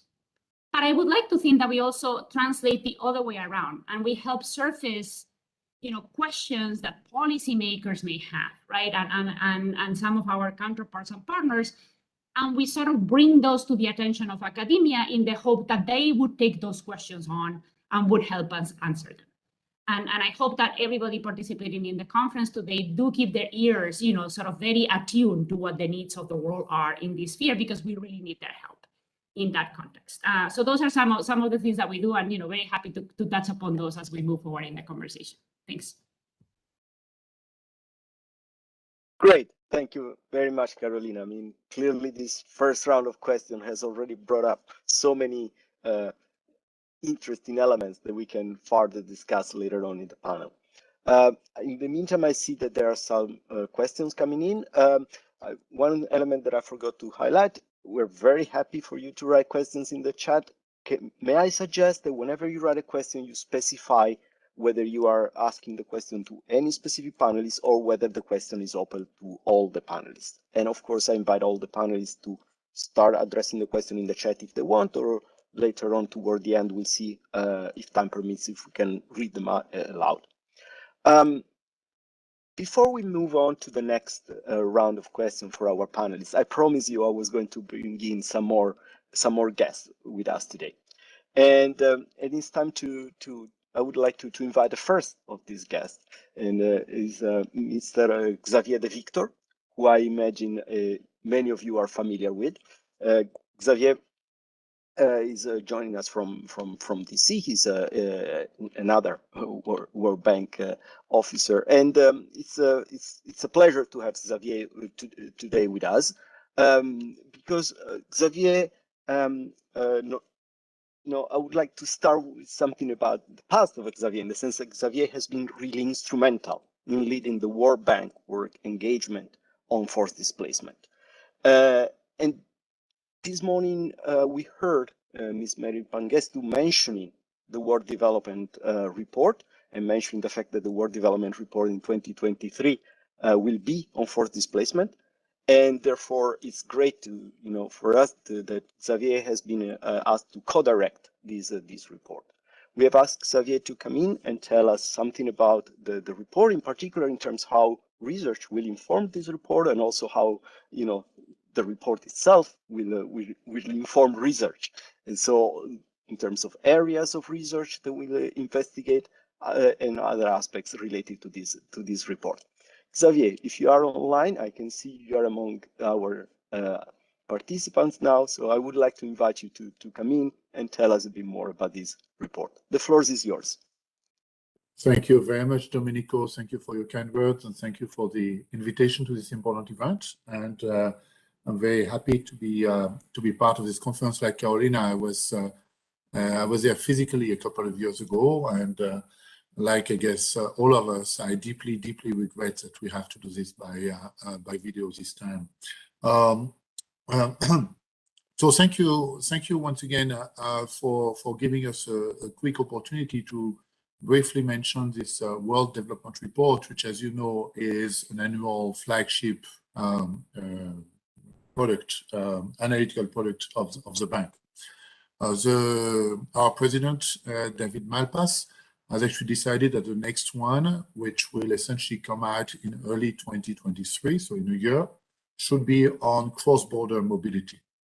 And I just wanted, I thought it would be an important opportunity today to highlight the fact that this is really a very important signal of the interest that the World Bank is taking on issues of both forced displacement, but also economic migration.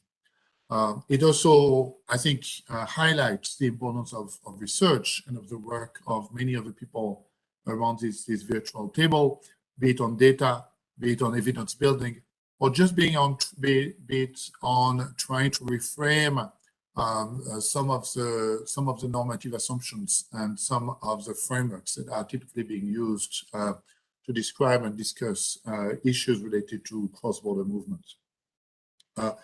And I think, Ninette earlier in the conversation made the point that evidence is absolutely critical when we talk to some of our client governments and try to make the case for this or that policy change. So I think in the case of the World Development Report, so it's obviously the work has just started, and therefore I'm not going to come up with a detailed description of the framework of what it does and so on. We will though have all the opportunities to engage, and we really look forward to engaging with many people around the table throughout the process. It's a 1 year long process that culminates in a discussion by our board of executive directors, where all member countries are being represented of the report. Now, maybe just a few points to provide some preview of some of the questions we are asking ourselves, and once again at the very beginning of the process. I guess, and maybe just to highlight just a few of them. One is really about this coverage of economic migrants and refugees. And I think everybody around the table probably recognizes that there is a fundamental and objective difference between the two groups of people. But I guess we also all recognize that there is a number of people who are basically somewhere in between. Not to say that the dichotomy does not have value, but to say that if this dichotomy may hide the existence of a group of people who've been characterized by Alex Pets as survivor migrants, who've been characterized by Alex Alenikov as fleers of necessity. So these people who basically are not strictly speaking refugees, but yet are moving in an environment of a constrained, agency-constrained set of choices, right? And I guess, one of the questions we'll be asking ourselves is, well, who exactly are these people? What can we say about them? How should we think about them? And how should we think about the extent of global responsibility sharing for some of these groups? And obviously, that's where the data become absolutely critical. If we want to go beyond, very simple advocacy, be it pro-migrants or anti-migrants, right? I think just trying to have a little bit of a sense of who are these people, how can they actually be described, how can they be characterized, how can they actually be established in some form of groupings, could be terribly important. Similarly, research on anything we know in terms of evidence about how to deal with these sort of groups, I think will be very helpful. I guess another point I wanted to make, and in a way in a very different perspective, which is that, as we all know, and especially on forced displacement, a number of issues have typically been framed in legal terms because of the history of the global response to forced displacement. But of course, this framing is terribly important, and there's no doubt in our mind on this. But I guess the question is, what can an economic perspective add to questions such as responsibility sharing, and how to make it actually effective and sustainable? What kind of an economic perspective, what can it bring to the question of rights and of protection and of the impact of having rights on economic development, on poverty reduction prospects, and the like? Which rights? So these are just some of the questions that I wanted to lay on the table. Obviously, a looming additional question will be around the issue of climate and whether climate is likely to accelerate some of these movements or not, whether it will change the nature of some of these movements, and whether it will create a sense of enlarged collective responsibility or responsibility sharing for new groups of people. So I just maybe wanted to give these few thoughts just to hopefully trigger some reactions. By any means, please feel free to reach out if you have any evidence or data to share, and we very much look forward to engaging with this group when we have some ideas to test and to in order to benefit from your insights. Thank you so much. Thank you very much, Xavier. It's always great to hear from you. I should have actually mentioned in introducing that you, together with colleagues at the bank and UNHCR, you were really behind the birth of the JDC itself. So to some extent, if we are here, it's also thanks to your hard work and that of your colleagues. Thank you very much, Xavier. Of course, again, you also brought up several very interesting elements. And so I invite all the colleagues online to comment, to pose questions, and to use the chat to that effect.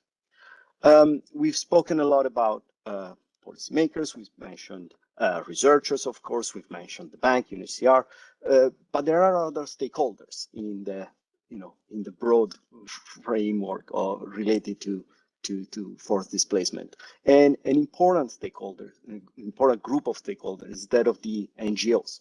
So I'm very happy that is joining us today, Sarah Saka from the International Rescue Committee. Sarah, I would like to basically invite you to help us reflect with you on how the work of researchers can inform the work of NGOs, and also how NGOs themselves can propose themes and aspects for the investigation of researchers, or whether, for example, there is any element that you would like researchers to focus more on. So Sarah, please do come in, the floor is yours. Thank you so much, Domenico, for the opportunity to speak, and thank you everyone else for your comments and for the research that has been presented. I will keep my remarks brief and hopefully address all three of those questions in these few minutes. So, echoing the panelists' comments about just how critical research is to inform, frame, and shape our policy advocacy and programming, from that of multilateral development banks to UN agencies to local international NGOs. And just as Carolina, I believe, was speaking to, we are continually trying to build our own evidence base as well, from our own local and national staff, for example, in Afghanistan, to inform our policy advocacy and our economic interventions and advocacy, all the way to outside researchers and coalitions we try to engage with. Of course, NGOs' roles are usually seen as frontline actors and implementers, but we're trying to also frame ourselves and see ourselves more as partners to practitioners, partners to advocates, partners to the communities we serve, and partners to researchers. And we also, in our advocacy, aim to translate our research in ways that can then be intelligible and used in dialogue with donors, governments, and other stakeholders. So getting a little bit more specific, a large part of our advocacy right now, as Xavier attested to, is calling for example, the need for more equitable, inclusive responsibility sharing, increased commitments and accountability in targets that we are trying to meet in the NGO community to guard the Grand Bargain and Global Compact on refugees, better financing and longer term and more sustainable development and humanitarian approaches to refugee inclusion, particularly given the increasingly protracted nature of displacement and conflict. But of course, there are gaps in our knowledge and understanding. Most recently, to illustrate this, we saw a gap when we tried to take a closer look at implementation of the Global Compact on refugees in different donor and host countries. But we have gaps still, and our reach is limited. And so because of these gaps, it makes it difficult, if not impossible, for government, civil society, development, and humanitarian actors to determine the ways in which the GCR, among other policy mechanisms and frameworks, have made, if any, tangible differences in refugee policies and practices, and in the actual lived lives and experiences of communities in forced displacement context. We can speak to some gaps in between policy and practice, but we rely on research to elucidate these gaps and thus help bridge this accountability and awareness gap. While, for example, we were able to speak with some of our own contacts in different governments and humanitarian development agencies, we note one gap that we are repeatedly seeing in the humanitarian development space, that research oftentimes is not extended to collaborating with the communities we're trying to serve. While there's momentum across all of our fields, from the academic to the development field, to localize and actively decolonize our work, a huge gap and need remains making sure that our research is not only on these communities, as we often do as a migration force focusing NGO, but also in collaboration and with them. How do we truly decolonize our methodologies and approaches day to day? And that's a question I pose to all of us and that we are continually trying to think about. Too often our research treats these communities as recipients, beneficiaries, and passive entities, when they can often be equipped with the tools to collect data, conduct research, and co-design policy and programmatic interventions, as they are often close to the ground, and we've seen them do this during the pandemic. And even with the research that NGOs can conduct, it still remains unclear whether the GCR and other policy frameworks have actually led to, for example, increased and more predictable funding for host countries and refugees in these displacement contexts, and looking at short-term versus longer-term aid. And lastly, bringing me to my last point, a lot of our focus in aid reform advocacy is around better humanitarian aid. And we've seen, and there is still many gaps in this, as humanitarian needs continues to outpace humanitarian aid, particularly in FCV contexts. We advocate for better quality, faster, more flexible multi-year funding to frontline actors. However, a prerequisite to better funding is greater financial transparency. But for that, we need better data and better research. So we continue to find critical gaps in data. On funding flows, this entails pass-through into frontline responders, particularly local actors, humanitarian versus development financing, and first and second level recipients. We are trying to collaborate more with researchers to conduct data analysis, advocate for a shared methodology and definition, for example, around multi-year funding, to work toward greater accountability for financing refugee responses, and to better understand the gaps in funding that exist.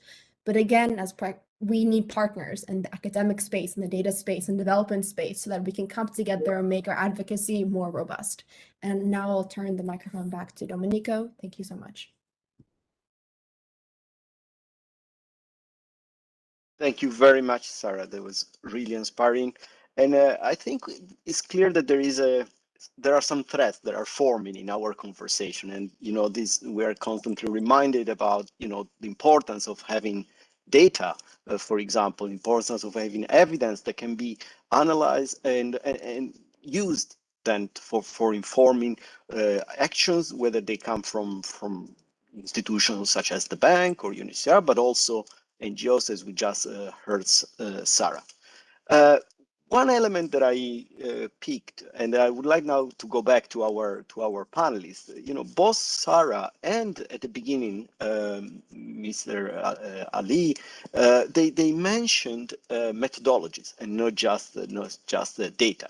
So, Carolina, I would like to bring you back to the floor with the next question, which is, in which areas of research, what is the most, if you could point us toward which areas can research advancement, also including methodological ones, can have the deepest impact in relation to policy and programming? Where do you see the most promising avenues, if you want, for research opportunities? Thinking also potentially on what we heard so far. Over to you, Carolina. Thank you. Thank you. I know we want to go beyond data, but I do have to sort of say a word about data, and then because I think so. Let's look at the glass half full. I mean, I think the last few years have really been witness to a really big push on data, on refugees, on displaced populations. And thanks to that, I think we've seen the emergence of a lot of new research, right, in this area. And hopefully that's really improving our understanding and the efficacy of what we can do in this space. But there's a lot that needs to be done still. And I think we need to maintain that momentum and those investments to continue to fill those data gaps. And as we do that, I think it's critical that whenever possible, we explore the possibility, and I'm so glad that our colleague from CAR is here, to explore the possibility of working with national statistical institutes so that these efforts don't become a one-off, something that is driven by a particular academic institution or by a particular, international institution or NGO, but rather become part and parcel of the way that countries think about the evidence that they need for policy making. And again, I think we are succeeding. We have some good experiences in this space, but there's a lot more that could be done. So I just wanted to say that because without that, we could sort of, hypothesize about a lot of interesting topics that we want to look into, but we won't be able to do that. And then sort of more concretely to your question, I'm going to speak from the perspective of a team of people that sort of really focus on poverty and equity issues. So I don't know if these are sort of the most relevant topics for everybody, but they are certainly very relevant for us. And some of them, I think, intersect with some of the issues that Xavier and Sarah brought up. So just maybe to mention three of them.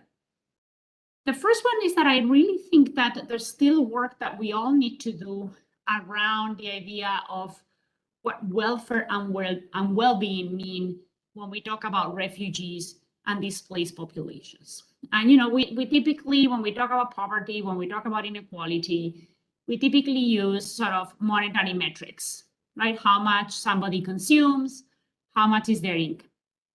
And we tend to do that also when we talk about refugees and displaced populations. But there are many reasons why these may not be the best metrics when we look at these groups, and maybe we need to rethink a little bit or think about complementary ways in which we can measure their worth. For example, we know that, for many refugees in camps, they are the beneficiaries of sort of food distribution or, the provision of services like health and education in camps. And if you follow traditional methodologies, this will make them look sort of relatively well off, right? Because some of their basic needs are met through those programs.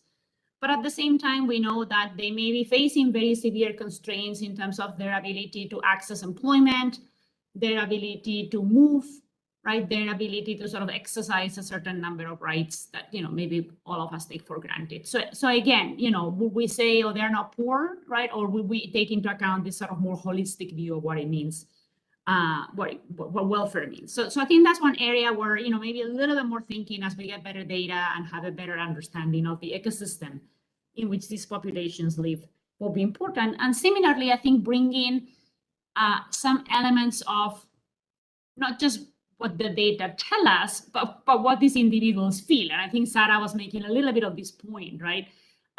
Because we do talk about welfare as being something objective, but also something subjective. And again, this is an area where I think there's more that could be done. So that's kind of the first bucket in my view. The second bucket, which I think we have all alluded to directly or indirectly, is to continue to move the needle on better understanding what works and what doesn't when we work with refugee and displaced populations.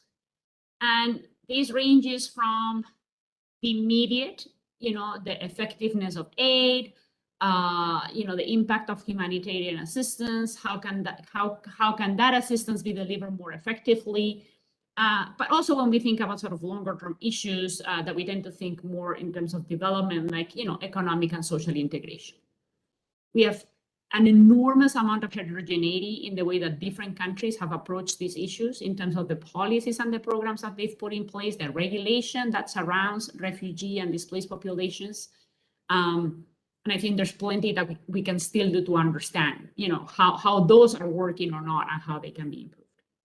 And then my last bucket, which is something that Xavi also alluded to, is to continue to improve our understanding of the nexus between conflict, displacement, and climate, which unfortunately I suspect are going to become more and more intertwined in the years ahead. And then of all those things combined, their relationship and their impact on poverty. And this is something that, we've been sort of raising the alarm on now for quite some time at the World Bank, that we see an increasing sort of intersection between, fragility and conflict, climate risks, and sort of climate impacts, and the incidence of extreme poverty. So that's another area where I think, investing in knowledge will really make us a lot more effective in tackling those challenges individually and as a sort of whole. Thank you. Thank you very much, Carolina. Ninette, next I would like to come back to you. And I would like to go back to my introduction when I mentioned the fact your work on the flagship publication, People Forced to Flee: History, Change, and Challenge. I know that to get there, to reach the end of this book, you have worked together with researchers and practitioners. You have received many contributions. So reflecting also on that experience, what do you think? What does it take for researchers to progress in order to inform policies? How can we motivate researchers to produce more and more research that is operationally relevant to some extent? Over to you, Ninette. Well, thank you for that most pertinent question. And I start by saying that writing the book gave me a much better sense of how much research is out there, research that I wasn't aware of. I can't tell you how many times they said, oh man, if I only knew then what I'm reading now, it would have been helpful. And I think the research landscape, Domenico, as you know and you've written about, has expanded almost exponentially in the last decade to really wonderful effect. We see it also in the monthly digests that we get from the JDC. We see it in comparative studies that do a literature review, such as Vermi and Schutler did in 2019 on the economic impact of forced displacement. It was mind-boggling, the number of real quality research studies that are very context-specific that are out there. But I also would make 3 or 4 observations as to where I think there are still areas that we could improve in terms of the link between research and implementation. And I say this appreciating that, as Carolina has mentioned, so much work is being done in the bank to do just that. So my observations are not necessarily applicable to all, but one of the things that I did notice is that research that academics undertake is often driven by what is interesting from an academic perspective, what adds to the existing literature, but it may not be issues that are clearly of policy priorities to governments or to operational agencies, or when they may be relevant to policy, government policy, or operational implementation. They might not be expressed in a manner, the results might not be expressed in a manner that it's readily to discern that from the research undertaken. I say that recognizing that so many of the papers that we are being highlighted at this conference aren't that. They do speak to the policy and implementation relevance, but I still wonder whether or not what is being chosen for study reflects the priorities of governments in the context that are being studied, and also of operations in terms of their operational performance and their ability to have greater impact in what they do. I think there's still a gap there that needs to be bridged. And in addition to the work that the World Bank is doing on that, I wonder, is there space for others? Is there space, for example, for the JDC? And I appreciate, Dominika, you're trying to do that in this session, but could we have more of it where we try to bring the priority setting more to the fore to inform researchers, but also it requires other agencies and governments a willingness to also undertake research in areas that might imply a change in the approach that they're taking, which is not always apparent, or you don't always see that open posture either on the point of governments or the point of agencies. But I still think there's more that could be done in that regard. And I think that speaks to engagement, and it's something that Sarah mentioned, is how are research topics chosen for study.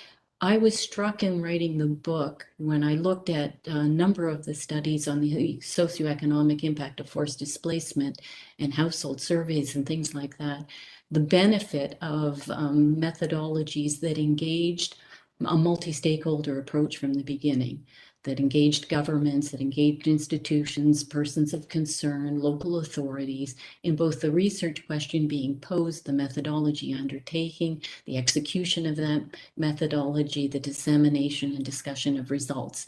And that there's potential, I think, for more impact when you have that wider engagement from the outset. I think another issue is the whole issue around, even if you have all that in place, again, just to harken back that governments may not be willing to move on the findings discovered. I mentioned statelessness. If we could look at the socioeconomic costs of statelessness, I'm not saying that's a priority in Lebanon today. It was of interest at the time. But would that have changed the political discussion? I'm not sure. But the political economy issues could have been factored in the research at the beginning, which I think would be helpful. The other issue is whether or not there's so much being done in institutional levels, the UNHCR, WFP, UNICEF, IRC, to engage with researchers, to pick important topics, but how much are we then implementing the results that we're engaged in that work on? And is there the right mix between headquarters engagement with researchers and capacity in the field and motivation in the field and ability in the field to implement the changes that the research throws up could be necessary or beneficial to operations? I think that's an ongoing question. I also think an ongoing question is the role that donors have to play. Donors are increasingly including a requirement for impact evaluations in their granting of funds, and it would be interesting to see to what extent that is improving implementation or not. So, and how can we make socioeconomic, political research really integral to operation planning at the field level? These are open questions. I don't really have an answer to them.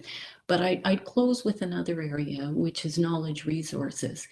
One of the things I was struck with in the book is how much research is out there, but I was able to access it through access to academic journals and a lot of digging. How can we make operationally or policy relevant research more readily available in a way that implementers, government actors, and operational agencies can understand that it's not so that the results of that research that's often written up in a very technical manner can be more readily accessed and acted upon at the field level. I think that's another, just how we improve our knowledge exchange. Over. Thank you very much, Ninette. All extremely valid points. And actually, I would like to, since you mentioned, of course, the role of resources, the role of donors, there is a question in the chat that highlights that there is very little academic research funding available in relation to internal displacement, to some extent almost contrasting this with respect to what happens on studies on refugees. So that's an interesting element that we may want to reflect upon in those future events that we will organize, Ninette, to bring again academic and practitioners together. Thank you, Ninette. In her previous intervention, Carolina mentioned the importance of working with national statistical offices and how the collaboration across the institution can be critical to make sure that the outcomes of these collaborations are not one-off, but actually are very well structured. So I would like now to go back to the Director General of the National Institute of Statistics of the Central African Republic, because we know that the production of policy relevant research can be constrained by capacity constraints. And so I would like to ask you, what type of cross-institutional arrangements can help an institution like the one you lead in dealing with the production of forced displacement data, and make sure that, again, this production is informed by the latest research and evidence. Mr. Lee, if you can come in, the floor is yours again.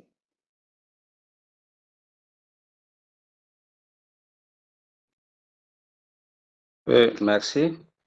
Nous avons suivi tout au long de ce débat très intéressant les interventions des uns et des autres. Et concernant ma question, je voudrais dire effectivement la collaboration entre les structures gouvernementales et les institutions comme la Banque mondiale, le HR et certains instituts de recherche pourraient contribuer à renforcer davantage les capacités en matière de recherche dans les pays. Je prends l'exemple de la République centrafricaine où tout à l'heure je disais qu'il y a un peu plus de 700 000 déplacés internes dans le pays. C'est quand même intéressant d'avoir des connaissances et à cet effet, cette collaboration avec les structures, comme je viens de me mentionner,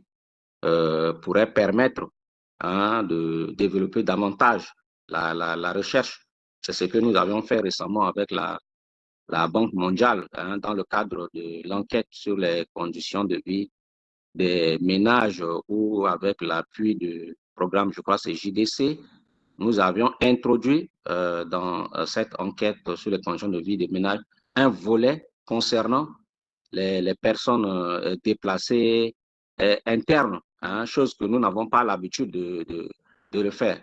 Et en faisant cette recherche, nos capacités aussi se sont améliorées en matière de méthodologie, de collecte de données auprès de ces structures. Je rappelle que en ce qui concerne l'Institut, nous avions réalisé une enquête sur les personnes déplacées en 2007. Et ce n'est qu'en 2021 que nous avons réalisé la seconde étude où véritablement nous avions parlé des personnes déplacées internes. Donc, il se pose aussi un problème de financement, un problème d'implication des instituts nationaux de statistiques et pourquoi pas des instituts universitaires pour vraiment améliorer les capacités en matière de recherche sur le déplacement forcé. Je vous remercie. Thank you very much. We hope we'll be able to hear again from you again, also as well in future events. We're moving toward the end of this panel. I would like to signal that, again, there are very interesting questions in the chat. There is one directly for you, Ninette, in case you want to reply in the chat, or we can also take it later in, offline. You will be able to reply in writing to our guests. There are very important remarks in the chat in terms of what. Thank you, sir. Thanks. In case of what happens when. Merci. Merci à vous encore, monsieur. What happens when there are policy failures that might be maybe due to research not being effective in terms of policy not following some research indications, as in the case highlighted in the question. These are maybe elements that we can reflect upon during these days, and maybe we can come back to them in our final reflection on the last day. We've heard from our panelists the point of views at the global and the local level, and therefore I'm very happy that we are able to close this panel with our last guest, who is Sajad Malik. Sajad, who I see now on screen. Hello, Sajad. Welcome. Is the director of the Division of Resilience and Solution at UNHCR. Sajad has a long career in UNHCR. He has worked for many years in the field. He's been in a number of different countries, spanning from Pakistan to Ethiopia. I won't name them all because it would take me too long. He's been the UNHCR representative in Syria. So he's been very, very close to the field and to operations. But right now, as I said, he's the director of this division, which is a division in which the role of research and the socioeconomic analysis is becoming more and more important. So Sajad, I would like to invite you to close our session, giving us your reflection on what you've heard, but also on how research is informing the work of DRS.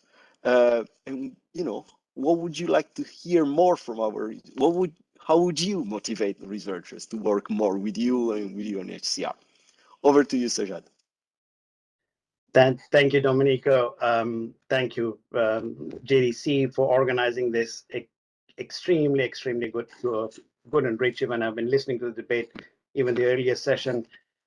And in this particular one, to hear Carolina and then my colleague Ninette, who was in my neighborhood when I was in Syria, maybe a little bit later than Syria and Lebanon, looking at the whole situation of the Syria crisis, and having Xavier on this call again. We've worked so hard in setting up the Joint Data Center. I think it's extremely rich panel. Then to hear Sarah and then Mr. Ali from Central African Republic, where the work is going on. I would just quickly highlight a few points. I think it's been extremely rich discussion. I would not even like to make an effort to attempt or make an attempt to even bring these things together, because I think the recording will itself show how rich the inputs have been by this panel on that one. But just to highlight that by mid-2021, we had 84 million people displaced. And this number had gone up from 82.4 million by the end of 2020. So within 6 months, the number has gone up. So there are lots of old and new questions around this displacement. There are frontier issues that are emerging. And in the refugee situation, nearly 70% of the refugees are living in protracted situations, which is an average 23 years. So the displacement, once it takes place, it becomes really very protracted. Ninette has highlighted from operational perspective that I've been out in the field in situations as manager that I wish I had more research. I wish I had more data. I wish I had more analysis available. It's not that it was not available sometimes, it was available, but I think the operational relevance to bring that information, that knowledge to the fore has become quite a big challenge. And I think we've picked it up with the Joint Data Center. Carolina highlighted the knowledge producers, the knowledge consumers, the contributors. But I think the important one, which we are missing quite a bit and can come out quite strongly, is the translators. There's a lot of data out there, a lot of research out there. How do we translate that into practical advice for senior managers, for policymakers, government, and the others? But let me just quickly come back to how UNHCR is transforming. I think with the introduction of the Joint Data Center, the work with the World Bank, a real game changer in forced displacement in that sense. Research is now becoming very much a central piece of discussions. Just a few examples, and you've heard some colleagues advise me to highlight this because these are important that we look at this. For example, in Kenya, the comparable poverty data with the World Bank that we've done has helped translate some of the discussions in Kenya. We are moving in the direction where camps are being looked at, not at camps anymore, but looking at transforming some of these camps into villages that can be integrated into the national systems. In Brazil, there was a study done on which had become basically a foundation for dialogue with the government in Brazil.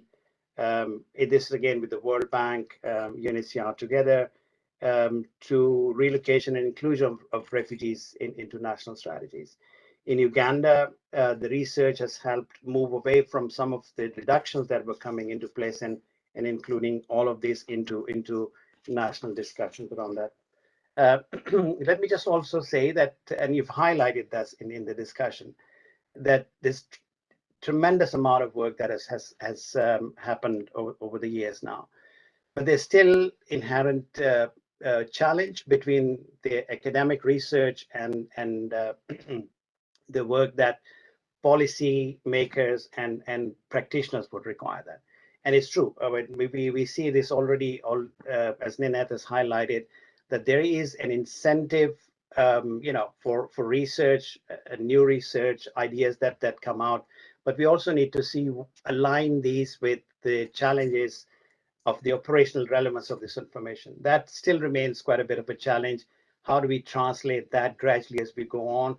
And my colleagues at the Joint Data Center hear us all the time from our UNHCR managers, the operational relevance of the discussion. Even the World Bank colleagues in the field look at it and say, we need to have some work that can have discussions at the policy level, at the national institutes that, for example, the statistic departments are looking at it to have more operational engagement around that. There are also other challenges that are there. I think on the methodological side, there's more discussions is helping us refine that discussion a little bit. I think we need to continue moving in that direction to make sure that the approaches that we are introducing are very much in line with what are the requirements in most of these operations are. I think some very good pieces are emerging, which are changing the policy debate in many of these refugee hosting countries, which is a good sign to have. Now, in terms of areas where we feel that there is some gap still there, Ninette highlighted statelessness. I think this is an area where in a number of countries, Lebanon is one, which is highlighted, but there are many of other situations where work around statelessness would help a greatly. What we also see is a gap on the linkage of mental health and employment related areas. Again, we have seen that the research around other areas are taking place, but this would be something that is a gap that we see. Longitudinal studies, research, I think that is also, we feel that it's important that we remain more and more engaged on that. That is helping in a number of areas. 4 longitudinal panels, one in Bangladesh, in Colombia, we have Kenya and Jordan. This is showing a different trend. So it's more of 3 to 5 years work that is going on. So we see over a period of time how these studies are helping us understand the challenges better and then engage governments in policy and also transform some of our programs around that. Carolina highlighted the high frequency phone surveys. We benefited a great deal from that, Carolina. World Bank, huge support by including refugees on these high frequency surveys. The data that is emerging, which is now being used, thanks also to the Joint Data Center, helping us translate that data, which we are sharing with our managers in different operations, and then engaging with our national interlocutors, but also our donors in that sense to say to bring some comparative analysis. Yes, these are people who are not citizens, their needs are different. If they're statistically invisible, they can also be not included in national programs. So how do we bring them to the fore by engaging them in including them in national statistics, and then arguing a case not only that they're vulnerable, but they also have legal vulnerability, that they're not the citizens. So I think we've done quite a bit around those areas. I would just borrow some words from Carolina's intervention, but I think we see also glass as half full. I think we have done quite a lot of work, but there's also a lot of research available out there that need to be translated into work that can translate this research, this analysis into material for policymakers to then have that discussion around that. So available research, but also new research. We would like to look at some of the frontier issues, which often are not looked into or are not researched enough.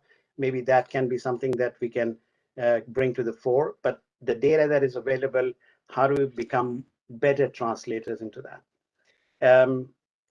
There's been substantial amount of work that has gone into that, so there's momentum. I think what I've seen in UNHCR amongst my colleagues, I've spent with like Ninette a number of years in the organization, but I think the transformation that is taking place now on data and research and utility of it, I've not seen that in the past. I think since over the last few years with the support of the World Bank, it is becoming a debate that, yes, we can go and do advocacy and we can talk about it, we can argue their case, but if we do have data and evidence with us, we can have more substantive discussion and get more impact on that. And that is beginning to instill in the organization. The other thing that I would highlight here is that we are also changing the face of our workforce. We are reskilling, reprofiling, which is based on this the data that is coming and the evidence that is emerging. We are now have not as many as we would like it to be, but we have economists in our teams now, which are not at the center in my division, but also more importantly out in the field, who are looking at this, helping us understand this, making our case from forced displacement point of view. But there also a new category of staff that we have introduced, which we now call development officers. They are outposted in the field to draw lessons from these work that is going on and support our senior managers in that sense. This is just to show that all of this is helping us transform internally also in UNHCR, and the support that we're getting from the Joint Data Center, apart from this research conference, which is a huge benefit for us to see how we take this work forward, but also transforming UNHCR internally on that. We have done a lot. I think we need to maintain the momentum. We need to continue pushing in that direction. And as much as this research from the academic point of view is required and necessary, I think equally important is that we translate that for the policymakers, and that work will continue to happen. Thanks again, Domenico. Wonderful. And I just got absorbed in the panel's interventions that I completely forgot about the messages that I had to convey. But I think it was very rich discussion. And thank you again. And back to you, Domenico. Thank you very much, Sajjad. If you got lost, we didn't notice. It was very clear. I am aware of the time, so I think I'm going to bring this to an end. I just would like to say that, when we thought about this panel, the idea was really to try not only to connect researchers and practitioners, but also to provide a platform for researchers to observe what kind of elements can be useful for them to better integrate their work within policy and programming. I believe we've offered several of these elements. We could have gone ahead for a long time discussing more of these elements. And so I would be tempted to conclude this session by saying to be continued, following also the indication of Ninette. I would really like to thank all of you, of course, our panelists, our speakers, our audience. I know it's late, but you are still here, and this is great. I conclude for the panel here. I thank you all and inviting you to come back to the conference tomorrow. We will start again 8 a.m. East or 2 p.m. in Central European time. Thank you all and see you tomorrow. Bye. Bye, and thank you all. Au revoir. Au revoir. Thank you all. Au revoir. Au revoir, messieurs. Merci beaucoup encore. Merci.